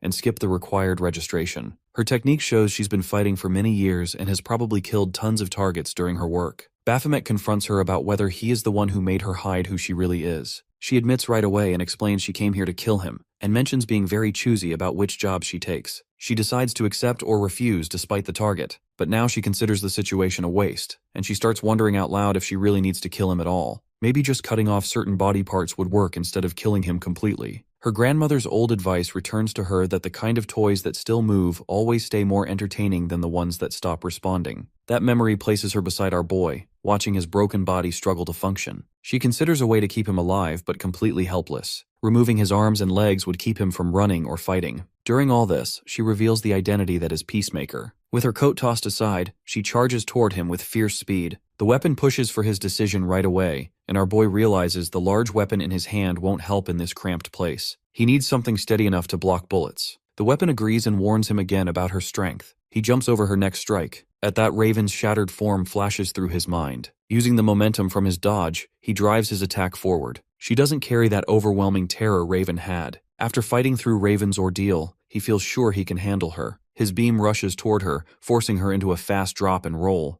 The blast misses her eye by inches. She flips away and lands farther back, so he rises with his weapon, steady and ready. She senses something completely different in him. He corrects her mistaken idea, making it clear she's the one who's a toy in this game. He steps in and swings, and she avoids it by flattening herself on the ground. He pushes out another strike that she stops only by raising her weapon at the last moment. Their eyes meet for a second before she slips out of sight and reappears far away, placing distance between them. She wonders when his strength shoots upward and decides to stop playing around. Her weapon spins as she releases a chain toward him. He cuts through it as it tries to loop around his head. Another blade snaps toward his feet, but he jumps over it and keeps advancing. She rushes after him, whipping her chain from every direction. He blocks every strike while thinking of Raven in the back of his mind. He slams the chain aside and pushes forward. A sudden explosion covers everything in thick smoke and she loses track of him completely. He reappears behind her, moving too fast for her to follow. The difference between this fight and Raven's overwhelming pressure becomes clear in his head. His weapon crashes into her hip with force. She reacts with excitement and throws her chain again,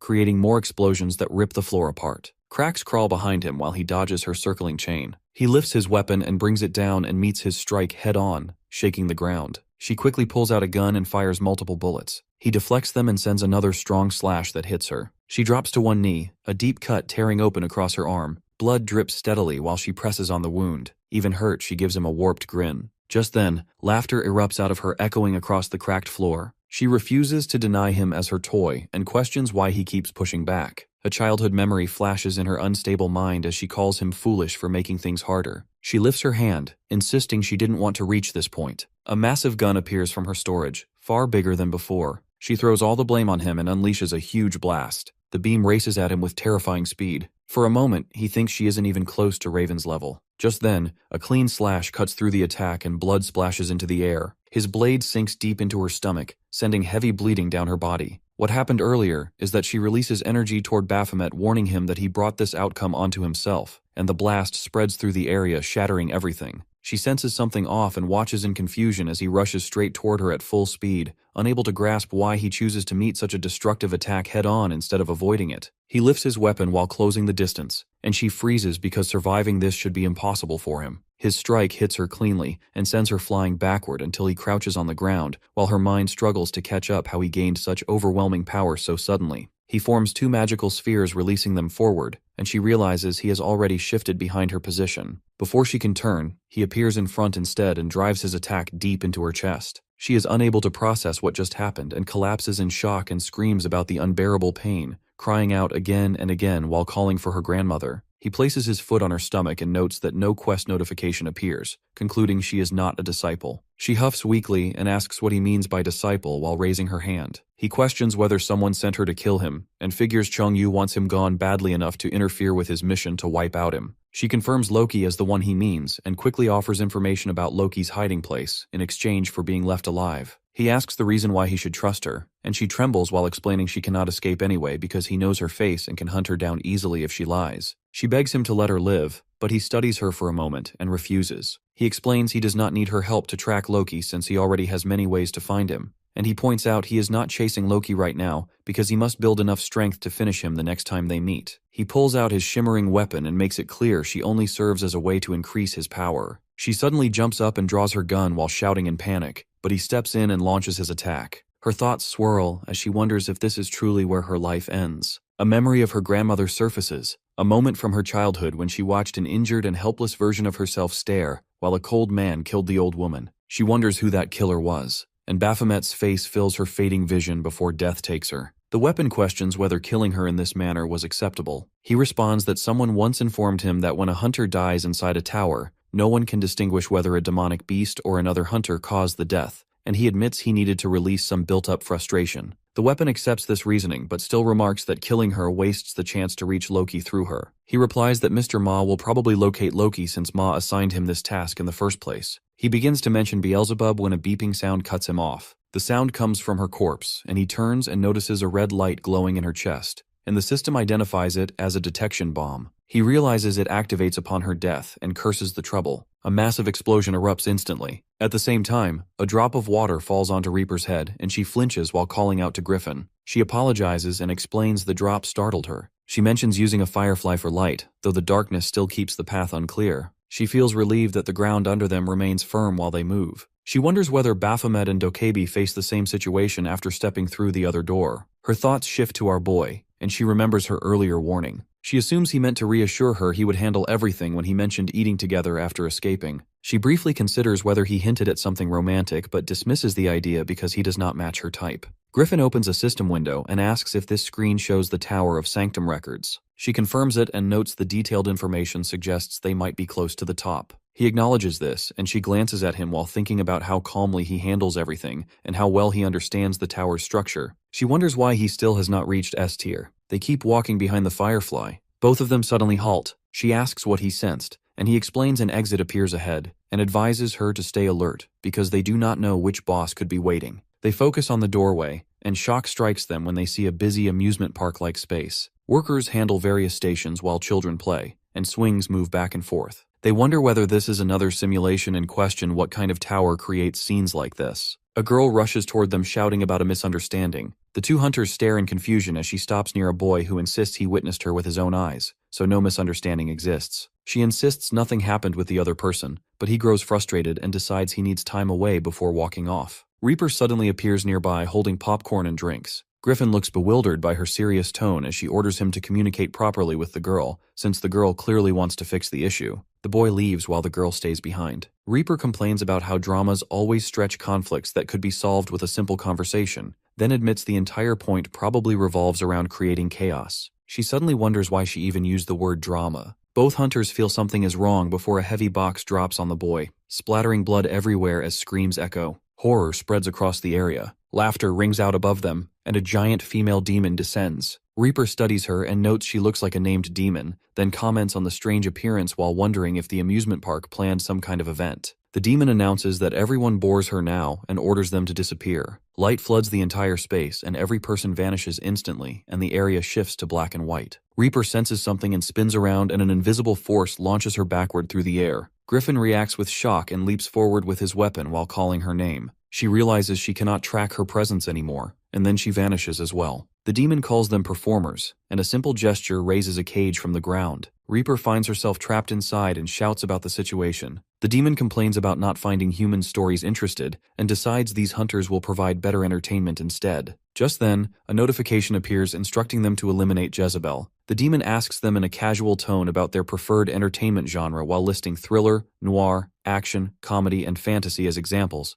Yet she makes it clear they never had any real choice because romance remains her personal favorite. Reaper struggles with everything she has to escape the cage holding her, but the demon orders her to stop resisting. Reaper demands her release and questions what purpose the demon has for her, pushing all her strength into the bars, only to find the cage refuses to move even a fraction. She immediately attempts to open her inventory, and a system window flashes an error in front of her. The demon laughs at her failure and taunts that proper casting always requires background checks on actors. She reveals she already knew Reaper could use a large number of items, so she adjusted the system to block that ability. She refers to Griffin as the co-star and identifies him as the younger brother of the legendary hunter Raven, commenting that his technique feels lacking and pointing out how difficult it always becomes when someone tries to match an older sibling's reputation. Reaper recalls what the virtual reality simulations already proved, that the creatures in this one possess information about the outside world, and the real issue is to find out exactly how much they know. She decides rushing into action would only make things worse. A slash of attack suddenly lands on the demon's face, and Reaper turns in confusion toward Griffin, who launched the attack while glaring in anger. The demon smirks at both of them and assumes they seem prepared to begin. She raises her hand and snaps her fingers while announcing the start of the show. Reaper watches in confusion as the demon starts narrating a story about an ugly girl who lived in an old village. She identifies Reaper as that girl. Reaper protests instantly, but the demon continues describing how the girl reached her final marriageable years without receiving a single proposal. Reaper tries to argue she is still young, yet the demon ignores her and continues with the tale of how no man wanted to marry the girl. Reaper fires back with the claim that her own wealth and appearance attract plenty of suitors. The demon keeps going and introduces the one exception, the most handsome young man in the village. Reaper calls the idea insane,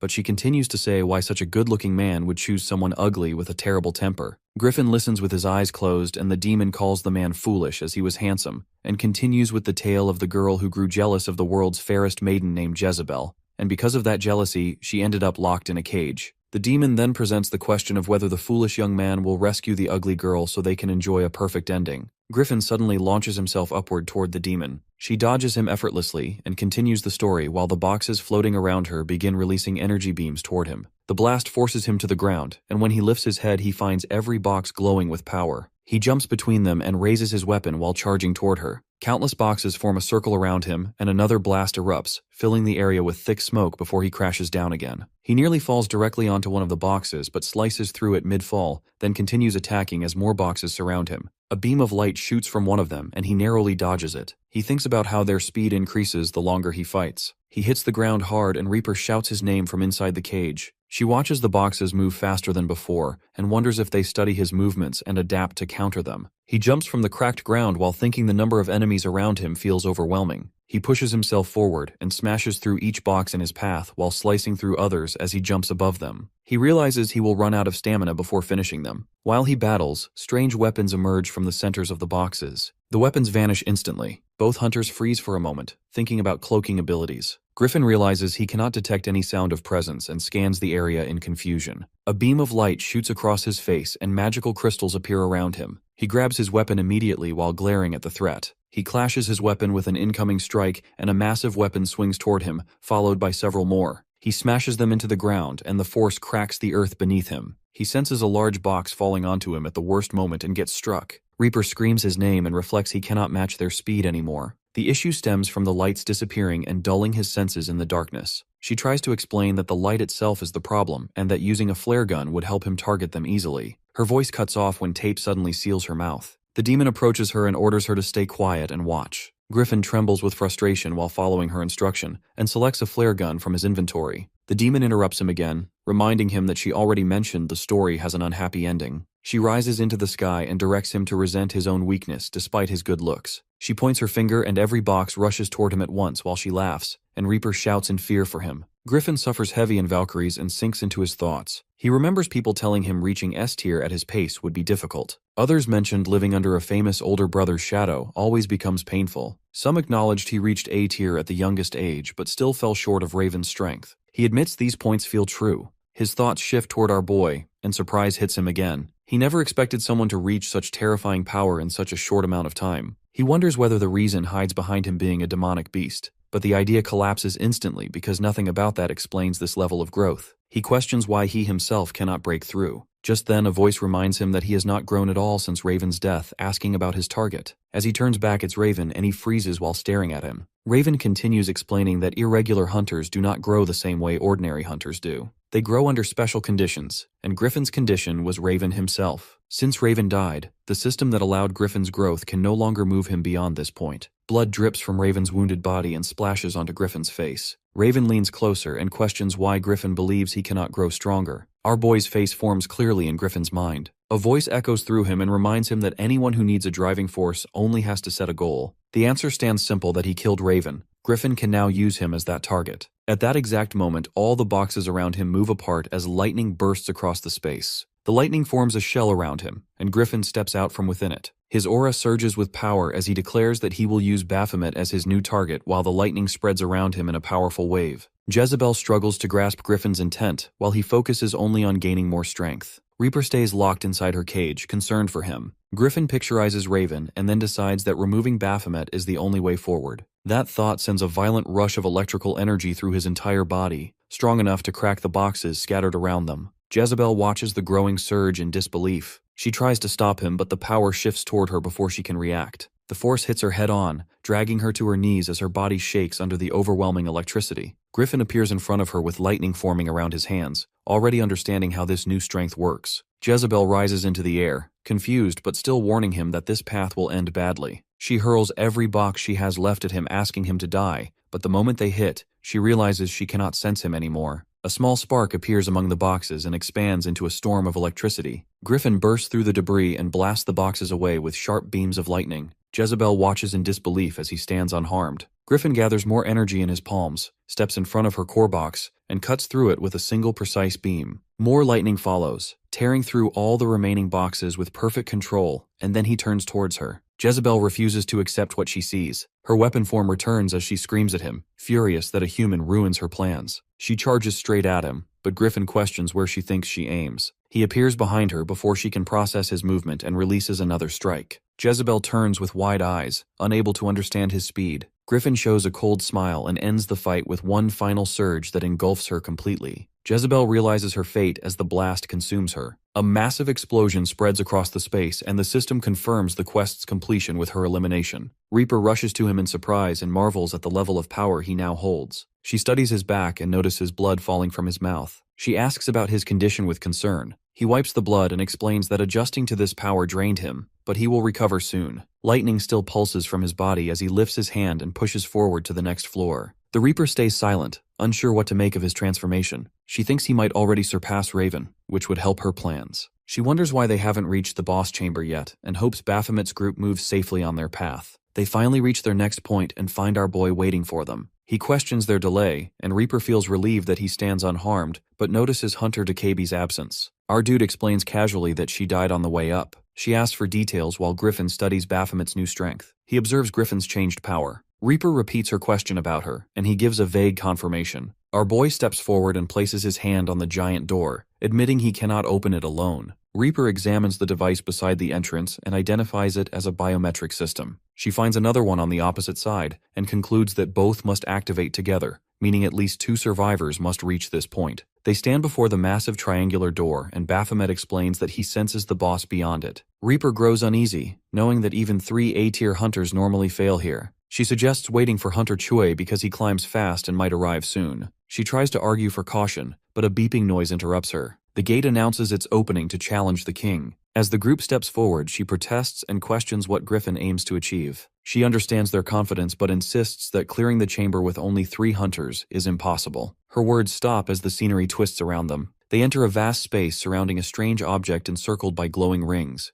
A voice welcomes them to their final destination. They look upward as an explosion erupts. The boss appears and comments on their slow pace, irritated that he had to wait. Pharaoh reveals himself as master of the Tower of Sanctum. He approaches and acknowledges Griffin and Reaper as strong opponents. Pharaoh admits he expected their destruction of his subordinates and explains that he used those battles to gather perfect data on each hunter. In his view, they now move exactly as he predicts. He references the human ranking system and notes that the 3 of them remain only A-tier hunters, making the outcome clear to him. Pharaoh offers them a chance to abandon their human limits and join him through advanced technological transformation. Our guy interrupts him and mocks him as a useless tin can. Pharaoh freezes for a moment, startled by the insult. Our guy lifts his hand and gathers energy while teasing Pharaoh's appearance. He wonders if diamonds protect Pharaoh's core and states they will test his durability. Griffin prepares his own power beside him. Our guy finishes his challenge by declaring they will find out through a direct fight. Pharaoh accepts, points forward, and launches a wave of flying weapons. A massive explosion signals the start of the battle. At the Office of Hunter Association, a female worker handles night shift tasks at her desk. A colleague approaches, surprised she hasn't gone home yet, and invites her for coffee. The worker hesitates because she cannot miss a tower clearance notification, or she will face trouble. The colleague offers to bring coffee back for her, and she accepts with gratitude. She continues typing until something on her screen catches her attention. The colleague notices her reaction and asks what happened. The worker explains that she cannot understand how the Tower of Sanctum is already cleared when it appeared only recently. Meanwhile, the tower is destroyed. Later, citizens gather along the streets chatting casually until someone notices a hooded figure approaching. A person points toward a newcomer, and the crowd hurries over with excitement. They surround the hooded figure and mention hearing about the hunter who cleared the Tower of Sanctum. The government labeled the tower as a legendary tier, which leaves everyone eager to know how an A-tier hunter achieved such a result. The hooded figure begins to respond, but only mentions landing the final hit before running away. The crowd calls out while she escapes, revealing Reaper running in panic from the attention. Elsewhere, Beelzebub enjoys ice cream while discussing the situation with Baphomet. The system credits Reaper for clearing the tower, yet Baphomet insists he and Griffin fought the boss until the final moment. Our boy explains the story and the scene shifts back inside the tower as an explosion shakes the battlefield. Pharaoh praises both fighters while his damaged body regenerates instantly. He explains that his body can recover endlessly, leaving both hunters stunned and aware that only one option remains. Baphomet calls for Reaper and reminds her of the Void Cube's special effect. The item erases anything placed inside and he urges her to throw it at the boss. She processes the instruction, charges forward, and hurls the cube directly at the demon.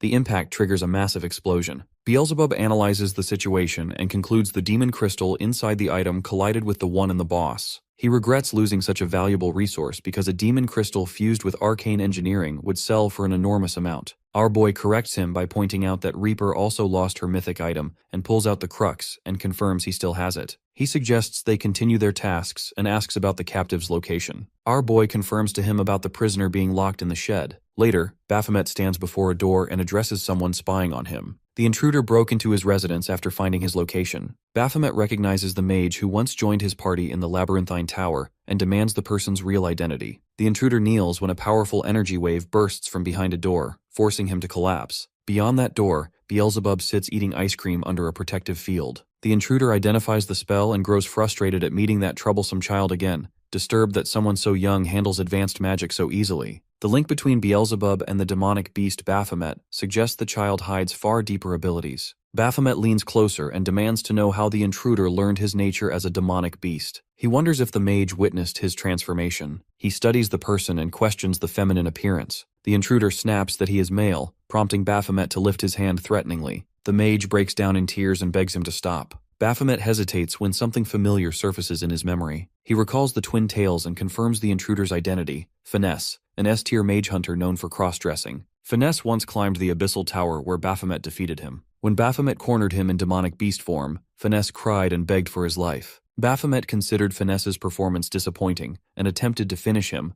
but Finesse's forbidden magic activated automatically. The emergency warp spell teleported the hunter out of the chamber, leaving Baphomet confused. The spell punished Finesse by resetting all his stats. In the present, Finesse explains losing his S-tier rank because of those penalties. He needed to climb towers repeatedly to rebuild his strength. He then presses Baphomet's identity as demonic beast and demands to know how he took human form. Baphomet questions whether that knowledge changes anything, and Finesse threatens to expose him to other hunters. Baphomet comments that few would believe such a claim without proof. Finesse insists he will inform the Central Agency for Hunter Affairs if needed. That threat triggers laughter from Baphomet, and he moves closer and asks whether Finesse possesses any real evidence. He also notes that Finesse entered his territory alone and wonders about the hunter's judgment. Fear overtakes Finesse as Baphomet asks for a preferred cooking method. His aura grows heavier while he lists brutal options such as beating the victim beyond recognition, puncturing the body until blood pours out, or slicing off limbs slowly. Finesse trembles and demands to know why he must hear this, and his innocent tone catches Baphomet off guard. Baphomet pauses before warning that survival depends on cooperation. He assigns 2 tasks. The first requires locating Loki. Finesse asks who that is, and Baphomet explains Loki works off-record without government registration, making any normal search useless. The second task involves something drawn on paper. Finesse refuses to help a demonic beast, but our boy responds with a heavy kick that slams Finesse to the floor. He stands over him and explains that Finesse fails to understand the situation. He calls for Beelzebub, who reveals placing one of his familiars inside Finesse during the earlier capture, and any disobedience will trigger a lethal poison. Finesse freezes in shock, and Baphomet adds that he does not care if Finesse exposes his identity. Baphomet remarks that letting Finesse leave freely would waste a useful asset. He smiles darkly and promises to drain every drop of usefulness from the hunter's soul. Beelzebub grins and warns that Finesse will soon learn exactly how terrifying demons can be. Baphomet's expression grows even more unsettling as he tells Beelzebub he looks forward to watching Finesse fall into despair. Beelzebub agrees that nothing matches the taste of a miserable soul, and both of them laugh as Finesse flees in fear. As they both watch him run, Baphomet wonders if Beelzebub lied about planting the familiar. Beelzebub confirms the bluff worked since Finesse nearly collapsed from fear alone, and the threat is enough to control him. Beelzebub then questions our dude why they cannot use Mr. Ma for information instead, believing he could work faster. Our dude explains he has not contacted him in a long time and prefers methods that let him work freely. Baphomet then asks Beelzebub to teach him magic. Beelzebub forms a barrier to demonstrate and questions Baphomet's sudden interest. He wonders if something happened inside the tower, and he suggests starting with simple spells since Baphomet favors martial combat. Our dude insists on advanced magic, and Beelzebub studies him silently, takes a deep breath, and looks back in shock as Baphomet creates the barrier perfectly after seeing it once. Beelzebub emphasizes that he only demonstrated it a single time and asks how Baphomet managed to copy it so easily. Baphomet never used this ability before, which leaves Beelzebub amazed at his potential. Baphomet responds with confidence that he suspected this talent. Beelzebub suggests changing classes entirely because Baphomet could reach Archmage level with proper training. Baphomet agrees and mentions that he has been using his body incorrectly this whole time. Beelzebub notices the strange phrasing and questions whose body Baphomet actually uses.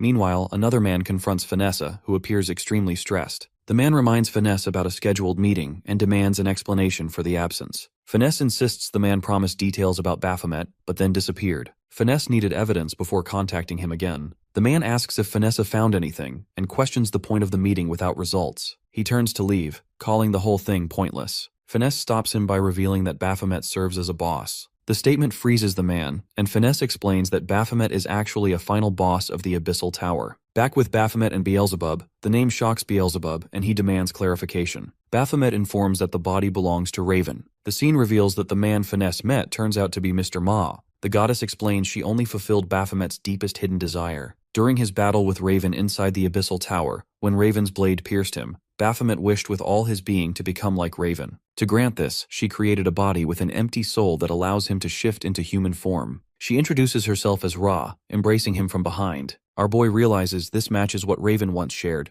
that Raven never truly controlled his own body. Beelzebub examines the massive mana inside the new body. He had never paid attention to it before, but now sees it as overwhelming. He assumes Raven's unique fire magic would need such a reserve, but our boy corrects him. Raven's skills require no mana, activating freely without cost. This shocks Beelzebub. Our boy explains that the Raven in the Tower of Sanctum was a virtual copy, much weaker than the original, but when it gained awareness and acted with intent, it became the Raven they remember. His body instinctively wrapped itself in buff magic and layers of enhancement that boost physical strength and endurance, because in a tower with repeated long battles, raw strength is more valuable than flashy magic limited by mana. Beelzebub summarizes this as a combat style, one overpowering unique skill, supported by continuous buff magic coating the entire body to dominate any fight. He plans to adopt Raven's method. He recalls how, as a low-tier demonic beast, he learned through many deaths and hardships, so this is nothing new. While he already has buff skills, they only activate under certain triggers. Unlike Raven, who freely casts buffs, Beelzebub must teach him how to freely use buff magic. Confused by the term, Beelzebub denies knowing anything beyond battle strength buffs. Our boy leans his forehead against Beelzebub's chest briefly, then chases after him in frustration, accusing him of avoiding his teaching responsibilities. Beelzebub insists he only knows buffs tied directly to combat power. Our boy reminds him that he once claimed to be an archmage who mastered every magic field. Beelzebub dismisses support magic as beneath him, but hints that someone else fits the role perfectly, pointing our boy toward her. Later, Yunseon examines our boy and confirms his arm is fully healed. After clearing the tower, his body holds up well. She asks him to repeat what he said earlier, and boldly asks what he expects to learn from her. He doubts his choice to seek help from someone so unreliable, and as he turns away, she grabs him from behind. She says she heard about his interest in buffs and reminds him that she's a buffer. He explains he finally understands how buffs support battle strength. Yunseon agrees to teach him but demands payment. He already expects this and asks what she wants. She extends her hand, hinting that she desires his labor work. His cap slips off as she steps closer, making it clear she's serious. At an orphanage, children gather around him. He surprises them by grabbing a boy's arm, tossing him lightly, then catching him immediately, thrilling the kids. Yunseon reminds them that health checkups come first. While she conducts medical exams,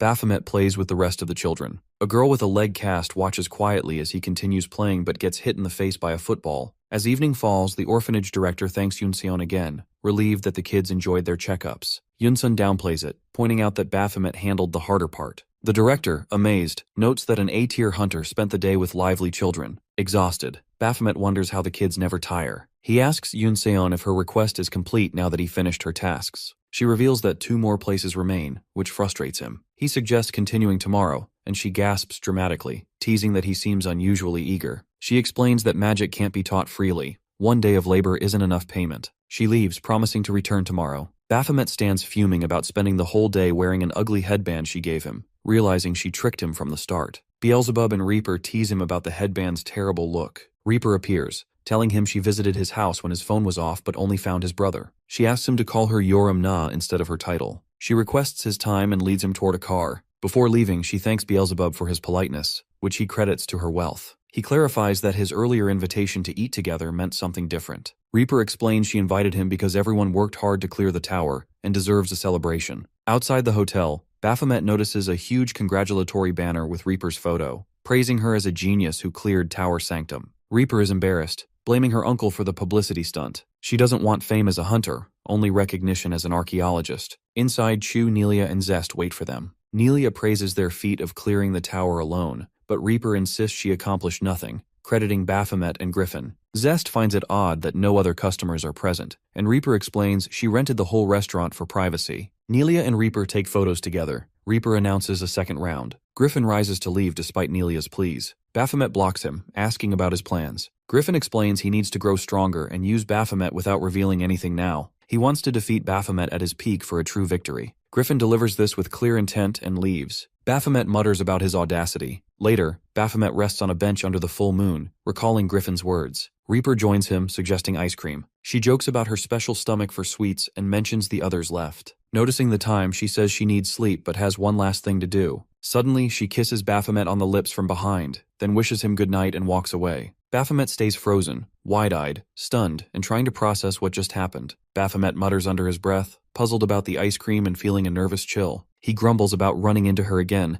but a voice from behind interrupts him. Chu appears, mentioning he expected Baphomet to have gone home already, and says it's convenient because he wanted a moment alone with him. Noticing Baphomet's flushed face, Chu guesses he probably drank quite a bit. Baphomet brushes it off and asks what Chu wants. Chu smiles and asks what drives Baphomet as a hunter. Baphomet questions again, prompting Chu to explain that some hunters chase money, some follow a calling, and some fight for a cause. He waits for Baphomet's answer. Calmly, Baphomet says he enjoys standing in the heat of battle and wants to reach the peak where the strongest stand. Chu smiles, saying it would be a waste to overlook such potential, then asks Baphomet what he thinks about joining the Nebula Guild. Later, back at the orphanage, the director thanks Yoon-seon again while Baphomet watches her seriously. Yoon-seon says helping children gives her deep satisfaction and pride as a doctor. She asks if he agrees it's rewarding. He responds dryly that it's fine and reminds her not to avoid their agreement. She feigns innocence and asks why he thinks she dragged him all the way there. She starts teaching him magic. He releases a controlled burst of mana. Yoon-seon watches with glowing eyes, surprised at how fast he picks it up. She admits teaching him might be fun after all, and understands why high-rank hunters seek prodigies, and they want to see how far they can rise. She explains that as his stats improve, new techniques will open, which she can teach if he wants. He says he wants them, but casually adds he's done with her guild. Stepping closer with a grin, she demands what he means. He reveals another guild approached him. Her voice tightens as she asks which one. He pretends to think before naming the Nebula Guild. They descend stairs as she repeats the name in shock. He notes he doesn't need to explain more. Guilds offer big sign-on bonuses, expensive gear, supplies, and tower access, things she knows well. Sweat covers her face as he reminds her she tricked him, dragged him into a dungeon, locked him into a guild with a ridiculous name, and bossed him around just to teach one skill. He ends there and tries to leave, but she drops to her knees. He tells her to treat the skill he learned as payment every time she uses him. Desperate, she asks what it would take for him to stay offering money, power, anything. He says he needs none of that. He will stay only if she accepts one condition. She asks what condition. He explains he wants to play among the strongest, but can't do that with a weak guild. She realizes he means she must expand it. Leaning in, he adds one more demand. She must throw away the awful guild name. Later, at Heaven Hotel, a man at reception confirms a reservation, and that belongings will be delivered upstairs. A couple walks by. The man comments on how expensive the hotel looks and wonders about room cost. The woman reassures him he only needs to focus on her. They stand in front of Reaper's congratulatory banner without noticing. The man jumps at the banner and asks who the hunter is. Someone nearby explains the hotel heir is a hunter and attractive. The woman bristles, demanding what he just said as Reaper passes by, raising her phone to show him something she found.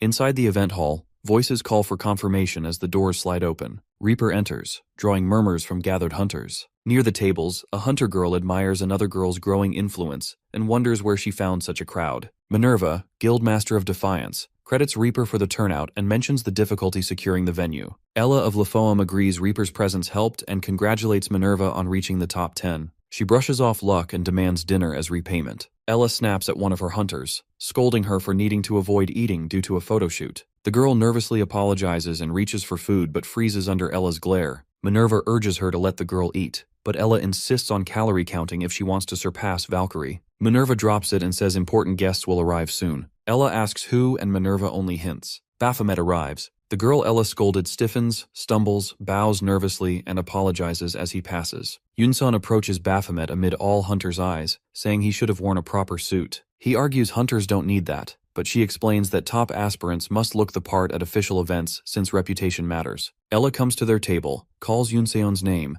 and asks if she'll finally take her guild seriously. She asks why Yoon-seon abandoned her cute guild name. Yoon-seon answers that Baphomet forced her to change it or he would quit. Ella looks at Baphomet eating cake and asks if that's why. Minerva studies him as Ella wonders where Yoon-seon found someone like him. Yoon-seon explains he didn't join for money but because he admired her skills. Ella laughs, asking how much to bid to steal him. Yoon-seon snaps at her to stop. He's their only hope. Minerva narrows her eyes, asking if Yoon-seon contacted her earlier, knowing Baphomet would show up tonight. Yoon-seon is confused until Minerva mentions her ex-husband. Suddenly, a hand rests on Yoon-seon's shoulder. She freezes as a man leans close and greets her, asking how she's been. Across the room, Baphomet stands among hunters, thinking how much he dislikes attention. He recalls orientation days when standing out made things harder. He spots Reaper entering, guesses the hotel belongs to her family, and the memory of their kiss flashes in his mind. He gulps his drink, pretending not to see her. Suddenly, a man shouts Reaper's name, startling Baphomet. The man storms toward her furious, claiming she promised him a date after clearing the tower. Reaper denies making any such promise and says she already paid any debt she owed. The man grabs his head, mutters her name, and orders her to stop messing with him. His hand lifts toward her, but before he can touch her, Baphomet steps in, grabs the man's wrist, and Reaper calls Baphomet's name in shock. Baphomet grips Barg's hand firmly as Barg studies him with unease, sensing the wild pressure of a demonic beast's blood aura. Barg questions if Baphomet is a hunter. Reaper shows clear surprise, noting Baphomet usually avoids crowded events. Baphomet wonders why his presence causes trouble. When he hints at something but stops, Barg urges him to finish, then jokes that Reaper might be his girlfriend, concluding Baphomet must be a hunter, and immediately asks about his guild. Baphomet names the Wilderness Guild but quickly corrects to Sweet Pink Angel Guild, offending our boy, who explains he's never been familiar with Wilderness Guild and is disappointed Reaper spends time with hunters he sees as inferior. When Baphomet questions his identity, he proudly states he's from the Guardians Guild, which climbed rapidly into the top 3 by clearing towers at record speed. Baphomet admits ignorance about Guardians and taunts him by bringing up Nebula Guild, angering and shocking our boy. Reaper laughs at the idea someone wouldn't know a top 3 guild. Both men stare at her blankly as she catches her breath. Barg grits his teeth, glaring at Baphomet, wondering how he keeps such an attitude while belonging to a guild Barg deems worthless. Barg notices Minerva, Defiance Guild's master, seated among guests. He approaches Baphomet, suggests leaving, but soon loudly proposes something to Minerva. She shows interest as he explains the atmosphere is too quiet for hunters used to constant action. Some whisper about the refined event, while Barg recommends a competition. Minerva asks if he means a friendly duel. Ella tenses, warning that guild leaders are present and even friendly fights risk offending others. Barg insists it will remain proper if both sides agree and points to Baphomet as his chosen opponent. Ella objects to a fight in a formal setting, but Minerva admits boredom, surprising Ella. Their eyes shift to Yun-Seon and her ex for their opinion. Later, Baphomet faces Barg as the match begins. Ella murmurs about the odd situation. One side represents Yun-Seon's guild, the other the Guardians Guild master. Minerva apologizes for the fight's location, saying she only arranged the venue. Reaper reassures her that reconstruction was planned. Reaper hides worry, suspecting Barg has more experience, though she acknowledges Baphomet's talent is above average. She suspects Barg wants to embarrass him publicly. Barg smirks, revealing he personally requested the venue but warns the crowd not to expect entertainment since the match will end quickly. He studies Baphomet sharply, calling him a third-rate hunter for belonging to a third-rate guild. He questions how Baphomet got invited and insists he should have stayed hidden to avoid humiliation. Baphomet interrupts impatiently, urging Barg to start and criticizing unnecessary talk. Barg questions his confidence as tremendous energy erupts from his hand and spreads. Declaring he'll crush Baphomet's confidence, Barg lunges at him with terrifying speed. Baphomet bends knees as Barg vanishes and reappears above him in a flash, showing mastery of speed combat.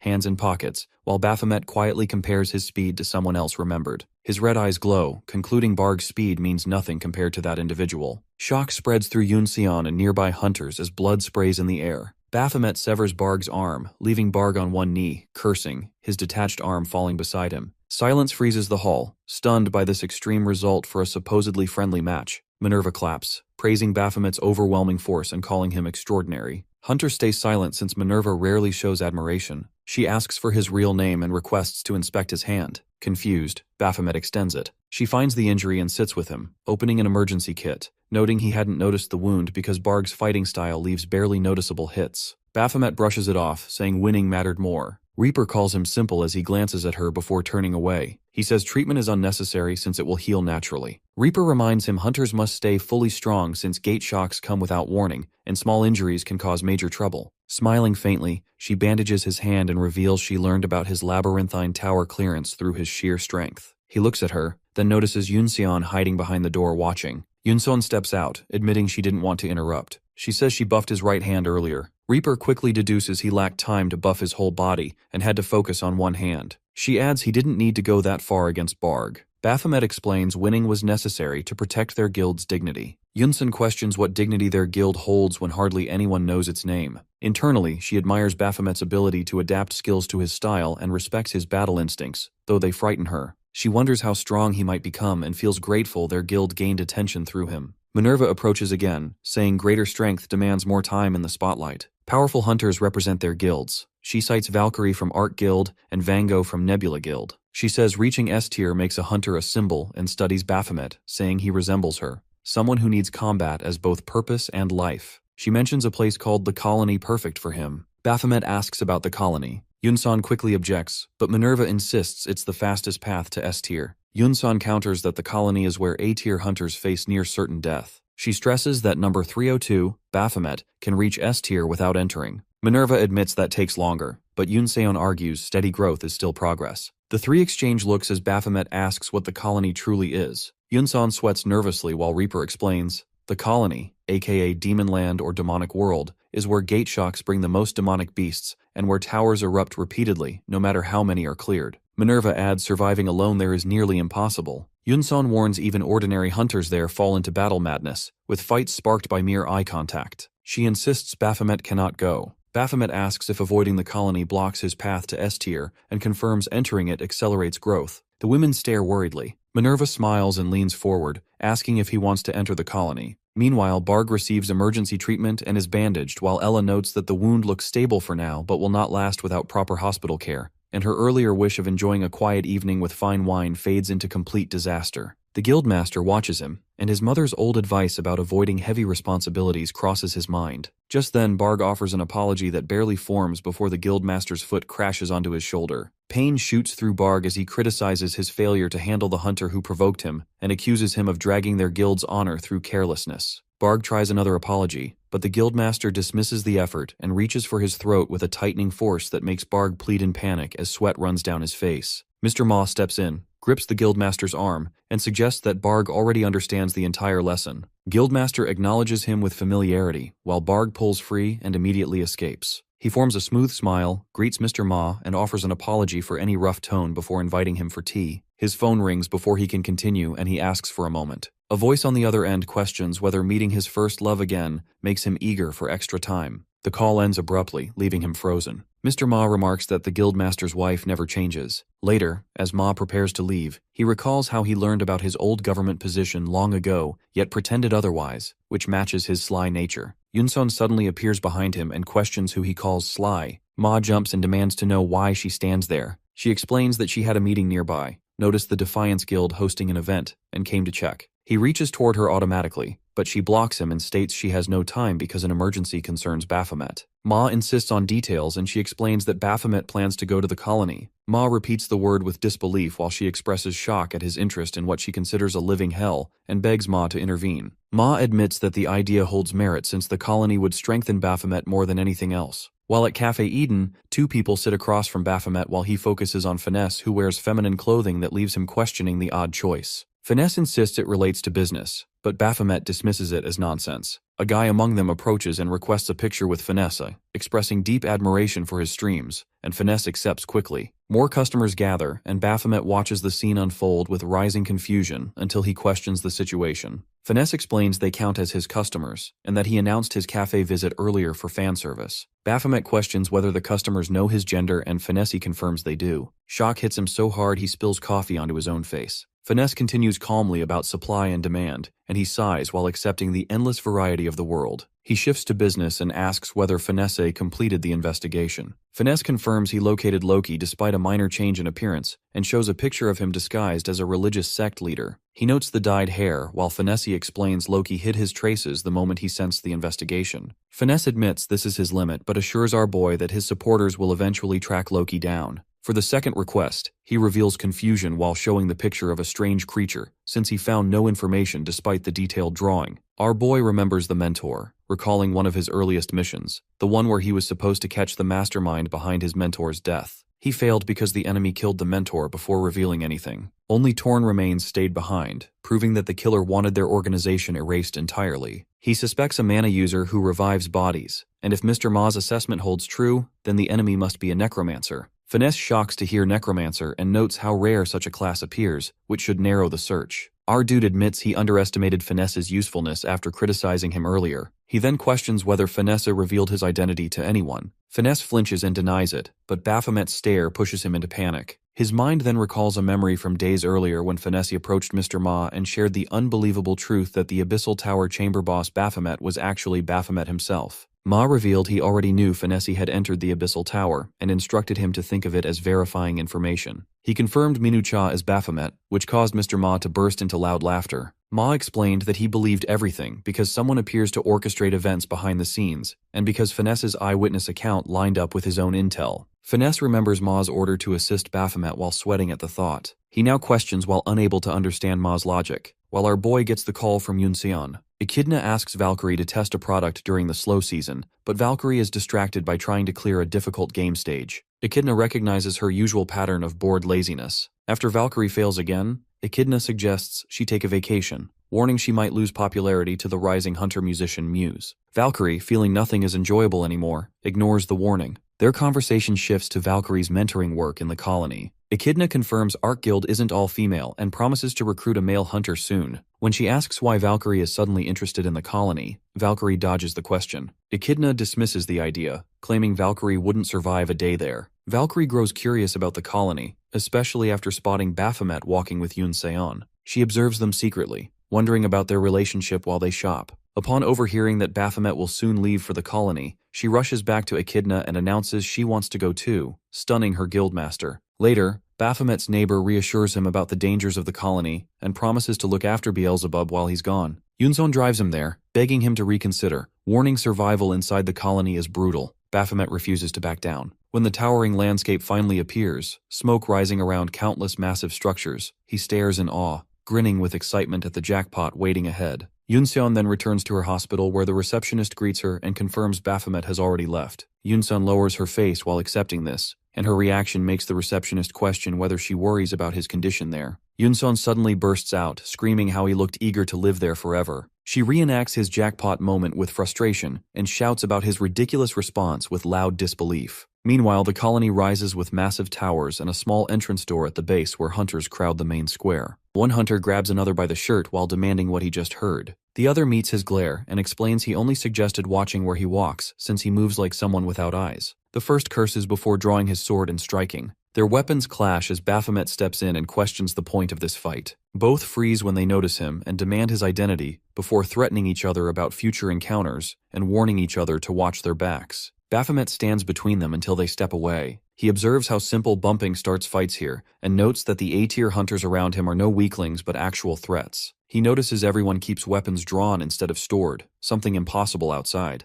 A sword slash suddenly bursts near him as a hunter gets decapitated. Two hunters behind him laugh and celebrate a perfect hit. They mock the injured man by questioning whether the injury hurt too much before explaining he deserved it for trying to flee the colony in fear. They question why he ran now and complain about tolerating him. Our boy watches with calm understanding that anyone trying to leave becomes a loser in their eyes. A-tier hunters receive respect everywhere else, yet here everyone judges skill alone. He feels genuine affection for this place as his aura expands. A voice calls his name from behind, and Mr. Ma arrives on a bike with Yoon-seon and confirms they finally found him, which leaves Baphomet confused. Later, inside a tower, a man and woman in uniform sit together. The woman introduces herself as Jumi Kim from the colony shelter, while the man introduces himself as Haru Kang. Baphomet recognizes them as the ones he barely dodged earlier and questions such an aggressive greeting. They brush this aside because killing an A-tier hunter was never their intention. They explain they received contact from the Seoul branch of the Central Agency of Hunter Affairs, and then question his information about the colony before arriving. He responds that he only heard towers appear constantly and attract A-tier hunters who want quick advancement to S-tier. The staff members step forward and begin summarizing. Haru explains that their job is introducing the colony system, and he requests permission to continue. Hunters receive shared living quarters of 4 at assigned locations where volunteer S-tier hunters serve as mentors on standby.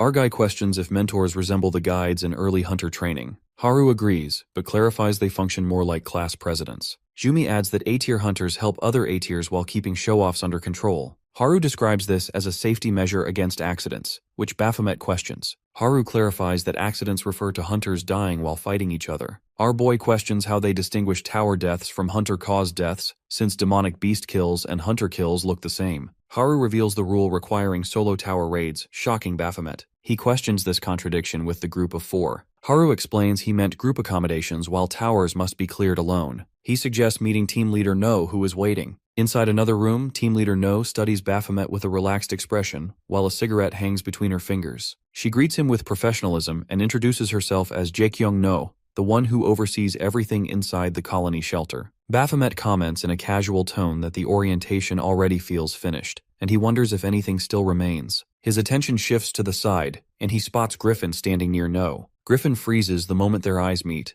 and Baphomet questions how he ended up here while No quietly notes the familiarity between the two. At headquarters, Mr. Ha reacts with open disbelief after hearing that Griffin entered the colony, despite the records confirming he reached S tier without needing this place. He turns to his subordinate with sharp irritation and demands to know if he encouraged Griffin to go in. Zest quickly denies giving any advice without permission, which forces Ha to conclude that someone else convinced Griffin behind his back. He falls silent for a moment and then orders his staff to alert him the moment Leader Ma arrives. Back inside the tower, No explains that Griffin and Baphomet will now split up and head to their rooms before starting their activities, and assure them that staff members will handle the rest. Their eager faces draw his attention, and she remarks that every newcomer steps into the colony with the same bright look before the atmosphere eventually breaks it. She describes this place as a harsh world where hunters claw their way to S tier, and he mentions how many actually achieve that goal after entering. She brings up Raven as the most known case, which leaves both men reacting with clear surprise. Our boy questions why Raven's name enters the conversation, and No takes that reaction as a sign of genuine ambition, since that title belongs to the greatest Thunder. No then asks for their first impressions and directs his attention to Griffin. He explains that nothing stands out except the large number of towers, and the understanding that clearing those beasts will push him to S tier fast. He keeps his eyes locked on Baphomet during his explanation, and Baphomet returns the look with a faint smile. No comments that Griffin matches the rumors and turns toward Baphomet. Baphomet responds by questioning whether reaching S tier through tower clearing should not be considered a basic standard for hunters. Griffin watches him with quiet focus, while No listens with interest. Baphomet adds that he came here because he intends to fight every hunter inside the colony. His serious tone leaves both staring at him for a moment before No bursts into loud laughter. No remarks that this mindset is completely different from the usual answers she hears and expresses high expectations for both of them. She wonders who will tear through the colony and reach S tier first and wishes them strength before they begin. After he leaves,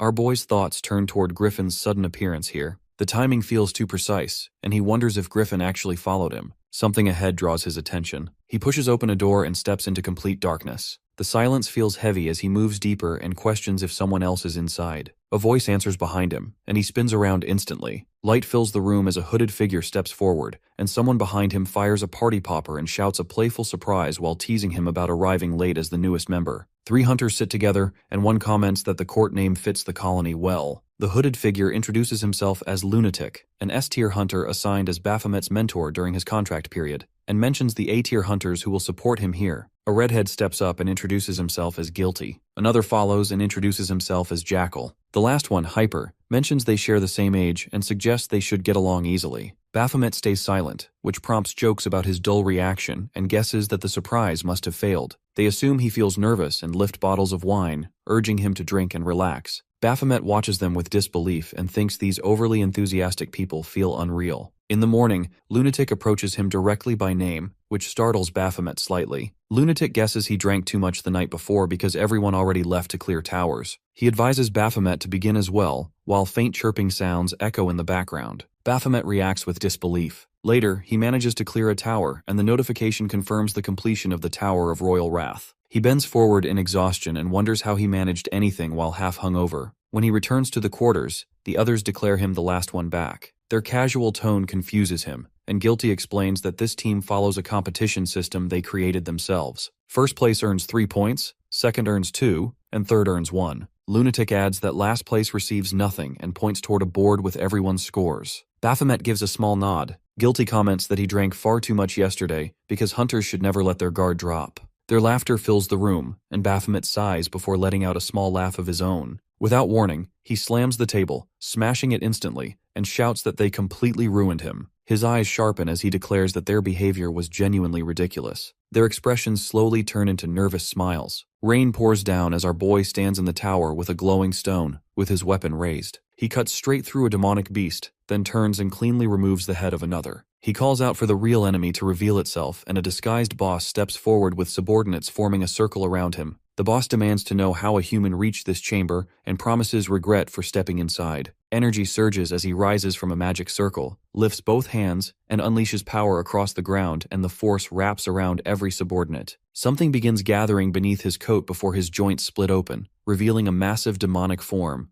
Amon, the boss of the Tower of Darkness. Amon lifts his arm and creates a swirling mass of magic while declaring that our guy should feel honored to become his sacrifice. A magical blade flies toward him, who responds that the dramatic transformation deserved a better attack. He jumps above Amon and slices through him in one clean strike, shocking the demon. Baphomet calls him another weakling before a massive explosion erupts. Later, our boy cuts down another demon while Hyper watches in disbelief. He drops from above and splits the creature cleanly. Jackal joins Hyper, amused by the display, just as Baphomet binds another demon with his chain weapon. Guilty arrives as well, and all three stare wide-eyed. When they look back at Baphomet, he gives them a relaxed smile. The board soon updates, showing Baphomet at the top with the highest points, leaving them stunned. Then the scene shifts to Sujin Yeo, who is confirming arrangements over the phone and offering extra assistance. The person on the call mentions her 3 years of work at the colony branch of the Hunter Agency. Nearby, a man suddenly approaches a female worker and shouts about being told to wait. She reminds him of the rules, while Sujin thinks about how they usually manage troublesome hunters like him. A newly hired worker nearby looks ready to cry, reminding Sujin of how easily frightened she used to be. Sujin steps forward and lists his violations, including 3 counts of property damage, 5 assault cases inside the call unit, and several counts of threats and verbal abuse.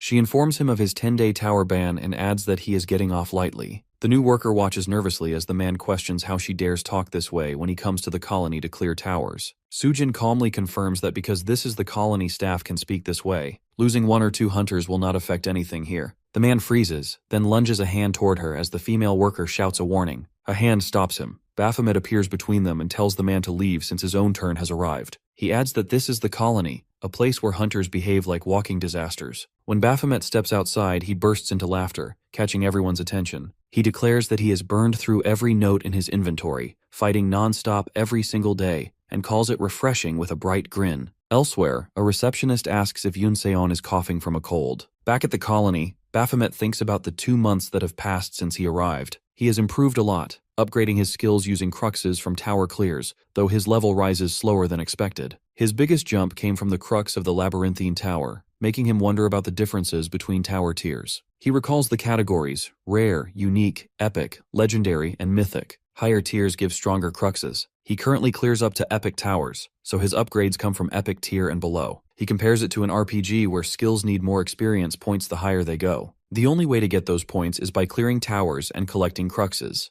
Legendary and mythic towers will demand far more strength. He realizes that he can fight endlessly now without waiting around like he did in his old tower life. He will surpass his past self and surpass everyone, especially Raven. He starts laughing uncontrollably, drawing looks from passing hunters. At that moment, his phone rings, surprising him. Back home, he learns with shock what Beelzebub did 2 months earlier. A flashback shows a classroom where a teacher introduces the new student, Jinu Cha, Beelzebub standing emotionless. She encourages everyone to get along. Girls whisper about his cuteness, while a boy watches with irritation. Later, the boy trips someone and asks if being popular with girls makes Beelzebub feel cool. He mocks the attention Beelzebub receives and questions what he expects from it. Beelzebub replies that attraction to superior beings is a natural instinct. He stands up and deduces that the boy must be the area boss. The boy demands an explanation, but Beelzebub punches him so hard he flies to the ground. Everyone stares as Beelzebub studies his own hand. He tells the boy he has finally understood his weakness compared to stronger beings. He calls him lucky for learning the rules of survival early, because it will help him later in life. He walks toward the trembling boy. His neighbor explains over the phone that Baphomet's brother is like him, which makes him think about how the boy lashes out at others. He remembers Beelzebub asking if he planned to spend money from Reaper for buying an apartment. He answered that he wouldn't refuse because Reaper reminded him again that good equipment is crucial in towers. Beelzebub agreed and explained that he wanted a human body specifically to fight. Then he questioned why he became human, since he never asked for it. He complained that he cannot use proper magic without hunter status, unlike Baphomet. He hated wasting days reading books and insisted that if he had to be human, he should get to enjoy human perks. He yelled and called Baphomet every name he could think of for not knowing how to enjoy anything. Back in the present, she promises to take good care of him and tells Baphomet to be cautious, though she admits he probably has nothing to worry about. After the call, Baphomet wonders why that memory returned, especially the part about strength by Reaper. Hyper suddenly appears and asks what he's doing. Baphomet looks at him, and Hyper stares back before asking why he's acting distant. Hyper claims he isn't plotting anything and insists housemates should be friends. He asks if Baphomet is still mad about their earlier teasing and mentions that grudges aren't healthy. He suggests they go out for a break. Our dude questions the idea, and Hyper points out that Baphomet has been clearing towers non-stop. He acknowledges the hard work but warns that burnout is real. He tells him to fix his hair, put on decent clothes, and have fun. Baphomet refuses, but remembers Beelzebub's rant about not enjoying life, and he changes his mind immediately. Now at a party, Baphomet studies the empty surroundings and wonders what people even do here. He walks forward and soon spots a group of girls dancing. He watches them, confused and curious about what kind of situation he has walked into. Hyper walks beside Baphomet and explains that people always react the same way the first time they enter this place, because no one expects a spot like this to exist inside the colony. He mentions that it opens only once in 30 days and allows colony hunters, outside hunters, and even ordinary people to come and go freely. He adds that constant battles wear people down, so having somewhere to unwind helps prevent everyone from breaking under the pressure, and urges Baphomet to follow him. Our guy watches the crowd drinking while the girls dance in the center. Hyper notices his stiff posture and asks why he looks so wary, as if he has never stepped into a place like this before. When Baphomet admits it, Hyper reacts in disbelief and jokes that Baphomet looks rough enough to fit right in. He questions the comparison as he studies the interior,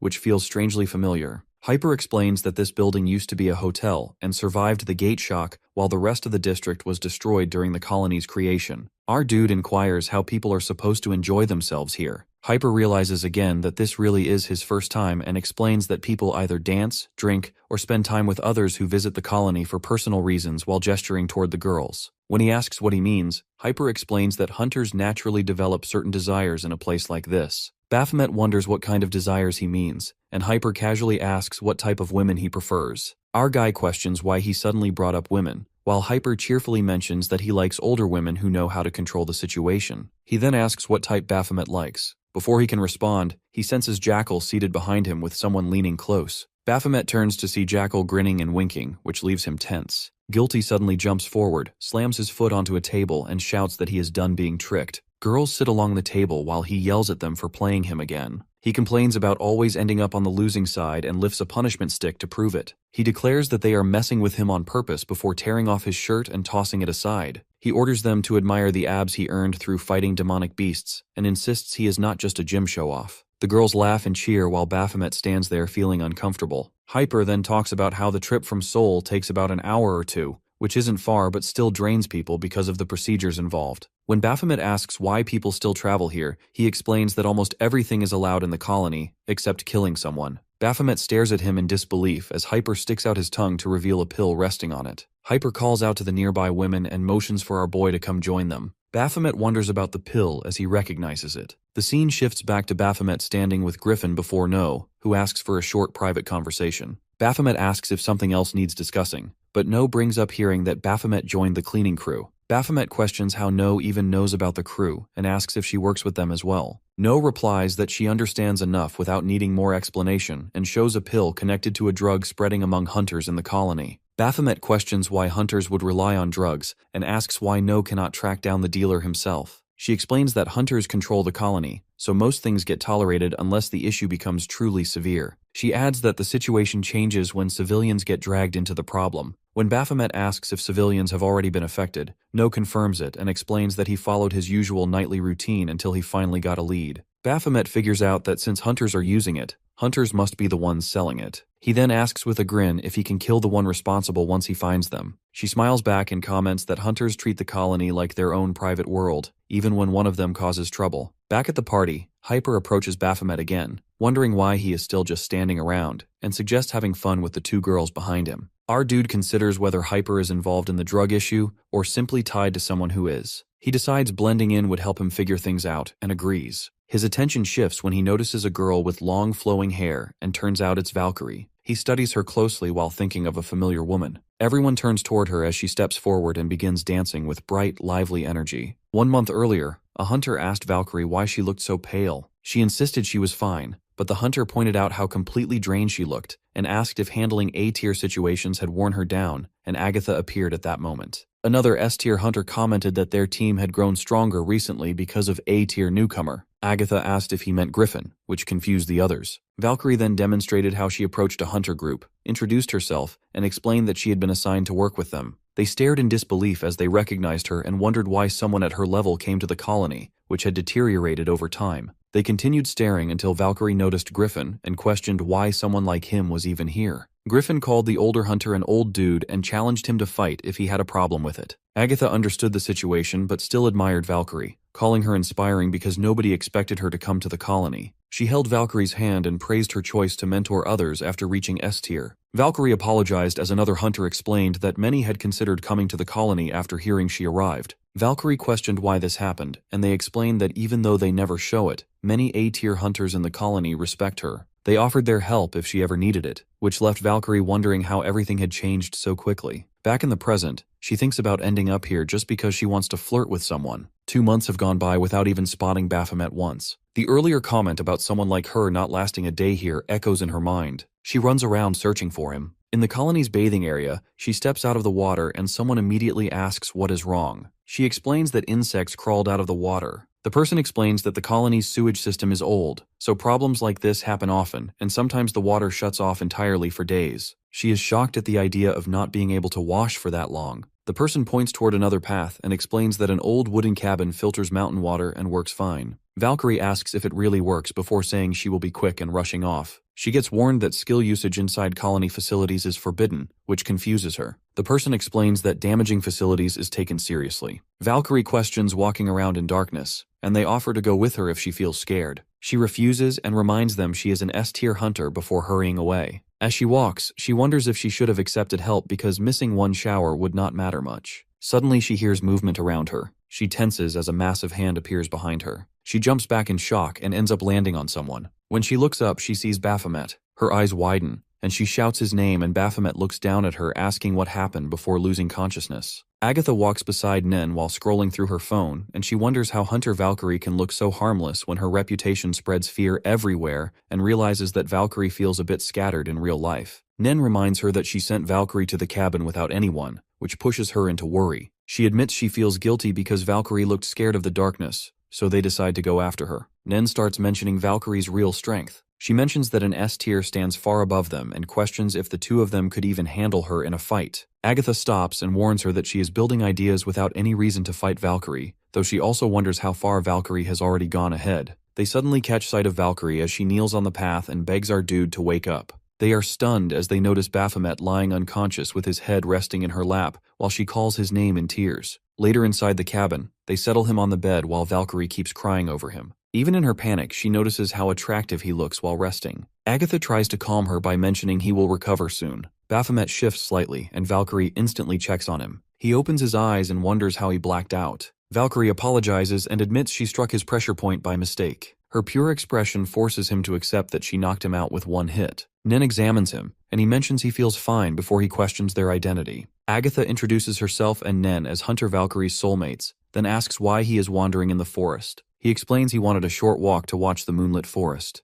As our boy explains, the scene switches back to Hyper walking deeper into the forest with his phone in his hand. A sudden rustle draws his attention as a wild rabbit crosses his path. He mutters that he never knew rabbits lived here and continues onward. Behind him, our boy hides behind a tree and watches Hyper's movements with suspicion. He feels satisfied he followed him and starts wondering if Hyper links to the drug source. He forms the thought that whoever distributes the drugs will face the consequences once caught. He senses something shift and Hyper has vanished from sight. He panics at the thought that Hyper noticed his tailing. Something moves behind him, and he whirls around. Valkyrie stands there, which explains how he eventually ended up facing her. Back in the present, Valkyrie becomes crushed by her mistake when she learns she considered him a demonic beast. Baphomet pushes himself up but notices his body feels slightly off. Valkyrie checks if something hurts, but he denies any problem. He glances at the three women and realizes they sense nothing strange. A faint aura lingers around the cabin, and he recognizes it because of his birth in a tower. The feeling matches the energy that surrounds a tower. He becomes certain something exists inside this cabin,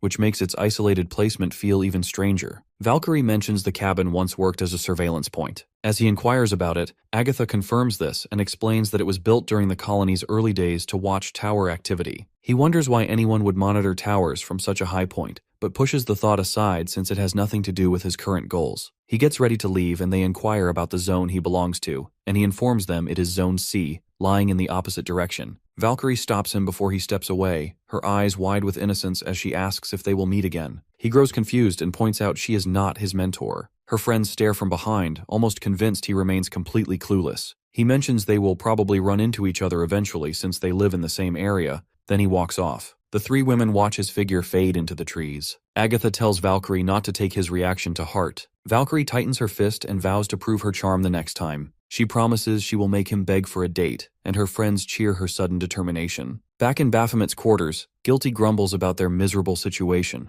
Jackal asks what bothers him, and Guilty points at the broken dining table that stops them from eating together. He blames Baphomet for breaking it earlier. Guilty notices him entering and gives him a sarcastic welcome. Baphomet passes them without a word and walks straight to Hunter Hyper. He spent the entire earlier period searching for him in the forest but never found him again. He becomes convinced Hyper's disappearance links to the drug issue. Hyper watches him with confusion and questions his purpose. Baphomet mentions he needs something and flashes a calm smile, deciding to use the same approach that worked during the mentor incident, and he suggests they spend time together. They end up in a small beer place and Hyper suddenly asks where he thinks humans originated, either from evolution or from creation. He mentions how religious people credit God for human life. Baphomet grows confused and wonders why Hyper drags such topics into the conversation. Hyper smiles and shares a story from an overseas assignment. Someone once explained to him that humans spread across Earth because of their own sins. According to that idea, Earth works as a place for repentance. The man believed God grew angry at humanity and built the towers so demonic beasts could punish those unworthy of existence. Hyper ends his thought by insisting weak and selfish humans deserve to vanish, then looks at Baphomet for agreement. Our boy remains still while Hyper insists he understands the idea completely. Suddenly he opens his eyes and he lies alone in a forest. Pain throbs in his head, and his memory feels empty after the moment with Hyper. He notices a folded paper in his hand with some sign. A ringing phone nearby catches his attention, and he wonders how his device ended up so far away, and he picks it up. Reaper's voice echoes through the speaker, relieved that he finally answered. He recognizes her tone and questions why she called. She reminds him that he was the one who contacted her, and his confusion deepens as she explains he probably blacked out from drinking. She sounds relieved because he suddenly disconnected last night. He asks what part worried her, which leads her to mention the strange things he muttered. He asks for details, and she reveals that he asked her for a date. A long pause follows before he bursts out denying it. Reaper accuses him of assuming she made the story up, which to her means he feels embarrassed. He loudly rejects that thought. She tries to calm him and mentions his colony assignment before wishing him luck. She adds that she might consider dating him if he reaches S tier, and he cuts the call after telling her to shut up. On his way back, he curses himself for drinking so much. He bumps into someone, and the man instantly shouts at him to step carefully. Our dude snaps back and threatens to pull out his eyes and feed them to sharks. The men behind the stranger whisper warnings about his unstable mood. Lunatic appears and notices Baphomet's irritation. Our boy recognizes him with surprise, and Lunatic points out that his clothes show he spent the night outside the dorms. He mentions he is also heading that way, and offers to walk together. He adds that he expects Baphomet to reach S tier soon. While walking, Lunatic explains that not all S tiers stand equal in strength. Some can overpower 2 S tiers alone, while others can defeat 3. Baphomet listens and eventually questions how many Lunatic could overpower while calling him Mr. Ma. He admits he cannot judge because he remains inactive. He then notes that Baphomet figured out his identity. Baphomet mentions that anyone would notice. He thanks him for keeping the secret for 2 months and asks him to continue hiding it from others. Baphomet considers it easy but mentions he owes him answers. He turns toward him with a heavy stare, causing Lunatic to stiffen. Lunatic points at him and curses, blaming him for starting this mood. Baphomet asks what he expected from him before demanding to know why Lunatic entered the colony undercover. He pushes open his room door while speaking. Both freeze as the room comes into view as Jackal lies dead on the floor. Baphomet stares in shock as he discovers Guilty's lifeless body nearby. Lunatic steps inside with disbelief, unable to understand how this occurred. His eyes widen even more when he notices Hyper's corpse lying to the side. He mutters his disbelief that hunters have been murdered inside the colony's protected safe zone, especially someone of Hyper's level. He keeps staring ahead, overwhelmed by the massacre spread across his room. Hunters gather around the bodies and whisper among themselves, stunned that murders occurred there. One hunter notices claw-shaped bloodlines across Hyper's torso and wonders if some beast attacked him. Our guy studies the scene and questions who stole his target from him. Haru and Jumi arrive and order everyone to step back so the investigation can start. Haru announces they must seal the entire area, which means every bystander needs to leave at once. A hunter protests and demands to know how murders took place inside a safe zone.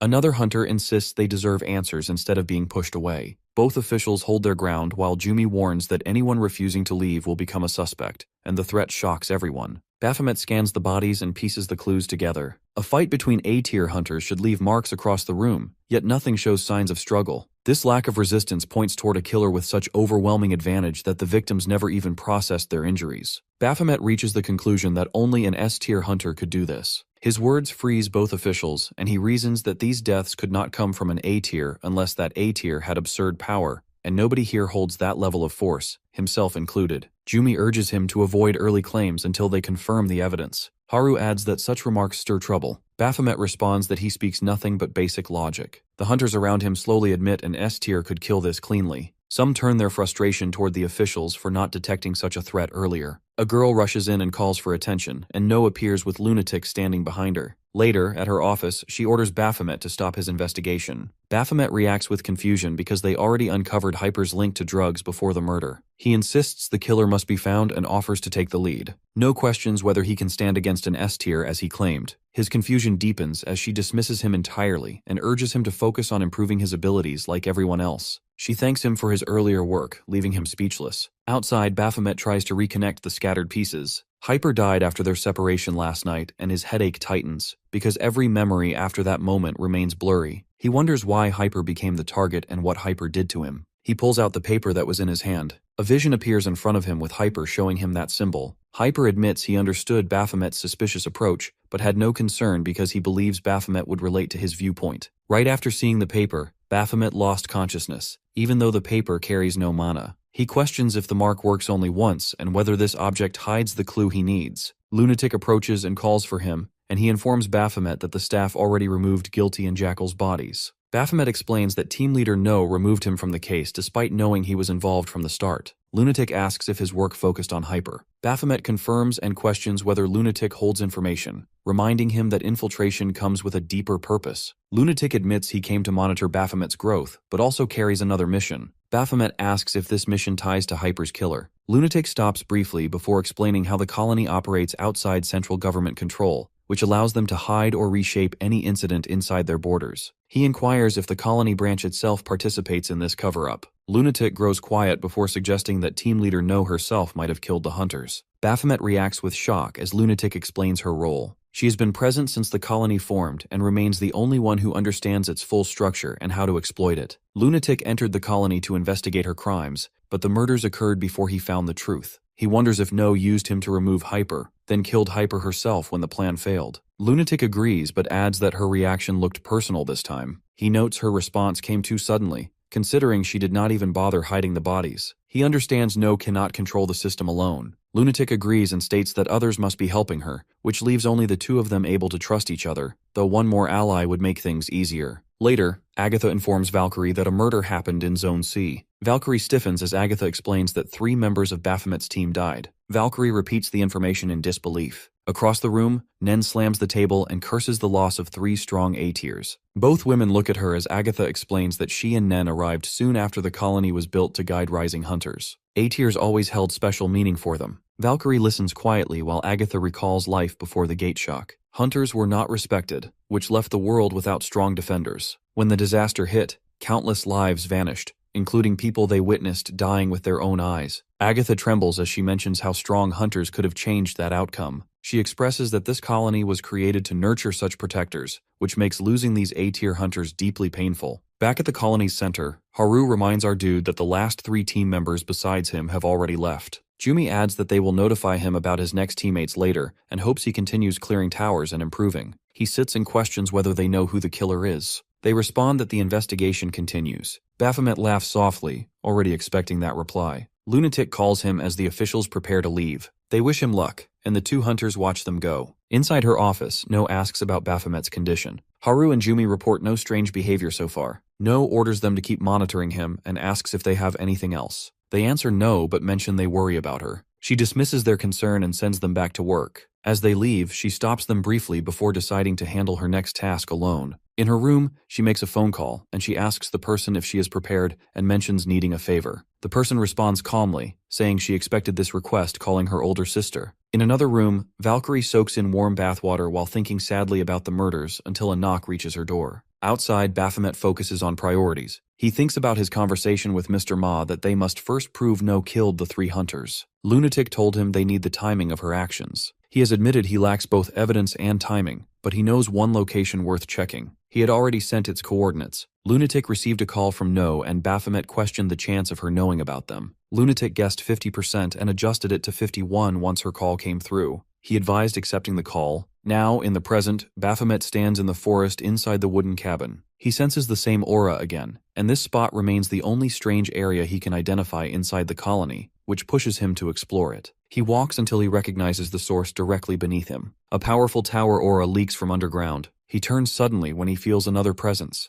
Valkyrie leaps forward and attacks him, then freezes as the moment triggers deja vu. Her eyes widen as she recognizes him. Our dude complains about her constant reckless charges and asks why she came here. She claims she wants to use the cabin for cleaning. He questions why she traveled all the way out here for that and falls silent as she scrambles for an excuse. Baphomet reveals his identity as a government hunter and mentions his superiors ordered him to investigate this cabin. Valkyrie questions what makes this plain cabin special. He describes his ability to sense things others cannot. She pauses and asks if he feels something below them that only he perceives. Without warning, Baphomet drives his fist into the floor, cracking it open. Valkyrie screams in shock. Mana explodes upward, flooding the entire structure and rising from the depths. She collapses onto her knees, overwhelmed by the evil aura. She calls out to Baphomet as he drops into the hole and lands below. She watches in worry. She steps down after him and studies the area. She realizes a hidden cave existed under the cabin. She questions whether he knew this place was here, but her eyes land on something ahead. She freezes as she recognizes what looks like tower gates. Our boy finally understands why towers keep appearing inside the colony. Valkyrie stares at him in confusion. He explains that this place produces towers endlessly. He names it a tower nest while looking toward a massive red door standing before them. Lunatic walks beside No while she studies the clear night above the colony. He comments on how rare it feels to see a sky full of stars in Korea. She encourages him to enjoy the view while he remains here, and he accepts the advice before he brings up the reason she called him out.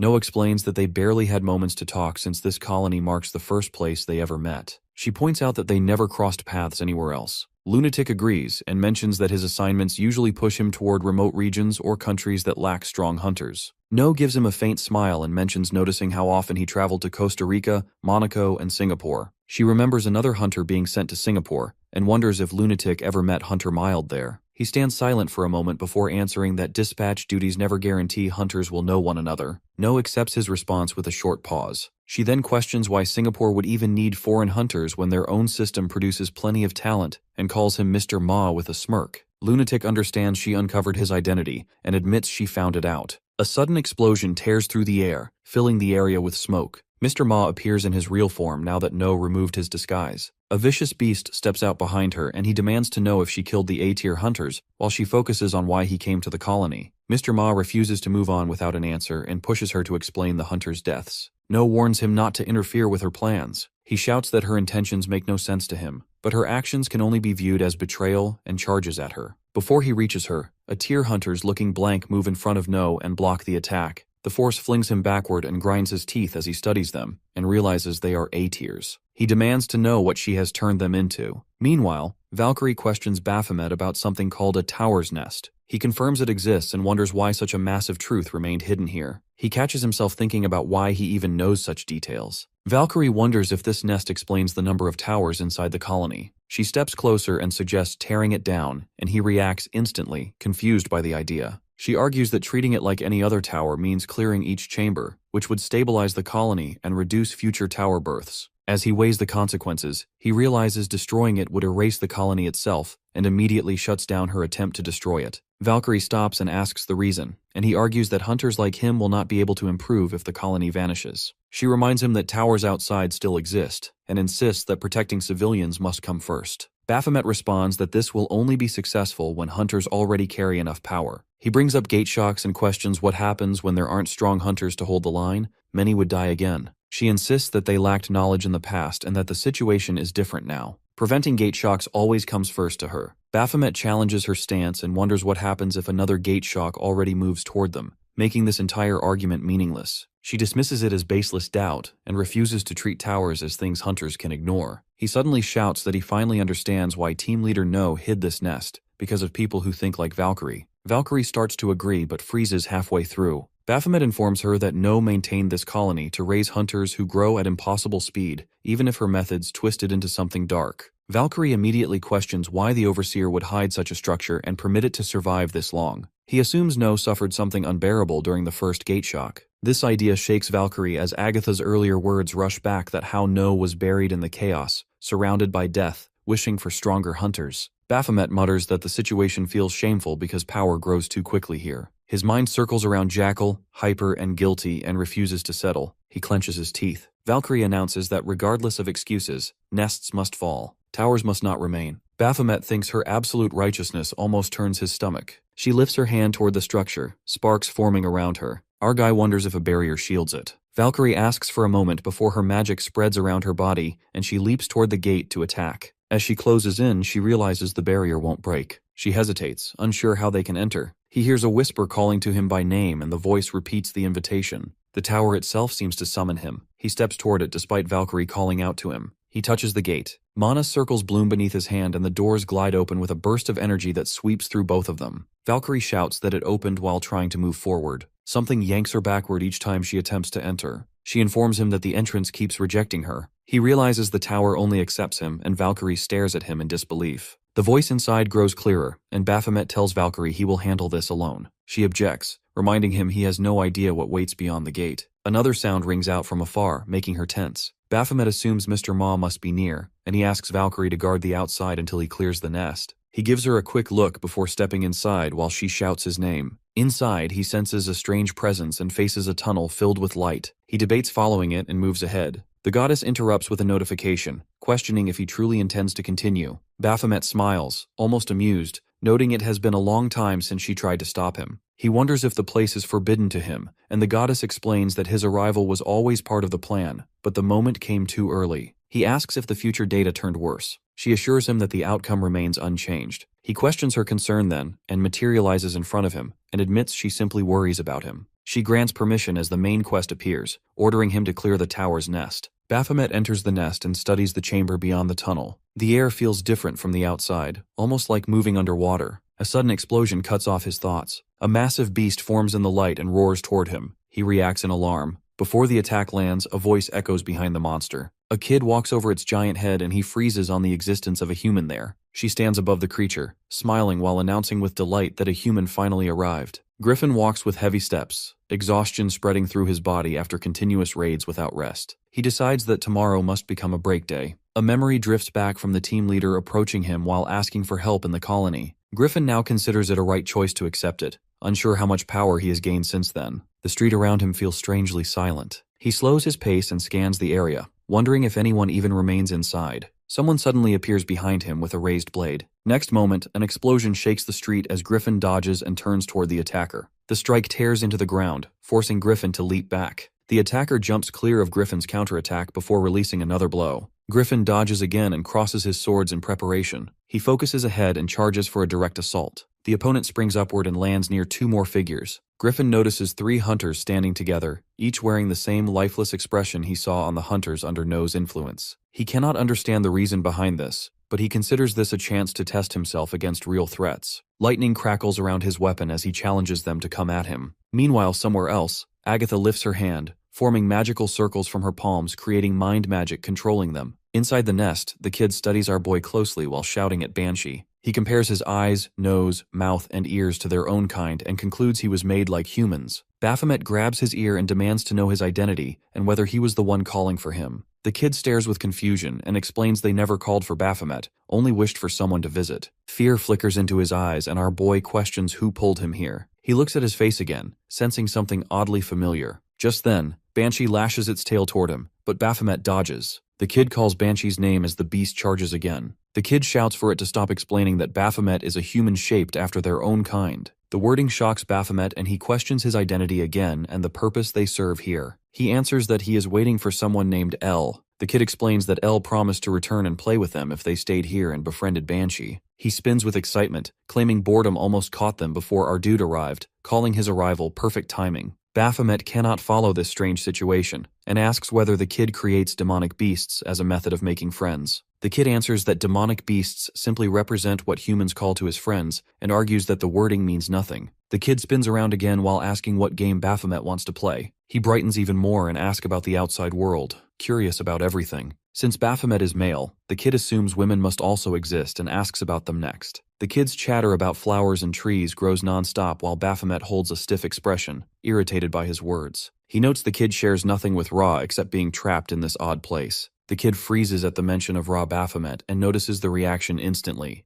The kid edges closer and demands to know how Baphomet knows Ra before announcing that Ra is his bride and the words stun. Banshee suddenly charges again, causing an explosion that throws our boy across cracked stone. He draws his sword and curses as the kid demands to know how he knows Ra. The kid repeats the question with rising emotion. Baphomet wonders why the kid becomes so frantic, and the kid decides the method no longer matters and declares their intent to erase him completely. His emotions twists wildly as he shouts that incorrect data must be removed. He watches his unstable shift with alarm. He lunges at him, leaving him confused by the sudden hostility. A notification appears, revealing the main quest objective to eliminate the creator remnant of El. Before he can react, El changes into a huge creature with wings that make Banshee look tiny. One eye turns red, the other yellow, and its face reshapes entirely. Baphomet freezes, trying to process the meaning of creator, El, and remnant. El extends a hand and commands him to vanish. Magical circles surround the nest before rushing toward him. Our boy raises his ego weapon to defend, and the weapon screams about unbearable pain. He realizes, shocked, that his weapon hurts because of someone other than its wielder. He jumps back in time to escape an explosion. El points again and orders him to disappear, and a beam of cutting energy races toward him, and he narrowly dodges. More beams follow with the same command echoing through the chamber. His ego weapon warns him that something about the kid's ability feels wrong. As the attacks continue, the weapon explains that the power can erase its very soul and existence. He looks back and sees more glowing circles approaching. El stands rigid with an outstretched finger while issuing another command. The ego weapon apologizes to Baphomet, claiming it refuses to be erased. Its form begins to fade. He shouts in disbelief as the weapon vanishes completely. Another beam slams into him and causes an explosion. El's face twists in shock when Baphomet walks out of the smoke without a scratch. El cannot understand how the attacks produce no effect. They raise their hand again and repeat the command. More blasts follow, one after another, filling the chamber with explosions, and none of them harm him. The kid shouts even louder for him to disappear. When they look down, chains wrap around their body and Baphomet's voice cuts through the chaos. He admits he still doesn't know why the kid's strength fails to affect him, but his own abilities clearly work on him. He lands with a surge of mana, his aura spreading like pressure. He asks whether El intends to begin the second round. Beelzebub has instructed Baphomet to focus, and he confirmed that Raven originally owned this mana-rich body, and Baphomet understands that Raven used all that mana on buff skills. Baphomet questioned where this explanation leads. Beelzebub pointed out that he copies the same growth method and wastes potential. Our boy ordered him to stop dragging his words and reach the core. Beelzebub explained that magic opens a whole field of supernatural power. A hand can burst into the unknown, or turn into a hand of judgment that crushes everything. Magic carries whimsical force where creating a universe waits right beyond one's fingertips. He continued expanding this thought when our boy cut him off. He questioned whether he is being pushed toward becoming a magician. He describes magicians as fragile cowards who hide in corners and wave soft hands, and he wants nothing connected to that path. Beelzebub shouted at him to withdraw those words and insisted that so much work lies inside those hands. He calls it delicate effort, far beyond brutes who embarrass themselves. Baphomet fired back at the flailing remark, insisting his techniques require precision. He cursed while Beelzebub counters that they look like circus tricks compared to proper magic. Beelzebub darts away and our dude charges after him. Later, Baphomet informed him that he will not switch paths because he already mentioned preferring magic that supports combat. Beelzebub replied, "Magic can support fighting even better," and states he already learned several useful tricks while holding his aching face. In the present, El stands frozen before Baphomet in disbelief. Confusion hits him when he realizes Baphomet uses simple chain magic against him. Baphomet leaps forward and delivers a punch that sends him flying. He turns red as he stares at Baphomet before rising, and another explosion erupts when Baphomet lands. Baphomet watches him, and the child nervously meets his gaze. The kid reminds him that he is nothing more than someone's creation. El lifts his hand again and orders Baphomet to vanish. He questions why Baphomet refuses to disappear as another massive blast bursts and fills the air with smoke. Baphomet stands inside the smoke and raises his head. He questions whether he learns that his power is not helping. Magical chains wrap around him and inflict pain before he charges again. Baphomet spots a small cut on his own arm and notes that he managed to deal some damage. He steps forward and observes his sluggish movement. He rises above him and concludes that he owns power, but lacks the knowledge to use it in real combat. Baphomet opens his inventory instantly and summons weapons. 2 weapons fly at him. He guards and hurls a counterstrike that triggers an explosion. The blast shoves and Baphomet backward, though no cuts appear. Baphomet decides this method will not work, and he draws his sword and calls haste, salvation, and patience. He recalls Yunseon's reminder that buffs are simply magic woven to assist a hunter's battle. She continued explaining while telling him about bravery. She mentioned that this belief belongs to those who never understood buff potential. Buffs follow the user's strength and grow through it. Our boy grips his weapon as it pulses with magic, remembering her claim that stronger users create stronger effects. He raises his shining weapon and smiles at the child, forcing fear into his eyes. Before the child reacts, Baphomet rushes and slices off a wing, and another swift slash lands on his back. He unleashes countless strikes at a speed that L cannot track. He collapses to his knees and drops fully to the floor in pain. His eyes widen as Baphomet approaches with his weapon. Our dude questions whether the child wished to know about the world outside. While L hid here creating towers, people outside continued sharpening their strength. Our guy asks how helplessness feels, and points out the irony that they became monsters because of the towers the child built. He identifies himself as one of those monsters. He continues explaining that too many strong people spoil the balance. There must be weak ones, average ones, and strong ones. Because of this, the child's role ends here. Baphomet lifts his weapon and aims directly at him while ordering him to disappear. He laughs and questions how a creation imagines it can erase him, mocking him. His body expands as tentacles burst outward and rush at Baphomet, shocking him. Our guy answers that he is a hunter and unleashes endless cuts that tear through the child until blood sprays everywhere. L calls Banshee's name while Baphomet lifts his head and announces his own name. He launches a final strike as more blood pours out and his eyes stretch wide. L questions why this happens, and a vision of his bride Ra appears in his mind. He questions why she betrayed him when she should stand with him. Her voice responds, bids L farewell, and murmurs that she loved him back then. A tremendous burst of light erupts before Baphomet and crushes everything. A system notice appears, confirming that L's remnants have been eliminated, and a new skill has been granted. Our boy processes the idea of receiving a skill as a reward. From inside the light, a crux forms, and Baphomet reacts with shock and questions whether collecting another crux here is possible. A voice urges him to come and take it. He recognizes the same voice that called him outside the tower's nest. He throws his sword away and steps forward, grabbing the crux. Huge light bursts the moment his hand touches it, and the crux shifts color while lightning storms behind him and swallows the entire area. Outside, Valkyrie watches the strange phenomenon with confusion. She thinks about Baphomet and reminds herself she cannot enter the nest. She forces herself to trust him and wonders what he meant when he promised she would learn soon why she must guard this place. Someone calls her name from behind and she turns and finds Nen, who mentions searching everywhere for her. Agatha questions whether Valkyrie spent the night bathing at the cabin again. She notices the changed atmosphere and wonders aloud whether someone sits inside the mana-coated cabin and steps closer for checking. Valkyrie blocks her path and questions whether she stands with No. She replies that she once thought there would be no need to fight Valkyrie and admits that she was wrong. She lifts her face, prepares to charge, and apologizes. Mr. Ma runs while A-tier hunters pound the ground behind him as they chase with raised swords. They leap high together as if they intend to pin him down in one strike. He pushes forward, and smoke bursts around him, helping him slip out of their sight. 3 hunters land and scan the area in confusion. A voice reaches them from behind, and they turn just as Mr. Ma lifts his hand and hits across their backs, dropping them to the floor. He realizes he cannot handle this mess without support. He recognizes the pattern in their movements and understands this is mind control magic, not Ms. No herself. Another S-tier must be helping her. He remembers the report about Ms. No's younger sister being inside the colony, a mage-type hunter, and he understands how much trouble that creates if she's on No's side. But he knows now isn't the moment to think it through because Ms. No used these A-tiers to distract him while she slipped away, and he needed to find her first. A presence approaches from behind, and he turns with irritation building. He intends to knock out whoever this newcomer is and then move on. But more hunters appear in front of him in large numbers, while smoke rises behind them. He looks at them with unease and understands he cannot bring down several of them. All A-tiers seem to be under control, and that thought tightens his nerves and all leap toward him at once. He wonders if every single one of them is being controlled as he raises his hand and calls Echo to assist him.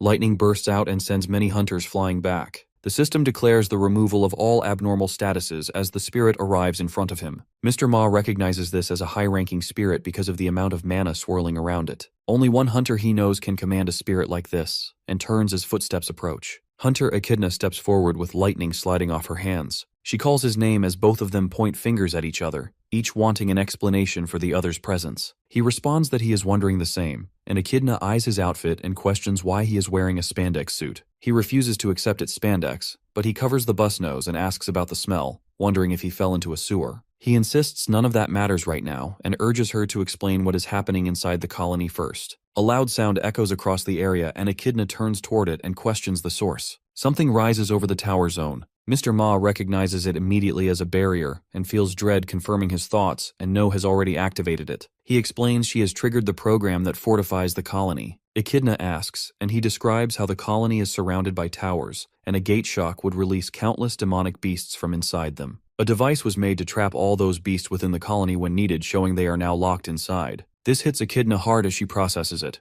Inside a tower control room, someone taps on a laptop while muttering about how tiring it is to manage so many A-tier personalities with only a small staff. Hunters sit in front of her with tape over their faces while she encourages them to hold on a little more. No stands with Jumi and Haru and insists this step must be taken for the colony's survival and for creating stronger hunters. Behind her, the screen shows activation of the fortification program. She has tied up all the staff and instructs them to remain here until she finishes everything, promising to release them later. Then her head snaps back in alarm and she rushes to the window. Something unusual glows in the distance as a beam of light rises from a certain point. Haru informs her that the area where towers are created is undergoing some strange change. No tries to understand what is happening there since Hunter Nen promised to guard that place and wonders what Nen is doing. Nen battles Valkyrie and slams her fist into the ground, cracking it. She admits she tried to hide her killing intent but knows a surprise strike against someone like Valkyrie would never work. Valkyrie pulls a weapon from her inventory. Nen loosens her stance and accepts that Valkyrie figured out the colony's secret. Someone must be inside that restricted place, and Valkyrie meets her gaze without answering. Nen questions her silence and warns there is no turning back. Nen steps closer and demands to know what Valkyrie has done, but then she catches herself, confused by her own slip. She attacks, sending a shock through the floor. Nen trembles as she insists that even if someone made it inside, it changes nothing because nobody can enter. Valkyrie shakes and responds that she is wrong and someone has already gone in. Nen's eyes widen in disbelief, and she demands proof. She charges again, striking Valkyrie hard enough to throw her back. Valkyrie counters, and Nen blocks with her armor.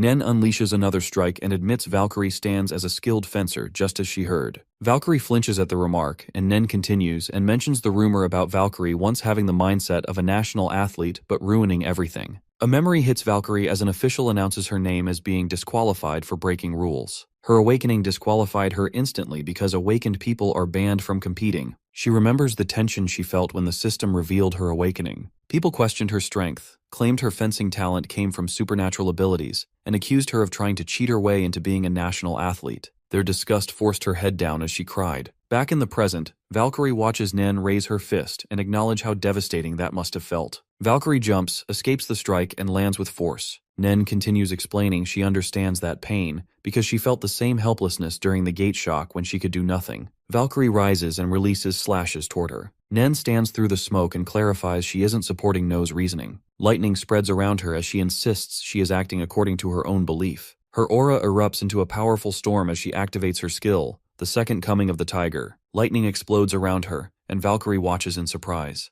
Valkyrie frowns at the talk of beliefs, and she admits her own despair never reached Nen's level during the gate shock. Light bursts from her body as she remembers her fellow hunters. Lightning crawls across her skin as she forms her belief. A memory returns of a man thanking her for saving his pregnant wife after a car accident, otherwise he would have lost both of them. In the present, Valkyrie declares her belief in a world where future children treat towers as mere stories. She believes in a future with no gate shock disasters by destroying old towers. She activates the Curse of Venatus, State 3, letting powerful energy swirl around her. Her strength and speed rises 500%. She vows to use her belief to break Nen's belief and her immunity and defense surge as the system announces the sacrifice of her soul to Venatus. Both fighters face each other before a massive lightning strike hits between them. Nen's final thoughts drift toward the truth behind the rumors about Valkyrie's peak state. She recognizes the overwhelming force in front of her. She remembers asking Agatha if the two of them could ever defeat Valkyrie together. Facing this power alone means she never stood a chance, and her head drops as exhaustion sweeps through her. She thinks she wants to sleep and decides to leave the rest to Agatha. Nen collapses as blood spreads across the floor. She lies still while Valkyrie, wrapped in full peak state power, stands over her while Valkyrie apologizes to her. Echidna runs alongside Mr. Ma as he quickly explains the situation. She struggles to believe No would go this far, and asks if there's any way to stop the fortification. Mr. Ma replies that once initiated, it can't be interrupted and will last nearly 12 months. They consider reaching the outside world, but Mr. Ma explains all signals are cut, including their devices and the system messenger.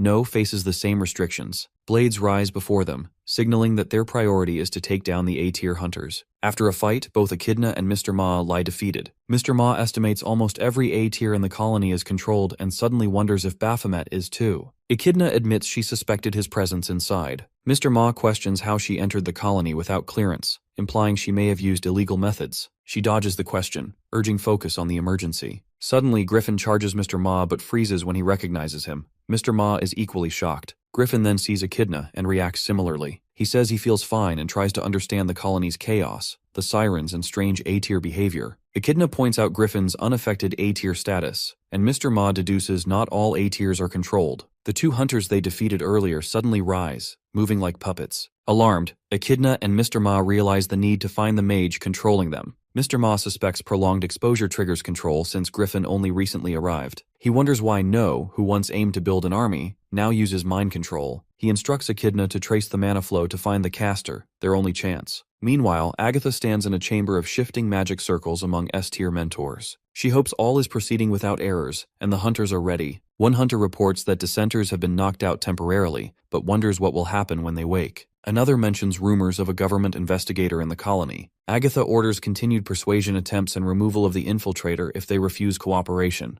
Hunters whisper worries about targeting a government agent. Agatha erupts angrily, mocking their weak resolve after the Gate Shock tragedy, reminding them they joined to build stronger hunters and preserve the colony's purpose. She warns that if the tower creation site collapses, the colony will lose meaning. As she urges steadfastness, a hunter hesitates, asking if things will return to normal. Agatha assures it's only one investigator, and handling him won't take long. When questioned if towers will stop appearing if the site is destroyed, she confirms it and demands to know who questioned her. Two hunters apologize as a disguised figure suddenly triggers an explosion, scattering everyone. Griffin and Echidna reveal themselves while Mr. Ma grabs Agatha by the throat. He demands to know if she is No's sister and the one controlling A-tier hunters. He points out No distracted him with controlled hunters to escape and questions why Agatha continues using them. Agatha calls him a government hound and orders her hunters to kill him, but Mr. Ma holds firm, unfazed by being outnumbered by 5 S-tiers. Griffin senses something strange about Echidna's mana, which suddenly burns painfully.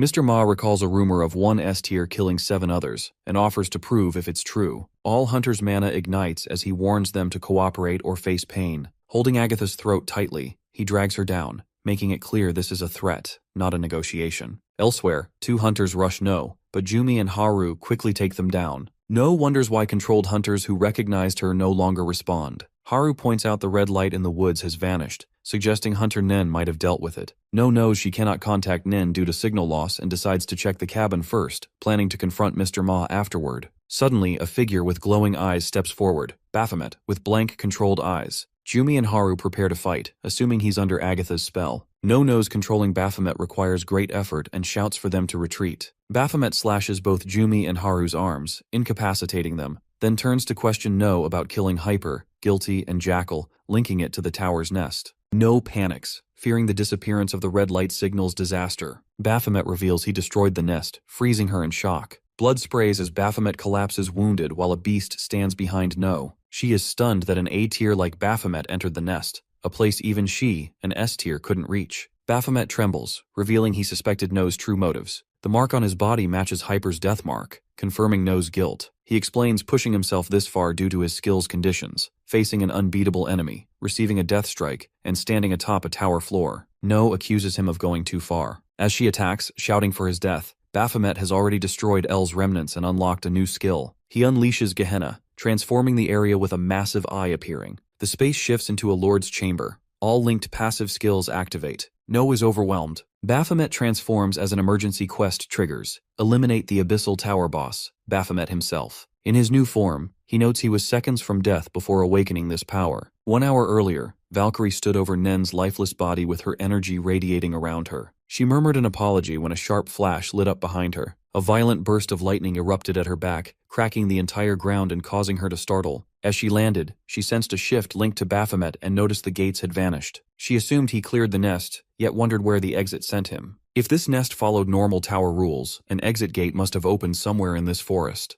Meanwhile, a giant lightning portal ripped open and Baphomet dropped out of it and hit the floor while breathing hard. His thoughts scattered as he tried processing the moment he grabbed the crux. Something had dug through his head as if trying to split it open. He swore never to feel that again, though he admitted the nest was cleared. Heat pulsed under his skin, reminding him of team leader No and the S-tier hunters chasing her orders. The situation felt heavier than he wanted to handle, so he decided Mr. Ma could deal with them instead. A notification sprang up in front of him and he froze as the main quest ordered him to eliminate team leader No and survive inside the colony. He questioned if the system planned his death through this. He opened his skill list and scanned Chrono Break, the power that let him draw on what he once held as a demonic beast. The cooldown still stretched endlessly until max level. The Labyrinthine Tower had been the first and last time he used it. Lowering that cooldown became possible only after he gathered cruxes. He pulled the nest's crux from his inventory as Ra never handed him tasks he couldn't handle, yet this one felt uncertain. He questioned whether to trust the risk, and his form shifted while he wrestled with the thought. Back in the present, he acknowledges he almost dies a moment ago. No stares at him as her own notification appears. The emergency quest orders her to eliminate the boss of the Abyssal Tower, Baphomet. Her confusion grows as she reviews the words. Baphomet examines her expression and asks if she receives a quest too, while his own quest demands her death. He realizes her system recognizes his current form as a demonic beast. She offers a smile while admitting none of his words make sense to her. She brings up Hunter Raven, and how he sacrifices himself to clear the Abyssal Tower. She questions whether he plans to claim he is the tower's boss. He responds with a smile of his own, recalling someone who once mentions that anything can happen in this world without feeling strange. He urges her to keep her mind open. One truth remains that one of them will die here, and he extends his hand as he states it. She stands still, scanning the area while Jumi and Haru burst from behind and rush toward Baphomet. He instantly spins around to face them. Before they reach him, No watches them drop to the ground, trembling. Haru whispers, questioning if he is even alive. Baphomet looks at them with boredom, noting that killing small targets holds no interest for him. He releases chain magic and tosses them backward before charging toward No. He mocks her about not being worried since he already drags her subordinates out of the zone, declaring to want king instead of subordinate. He questions her readiness while rushing in. Two beasts appear in front of him and block his path with their swords. Baphomet recognizes that they are summoned demons. They launch attack after attack, so he leans down to dodge one strike and twists to avoid the next. While still low, he senses another strike closing in. He moves at close range, letting the attack slam into the ground beside him. The second demon leaps above him, but he seizes the first demon and smashes it into the floor. He then sprints toward the airborne demon and hurls chains at it. Energy floods his body so intensely he pauses in confusion. Wolf-type beasts charge at him with snarls, and one lunges with its jaws open. The system triggers a combo passive of Gehenna, 20% boost to all attributes and 20% boost to elemental resistance. He understands it instantly and meets it with a smile. His ego weapon appears in his hand, and one sweeping attack cuts down multiple wolves as chains crack through the air while their bodies fall with blood spraying. He sprints toward No, and she glares at him while the ego weapon questions whether this power reflects his true strength. Baphomet answers with curiosity of his own. The weapon vibrates with excitement as immense energy surges into it. Its size increases, and Baphomet notes how much the weapon enjoys this and offers to make it even better. He charges and unleashes an attack that lands just above No's head and stops. Something catches his attention, and he questions why she refuses to bring it out. The ground rumbles as a giant monster appears behind him. He recognizes it immediately, and the monster strikes the ground with its open jaws, but he restrains it with chains and tears through its core with rapid attacks. Smoke bursts from the wound as more demonic beasts appear behind him. A pack charges, but his ego weapon splits them in half with one enormous swing. No lifts her hand and summons more beasts. Baphomet cuts through them as fast as they appear. She summons flying demonic beasts next. He catches them midair with beams of light before leaping upward. He cuts through their ranks in a flash while streaks of light follow his blade. More beasts swarm him,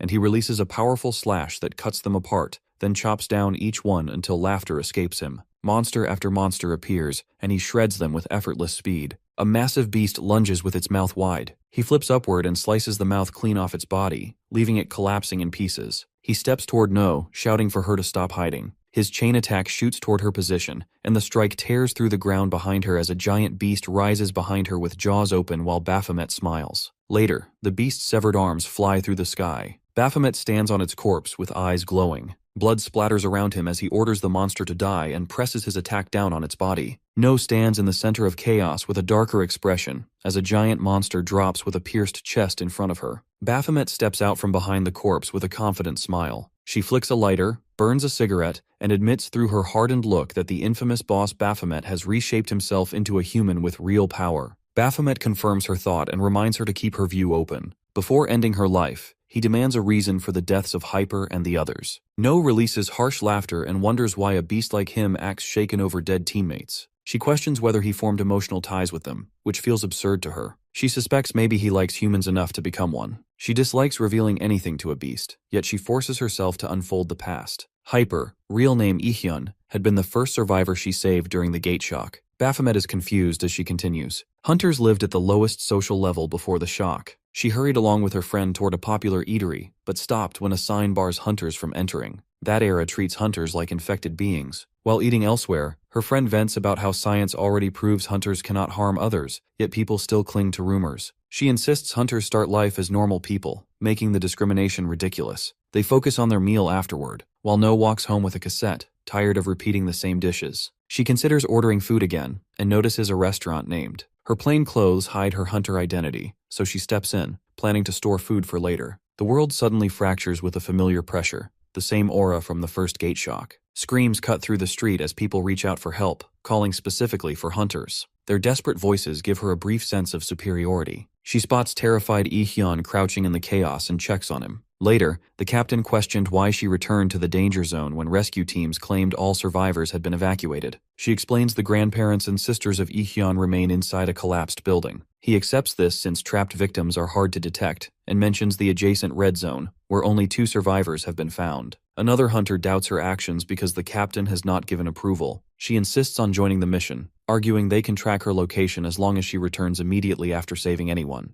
Her partner finally taps her shoulder and yields. She studies him and reflects on the desperate choices people make for their loved ones, but her boyfriend soon lies dead in front of her. She mourns as the captain curses their return and places full blame on her. Later, Hyper had demanded a reason for her broken promise to save his family. She had met his accusing eyes as he called her a liar. Then, demonic beasts from the red zone burst into their sector, killing 70% of civilians and hunters. She fails to stop any of it. After the shock ends, she withdraws completely, drowning in thoughts that greater strength might have changed everything. Eventually, the captain guides her to an area overflowing with towers. No one understands why towers gather there, but the pattern repeats endlessly. As she observes lines of structures resembling a colony, the captain adopts the term and names the region the colony. He assigns her to manage it, explaining that traumatized hunters need a place to return to work. He believes her talent can serve the government. She commits herself fully, determined to raise stronger hunters. She recruits more people, and her sister initially shares her purpose. Over time, her sister's goal shifts, but she causes no disruption. Everything runs smoothly until they uncover something beneath the ground. During construction, workers reveal a hidden nest. They fail to recognize it, but she instantly understands that this nest explains the never-ending flood of towers. A constructor prepares to report the find to the government. Panic grips her because revealing the nest would erase the colony's purpose. Memories of the gate shock surge back, and she fears the same disaster will repeat. The moment she confirms that only a few constructors know, she kills them before the information spreads. She admits she committed countless wrongs to protect the secret. She builds a wooden cabin over the nest and disguises it as a harmless gateway. Only a small circle of hunters learns the truth, but Lee-hyun arrives at the colony already aware. She recognizes him immediately and feels relieved to see him alive here. She had always carried guilt for failing him. Ion heads straight into the topic and asks about the place that creates towers. She questions how he discovered that truth. He challenges her for hiding the nest from her superiors and reminds her of her earlier apology before presenting a deal. He wants permission to distribute a special drug to civilians visiting the colony. When she questions his reasoning, he explains his belief that weak people do not deserve to exist. The twisted thought horrifies her. The Lee-hyun she once saved has disappeared. However, she cannot force herself to kill him. Listening now, Baphomet concludes she attempted to use him. She acknowledges trying to use him to restrain Lee-hyun, only to fail because of his interference. In the memory, Lee-hyun confronts her for planning to use Baphomet to kill him. He admits he tried to act with mercy because of their shared past, but claims her actions proved otherwise. He reveals the presence of a government investigator already in the colony and warns that she is likely a suspect. She wonders how he learned everything so fast. He threatens to expose her. She grabs him and demands a reason for his transformation, inquiring if he joined a cult. He responds that if his family was there, he would never have become like this. She kills him instantly. Guilty, and another person witnessed the scene and rushed toward her. She kills them too as they witnessed it. She ends her explanation with the full truth he wanted. Our boy forms a crooked smile and judges her actions as disgusting. She takes it as a compliment and drops her cigarette and accepts she is a disgusting human, yet she asks for the right to die as a hunter, one who hunts demonic beasts. Baphomet raises his weapon. She thanks him and presses her hand to her chest, awakening her power. Her form transforms as her aura bursts outward. Amused by her strength, eager for an S-tier opponent, she hopes he will not hold back. He finds her interesting and charges forward, ready for their final clash. Inside the collapsing structure, scattered shadows shift as clusters of small monsters crawl toward the center. One creature lifts a severed arm above its head as if claiming a trophy. That gesture ends instantly when a massive fused beast crushes it. The fused monster unfolds into our boy's transformed body, his growl echoing through the broken walls as he tears through the crowd. Blood bursts across the room while the floor shakes under the weight of his slaughter. Through the haze, No drifts into a childhood memory. A voice from long ago admires the beauty of the colony's night sky, even inside the strange realm she created, and wonders if Baphomet once shared that view. Baphomet lunges toward her with violent force, questioning through his expression if this moment suits sentiment. He rises with his weapon angled for the kill and unleashes a heavy slash. She dodges as a wall of tiny creatures forms around her and absorbs the blast with a single thunderous burst. She admits through her movement that her sister once insisted she carried too much softness to stand as a hunter. She steps forward without hesitation. Baphomet's disbelief flickers across his face, impressed by the talent she tries to dismiss. He bounds upward, ricocheting between walls to narrow the distance in seconds, then drives a strike toward her. She knocks it aside and counters with a blow to his face. In the exchange, he shears off one of her horns. He comes at her again with greater force. Their clash triggers a blast that slices deep cuts across her hands. He charges once more, and her attempt to block only earns her another gash. A ruthless slash tears across her chest, followed by another across her face. His blades sweep from every direction until she stumbles back and crashes to the ground. He lands in front of her fallen form and leaps again with his weapon raised for the final cut. Mid-fall, he notices the shift. A massive combined creature forms between them, summoned as her last barrier. He hurls a wide slash toward it. A hand bursts out from inside the creature, meeting his blade with a shock that rattles the room. The creature twists unnaturally before standing tall. Its mouth splits open, lined with layered teeth, and it hurls itself at Baphomet. He responds with a slice that tears across its back. He then drives forward with a storm of blows, yet each wound closes as fast as he creates it. He cuts off its head, then slices the body apart again and again. Both pieces reform after every hit. He pushes deeper into the assault and releases another strike just as No materializes in front of him. The fused creature appears above his head with its mouth stretched open, teeth reaching downward. Baphomet lifts his hand and blasts it away with a concentrated burst that cracks the ground and ceiling at once. He leaps upward and carves through the air with multiple rapid strikes aimed at its body. He pivots back toward No and drives another attack. She meets him with her own counter while the creature coils protectively around her. Baphomet shifts position and appears behind her, locking his gaze on her weakening form. She meets his eyes for a final moment. His next strike sweeps through both of her arms, sending shockwaves through the room as they fall away. She admits through her fading breath that victory never belonged to her. Baphomet prepares to end it. She releases every scrap of power remaining in her, and he responds with a surge of his own. Their forces collide in a massive explosion of electric light, scattering feathers across the darkened sky. When the dust clears, Baphomet rises through the drifting feathers with an intense red aura flowing off him and enormous wings unfurled. He faces the towering branch-like creature linked to No's demon form. He lifts his weapon and charges toward it with full lethal intent. Outside the collapsing zone, Mr. Ma and Echidna watch the sky shift. Mr. Ma senses the battle reaching a turning point. Valkyrie steadies herself in the chaos and focuses on the explosive light where the two forces collide. Inside the ruins, Baphomet and the armless creature stand across from one another. No turns away from him. He closes the distance in a single swift movement and draws a clean arc across her neck. A memory flashes through his mind of her younger self with identical wounds, smiling quietly as if accepting a fate carved long before this moment. Above them, the moon shines with perfect clarity, spreading its gentle light across the final scene. The interrogation begins without delay. The official demands identities, and Baphomet answers. Griffin answers the next demand, stating that he carries A-tier status and entered the colony because team leader Seong Eun-ma approved him. The records expose a discrepancy when Echidna's case appears. The system shows no trace of her invitation, so the official presses her. Echidna grows annoyed and reminds them that she already explained to Ma that she slipped in through the same hidden path she once used to escape. She demands to know how long they intend to keep her confined when she has urgent work waiting. Focus shifts to Valkyrie, and they mention her role as a mentor, and ask if she sensed unusual behavior among the A-tier mentors. Laughter escapes her before she forms her reply. Attention moves sharply to Ma. They order him to recount every incident inside the colony, especially the one involving No. Ma reminds them that his full report already covers everything. They admit reading it but insist gaps remain. The report notes No's elimination, yet the autopsy clears Ma as the killer. Ma points out that he also recorded that the killer remains unidentified. The official insists that only Ma, Valkyrie, and Echidna possess the power to eliminate someone of No's level, yet none of their signatures match the wounds. Someone else must have been present. Ma agrees with the conclusion but states he has no answers. Impatience erupts from the official, who orders him to uncover the truth. Ma repeats that he doesn't know, and asks what they expect him to fabricate. He reminds Mr. Song that upper command sent him there under direct orders,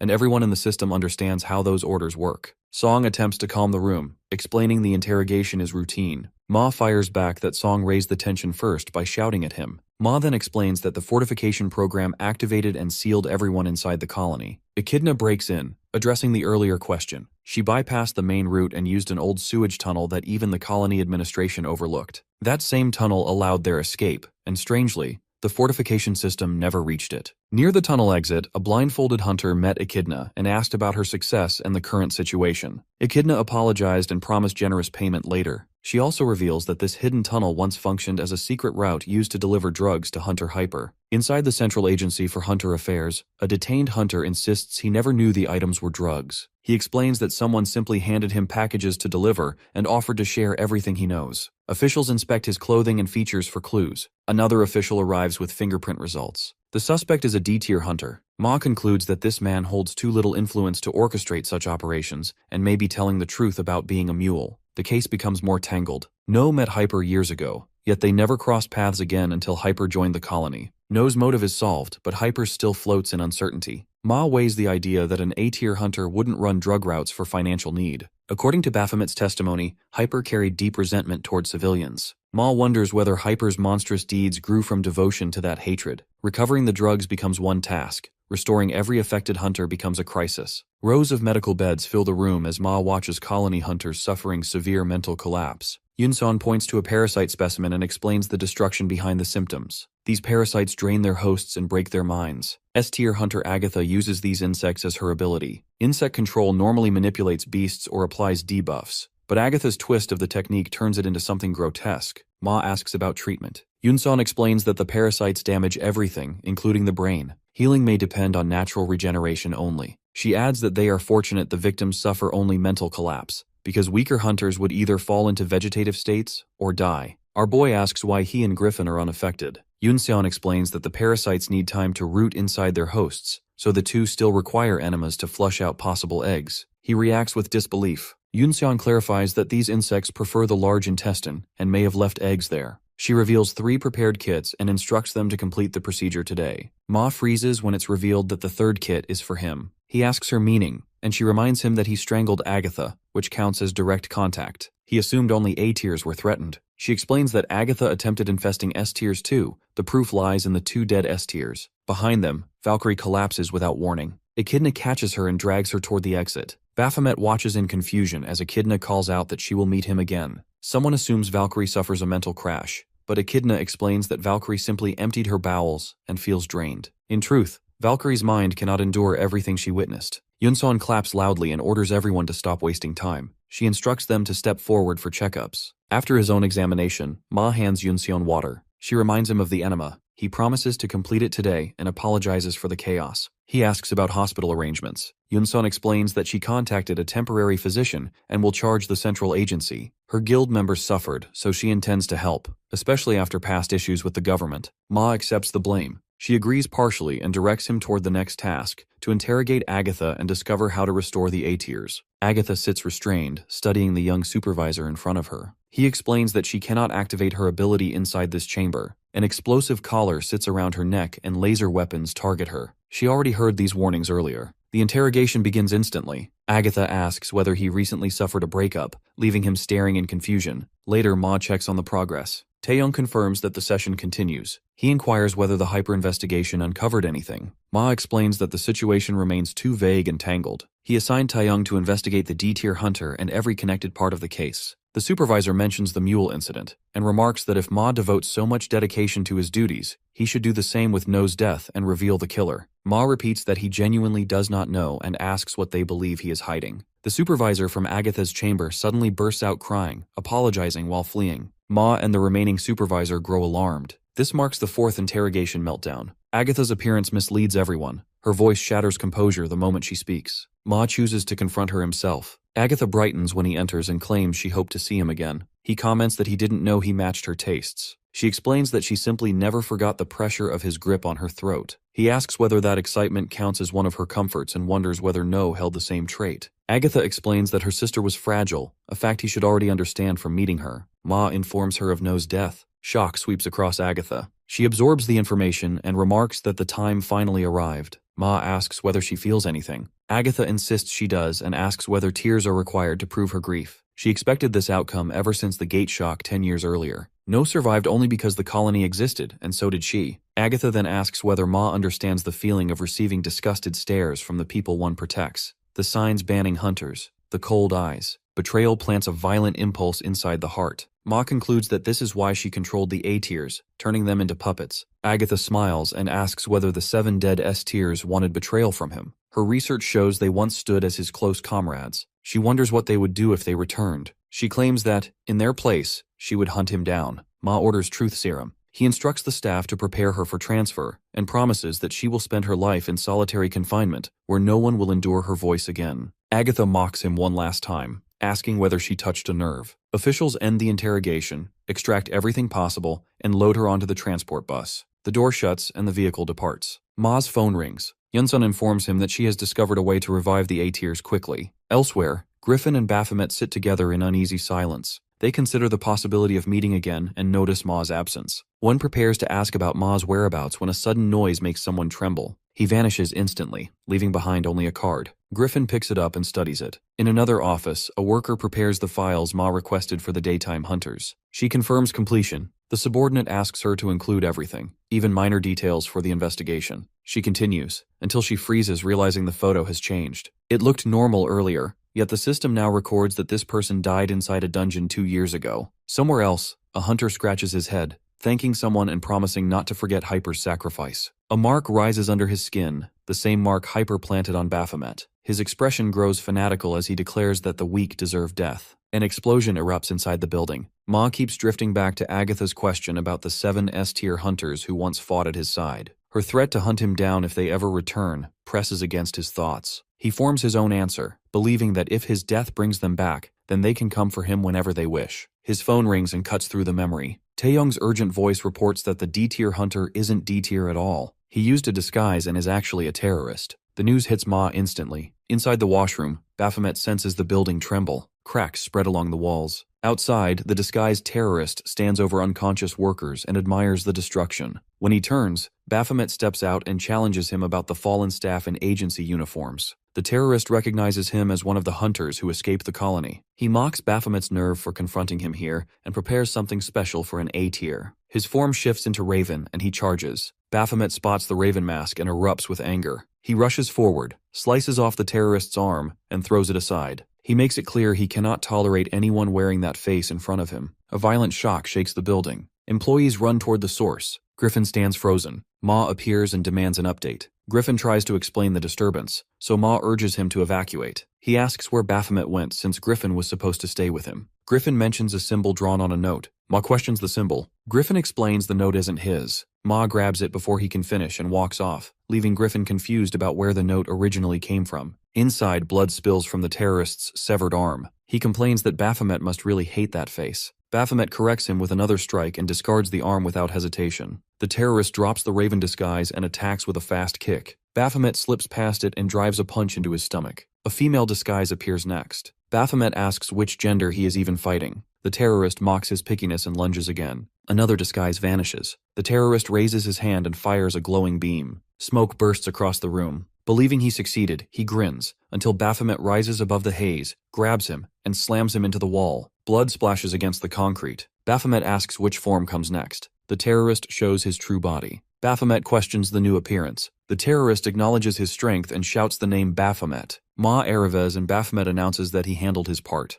Ma instructs him to stop the terrorist. Baphomet turns back. The terrorist now wears Baphomet's appearance, claiming he only needed someone to look at him. He bites into the symbol page and tears it. Later, tense employees linger around the aftermath, while Baphomet completes multiple sketches. Yunsun studies them, praises his skill, and asks if he learned somewhere. He explains tower life left nothing to do besides fight and practice things like this. Ma orders Taeyong to compare the sketches with hunter profiles. Baphomet explains the search might be useless. Yunsun asks why. He tells them the terrorist's body felt wrong, like clothes that did not belong to him, and that the real host must exist elsewhere. He also repeats that the terrorist shouted his codename at the end. Ma agrees. The terrorist wouldn't give up his original body so easily. He asks Yunseon to examine the corpse. She protests and accuses him of dumping tasks onto her. Ma adds a polite request just before a sound interrupts them. Baphomet calls Ma over. He explains something he carried earlier is gone. Ma pulls out the symbol he found and asks if this is what he is looking for. Baphomet recognizes it and admits he must have dropped it. Ma tells him to follow because he needs to show something important. Ma leads him through the building while recounting events from 8 years ago. Back then, he treated his abilities as tools for earning a living and kept himself detached. Everything changed when he met a group who taught him how to understand emotions, read people, and live again. He had been wandering without memories, and they guided him forward. Yet he killed them because of the ones behind the symbol. He brings Baphomet into a container with a photograph displayed inside. Baphomet recognizes the face but cannot pinpoint it. He asks where they are. Ma explains it's an archive that stores records of cleared towers and honors hunters who died by preserving their belongings. Ma reminds him of the long hallway of doors. Each door holds a different tower's history. Baphomet asks which tower belongs to this archive. He studies the photograph again and identifies Raven. Ma confirms it belongs to the Abyssal Tower. Baphomet reacts with shock. Ma explains the Abyssal Tower's reputation, the tower that devoured more lives than any other, and the place Raven cleared at the cost of his own. Raven's body was never found, so his funeral became a formality. He left nothing behind, and this archive remains empty. Ma even suspected someone stole Raven's corpse. Baphomet asks how the Abyssal Tower connects to their situation. Ma explains why he joined the government. He needed access to special hunter crime cases, and government work allowed it. He handled every mission they gave him, investigations, undercover tasks, and assignments meant for a spy. Eventually, he earned a promotion and became leader of Rogue, a guild built to eliminate criminal hunters. Tower work never mixed with his role until the Abyssal Tower appeared. Unlike normal towers open to all, this one accepted only hunters with specific conditions. Those who qualified felt chosen. They felt proud. They didn't know they were walking into a slaughterhouse. Baphomet asks what he means. Ma reveals that every hunter who entered that tower was under Rogue investigation. The truth hits Baphomet hard. Ma finishes with the final point. Every hunter recorded in this archive was a criminal, and every hunter Baphomet killed inside the Abyssal Tower deserved to die. Not only this, his shock depends when Ma reveals that World Union has discovered the true purpose behind the Gate's creation and the existence of demonic beasts. But what truly astonishes him is Ma's revelation that the physical structure of both humans and beasts is the same, except for their hearts. Ma adds that this information is not suitable for the public for obvious reasons. However, he also makes him realize how similar humans and demonic beasts actually are. Unlike demonic beasts, which kill humans on instinct, hunters have the choice to commit crimes. That's why he has been seeking such criminals, but Baphomet in the Abyssal Tower has unknowingly been doing the same. Baphomet is taken aback to realize that Ma knows his identity. Ma confirms it, explaining that Finesse has already revealed it to him. Ma's conversation shifts to the system spirit, who also told him that Baphomet is the fulfiller of his desires. Now, reflecting on her words and on his surveillance of our boy, he concludes that it can't be a coincidence that they met and that Baphomet was given the clue to the criminal organization he is after. Ma then seriously reveals that his goal is to wipe out the organization, and for this purpose, he is willing to go to any extent, even giving his soul to Baphomet and letting him run wild. At that moment, Baphomet receives a quest instructing him to find a clue related to insignia prints on paper. Ma's status also shifts from cautious to sociable toward our boy. Ma finally states that he is the clue to finding those criminals. Ma, on the other hand, has spent years searching for them but found nothing. Baphomet, however, is more concerned about whether Ma will reveal his identity as a demonic beast. Ma doesn't care about that because he places hunters and demonic beasts in the same category. Baphomet then wonders aloud about Finesse's criminal record, since Finesse also entered the Abyssal Tower. Ma reassures him that he ran a background check on him, and the man is clean, something proven by his safe return from the tower. Baphomet wonders whether Ra orchestrated Finesse's involvement in all this. He lets the topic slide as his curiosity turns to Raven. Ma admits that he knows Raven was a criminal, but doesn't know how to deal with him. There is no pattern in Raven's killings, as Raven murders civilians and his own hunter partners equally. When Ma mentions Raven massacring the family of his aunt, Baphomet suddenly experiences a flashback Scott Raven committing the slaughter. The memory gives him a sharp headache. Baphomet now understands Griffin's reason for hating his brother. It also shocks Ma that Griffin already knows about his brother's crimes. Anyway, Ma continues discussing Raven's murder spree, which has no pattern or motive they can decode. When he looks at Raven, he sees only a lonely person, nothing more. This leads him to conclude that Raven must be acting under orders. This reminds Baphomet of Raven's words that Raven moves according to quests. Ma is confused by the word quest, but Baphomet lets the topic slide because they need to figure out their next course of action. Ma leaves the matter in Baphomet's hands since Baphomet has already found the paper. Baphomet is clueless as well because Hyper used it. Ma reflects on the strange connection between Hyper and the mysterious hunter who raided at the Central Agency. That hunter declares that he comes to meet Ma. Baphomet wonders whether there is another reason behind the raid that they do not yet know. Ma also considers this possibility. However, one thing he concludes is that the criminal hunters hate civilians because civilians are their main targets. Not to mention, they are systematic, organized, and actively seeking hunters who sympathize with their cause. Suddenly Ma senses something and rushes outside to see what is happening, since communication is banned inside this room. On their way out, Ma finally understands that the hunter raided the agency just to draw attention. Our boy is still confused, but Ma finally reveals that they are after Agatha. Agatha, the hunter in question, has been captured by the organization because she too hates ordinary people. Her tendencies and abilities make her valuable to them. Someone tries to touch her, but even with her body bound, she pushes them away. After a while, she opens her eyes at the sound of someone apologizing for the rough handling. Agatha sees two hooded figures in front of her and demands to know their identities. One of them answers that they are people who despise useless civilians, people who are completely worthless. Their motive is to eliminate them all. He wants her to join their cause while revealing the same insignia Baphomet is searching for. The moment she sees the insignia, her expression twists into something evil. She becomes excited and ready to begin the killing spree. Meanwhile, with our boy, Ma is preparing to deal with the situation while leaving him behind. Baphomet wonders aloud whether he can really trust himself. After all, he is a demonic beast who can go on a rampage at any time. Ma already knows this, so he has taken precautions in advance. In the end, he reveals that even if those cautious measures fail to stop Baphomet, he himself will stop him, because he knows Baphomet wants to fight him. Without waiting for an answer, Ma gives a soft smile and is about to leave when Valkyrie stops him. Valkyrie is drowning in regret for killing Nen and wants to get arrested for her crime. Ma understands that she did what was necessary in that moment, but she remains adamant that using the cursed Venatus skill, one that requires a sacrifice from the user, makes her a murderer because Nen's life was the price paid. Baphomet looks at her condition and consoles her in his own way. Nen obviously knows what she is trying to do when she fights her. Her tantrum can make Nen's death meaningless.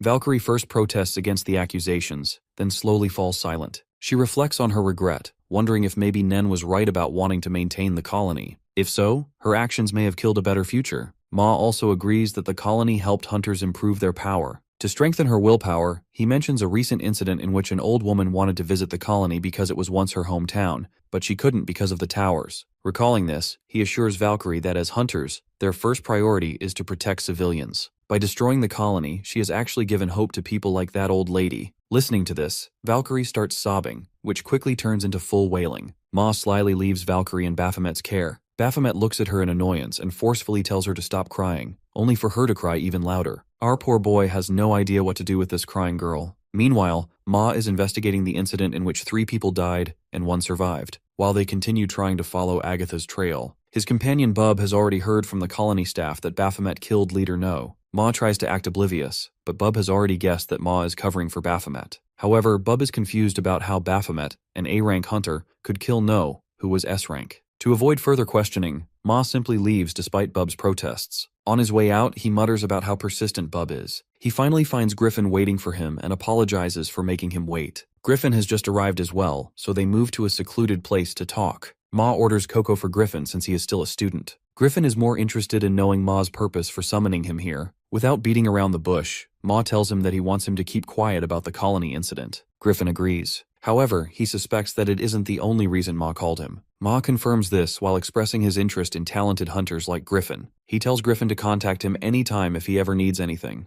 Griffin, however, is still suspicious that there is a catch. To clear Ma's confusion, he reveals that he knows Baphomet is the real reason Ma recommended he go to the colony. He adds that he is confident in his skills and believes he could reach S-class even without the colony, but he went there anyway to seek constant combat. But now he realizes that Ma wanted him to face Baphomet. Ma continues to act confused in response to Griffin's accusations. Griffin eventually lets the topic slide since he doesn't fully know Ma's true intentions anyway, but he still thanks him for suggesting the colony because he learned a lot there. With that, he leaves. The moment Griffin steps away, Ma starts sweating for real. Griffin is incredibly perceptive, especially for a middle schooler. Ma wonders if it's some kind of hunter instinct. Whatever the case, Ma's intention is clear. He knows Baphomet is growing stronger, so he wants Griffin prepared to fight him if things ever go south. In other words, Griffin is his insurance, and he wants him stronger even than Raven himself. Meanwhile, our boy is staring at his screen with an annoyed expression. He doesn't understand Ra's intention in wanting him to develop affection for humans. Until now, he has only been killing criminals during his time in the tower. He wonders what Ra's true purpose is in using him.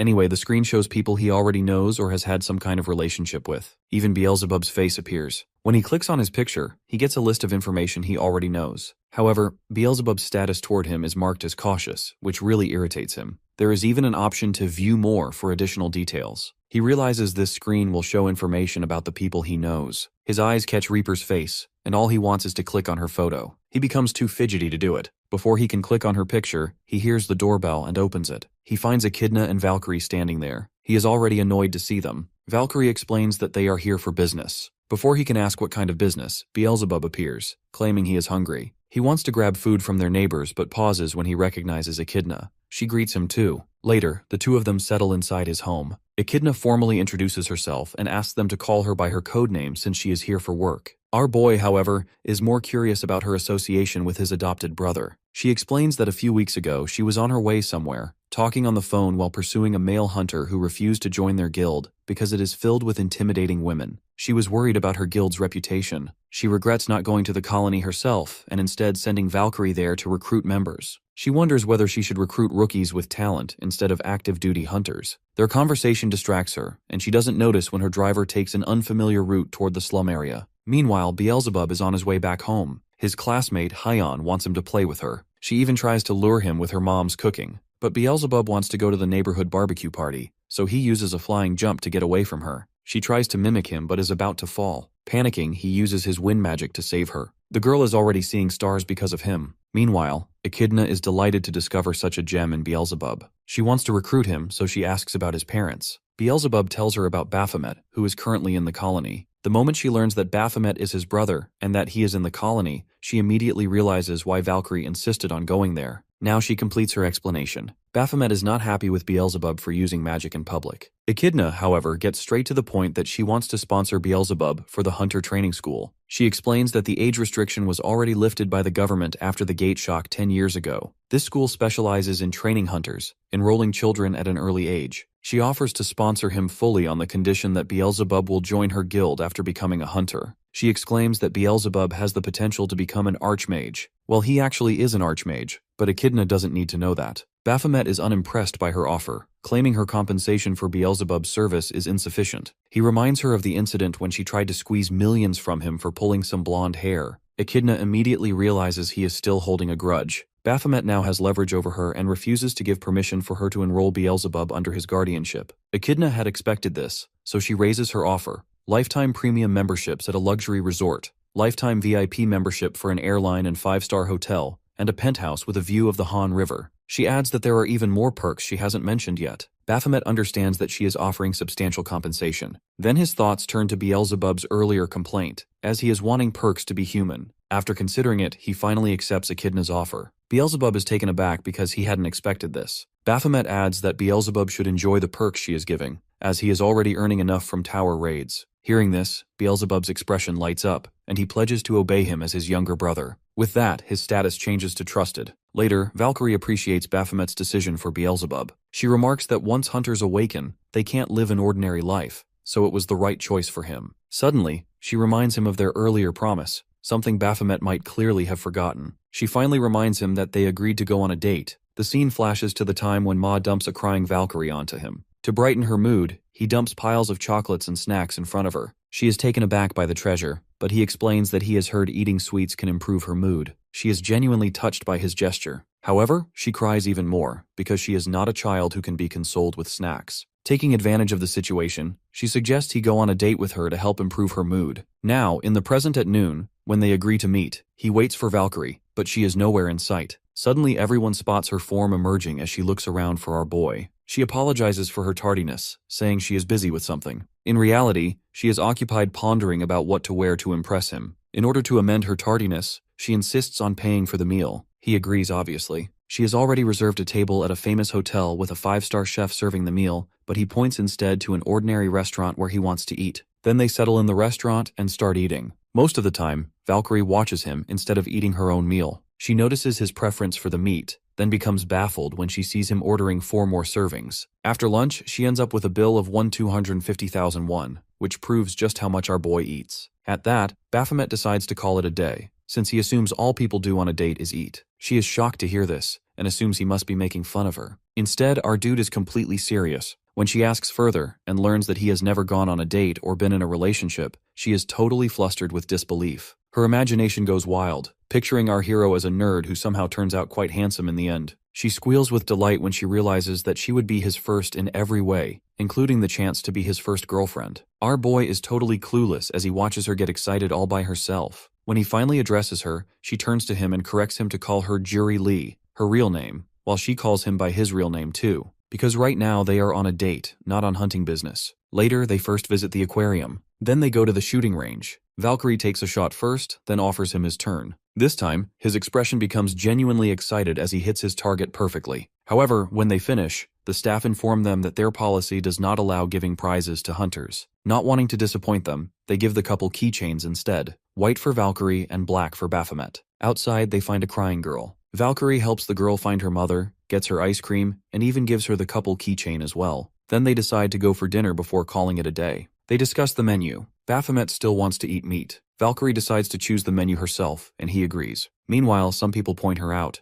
They approach her assuming she might know English and can help them, judging by her British appearance. But she apologizes to them, saying she cannot speak English. After that, she reveals her family photo to Baphomet along with her life story. Her biological mother dies after giving birth to her, so her father, who is in deep pain after losing his wife, moves to Korea. Later, he finds love again and remarries. Now she has a mom and a younger sister who live with her in the city, while her parents live in the countryside. She expresses how happy she is with her life, while also sharing her goal as a hunter, to protect the happiness of others as well. Looking at her serene expression, he awkwardly says that she looks better when she is laughing than when she is crying. A blush creeps onto her face as she listens to his compliment. Unbeknownst to her feelings, he is more interested in dinner. Suddenly, she turns back and blurts out her feelings, saying she likes him. She asks him to be her boyfriend. Our clueless boy, instead of answering, responds with a question. How does someone even know when they like someone? Valkyrie is completely baffled at first, shocked that he doesn't know basic things like dating and liking someone. After thinking for a moment, she begins to explain that when someone likes another person, they start thinking about them,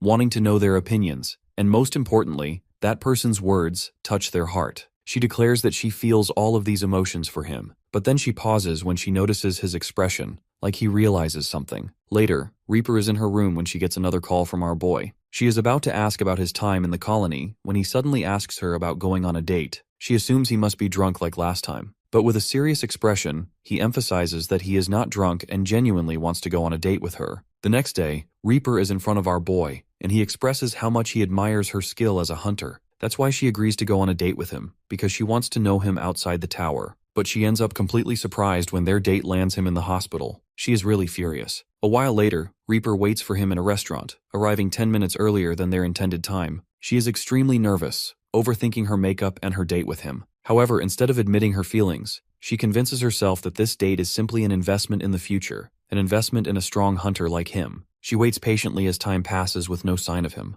25 minutes later, she overhears someone discussing an accident at the intersection. By 40 minutes, her patience wears thin and she is completely irritated with him. When she finally gets up, he shows up at last. She demands to know where he has been and why he didn't bother to pick up his phone, but she pauses when she sees his expression. He explains that he fell and broke his phone in the process. This takes her aback since he is a top-tier hunter, yet he somehow manages to fall and break his phone like this. Then she asks him to go to the movie theater where she has booked a show for them, apparently realizing that our boy hasn't planned anything for their date. Before they go ahead, he awkwardly gives her a flower. The gesture is so foreign coming from him that she is taken aback. Later, they sit inside the movie theater, but because of her nerves, she can't focus on the movie. She keeps thinking about his gesture, giving her flowers, and wonders whether he is serious about this date. She glances at him and finds him sleeping. Her expression softens, because this is exactly the kind of thing she expects from him. But then she notices blood trickling from his temple. Now in the present, in the hospital, she learns that he actually gets into accidents with vehicles 3 times. Not to mention that the 3rd time he crashes into a truck. He would be dead meat if he were an ordinary person.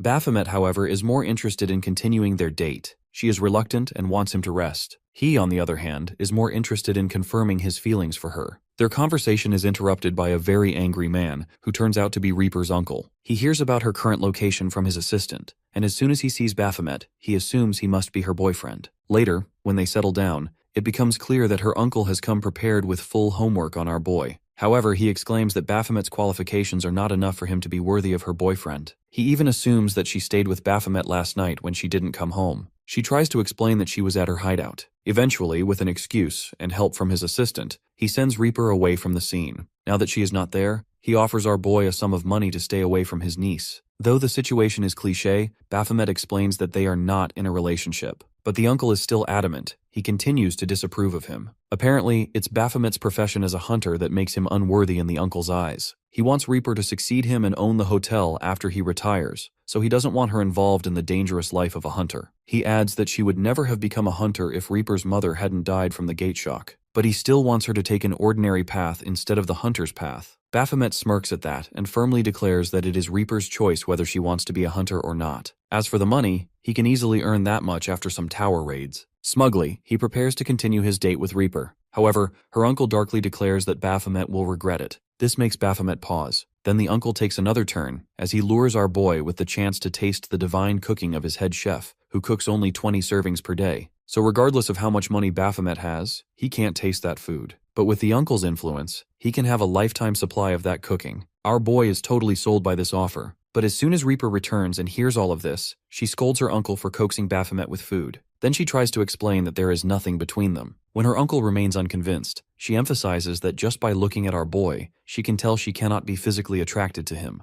which she considers an important factor in any relationship. But when she declares that she can't even imagine kissing him, Baphomet starts laughing. He finally reveals that after the party celebrating the clearing of the Tower of Sanctum, she was totally drunk and kissed him. For a moment, there is complete silence. Then, totally flustered, she claims she doesn't remember the incident. Our boy, angry at her declaration, accuses her of being the culprit who kissed him, but doesn't even remember the crime. He declares that he is going to sue her for being a sexual predator. With that, he leaves angrily. She follows him. He stops. She nervously asks if they can go watch another movie and even tries to lure him with dinner, but he refuses both offers. After a pause, he assures her that he isn't actually going to sue her. She apologizes softly. Then silence settles between them as he books a taxi. She awkwardly asks whether he asked her for a date, because he assumes she started liking him after that kiss. Her eyes widen when she sees his expression. Without giving her an answer, he gets into the taxi and leaves, leaving her speechless. Later, Beelzebub looks out from his wall-to-ceiling glass window, observing the scene from his new penthouse. Now he understands the rewards people get after success and why they chase them. His hilarious laugh is interrupted by our boy, who claps to check whether the lights turn on.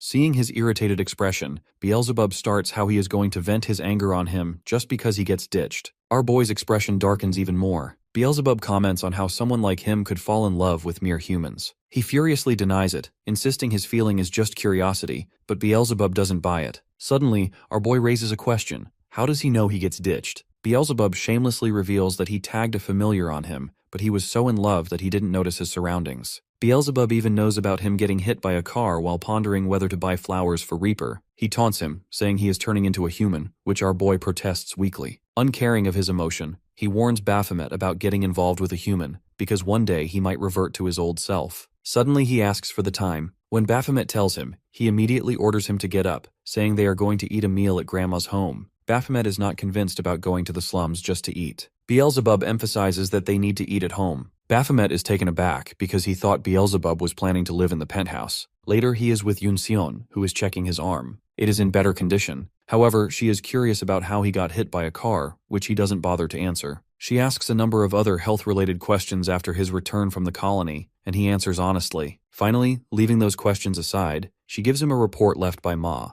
She reveals that it is a report analyzing a specimen from the body of Mentor Quartz's dead wife. She points out that he only needs to check the last page. After seeing the result, he asks her to interpret it. She shudders while revealing that the body is made up of multiple human bodies. She adds that this necromancer is a magic-type hunter with psychopathic tendencies. It is clear from the way the specimen was created that there was no purpose except entertainment. Baphomet wonders if that is why he felt repulsed by the creature. Yunseon continues, explaining that Ma is also worried about this case. They have known about missing hunters but haven't found any clue regarding the culprit. He agrees that the person behind all of this is incredibly meticulous, leaving no trace. Yunseon is now curious whether he has reconciled with Ma. He doesn't answer much, since obviously his boss knows his real identity. Instead, he changes the topic to the incident in which Ma killed his 7 teammates. She is taken aback that he knows about this. He ambiguously reveals that he contributed to clearing some of the mess, but leaves the details for Ma to explain. Yunseon can't really believe that Ma would share something like this with Baphomet. Her thoughts are interrupted by a kid running away from a shot. The male nurse Jang catches the kid. She introduces him to our boy. Jang greets him with a happy smile. A nurse calls for Yoon Seon and she leaves, bidding farewell to our boy. Left alone with Yang, he awkwardly prepares to leave when Jiang steps closer into his personal space, commenting on his male beauty. He adds that he must be famous with women because of how handsome he is. Seeing Jiang's sparkling eyes, our dude is taken aback. Jiang also adds that he must be famous with the boys as well. Outside, he has no clue about the shine in Jiang's eyes. He contemplates his words. At that moment, he remembers Valkyrie's confession to him and tries to shove the thought away, reminding himself that he doesn't become human for relationships. Then he recalls Beelzebub's comment about him being in love. He reminds himself that humans are just toys. Reaper's image comes to mind, how she accused him that he assumes she liked him after that kiss. Not to mention, at the exact same moment, two girls are discussing how, when they are nice to guys, the boys start assuming they like them. Baphomet's aura darkens, which eventually scares the girls off. A little while later, he sees a couple being lovey-dovey with each other. He storms between them forcefully. Not only that, he notices couples everywhere. Even the cats are in love. His mood worsens as he sees more and more of them. Finally, he decides to find a solution to lift his spirits. After looking around, he finally spots a gaming cafe. He stretches his muscles, as it has been too long since he gave time to his hobby. Then he stands in front of a gaming booth to start playing. Meanwhile, Reaper is discussing her problem with Zest. Since Zest knows both of them, she is the perfect person for Reaper to vent her frustration. She reveals about her date to her. Reaper also expresses how she wants to keep connected with him. Her conversation is cut short when Zest suddenly asks whether she is not interested in Baphomet at all. The question catches her off guard. Meanwhile, the guild leader of the Nebula Guild also enters the same cafe where our boy is playing. He notices him and smirks. Our boy is playing a game and wins. It is good entertainment, but he is a little disappointed because playing against a computer is easy. At that moment, he gets a call from Reaper, who asks why he hasn't received her call. He reminds her that his phone is broken. She's about to bring up the accident, but he bluntly asks her the purpose of the call. She approaches the topic about how their date ended. At the same time, he receives a challenge from Vango. He is glad to have someone challenge him. Meanwhile, he tells Reaper to forget about the incident, but she is not satisfied with his answer. He simply brushes it off, offering to discuss it over dinner. Excited, she decides to eat at her friend's restaurant. Before she can fix that next date, Baphomet abruptly cuts the call. Her call had distracted him, and now he has lost against his opponent. His challenger asks for a rematch, and this time he immediately accepts. This time, his opponent beats him relentlessly, which angers him greatly. Dumping the game, he decides to confront his opponent in person. As soon as he spots the boy, he immediately recognizes him as a hunter. Vango confesses that he has also heard many things from his brother, especially about his temper. He happily introduces himself as Vango, Guildmaster of the Nebula Guild.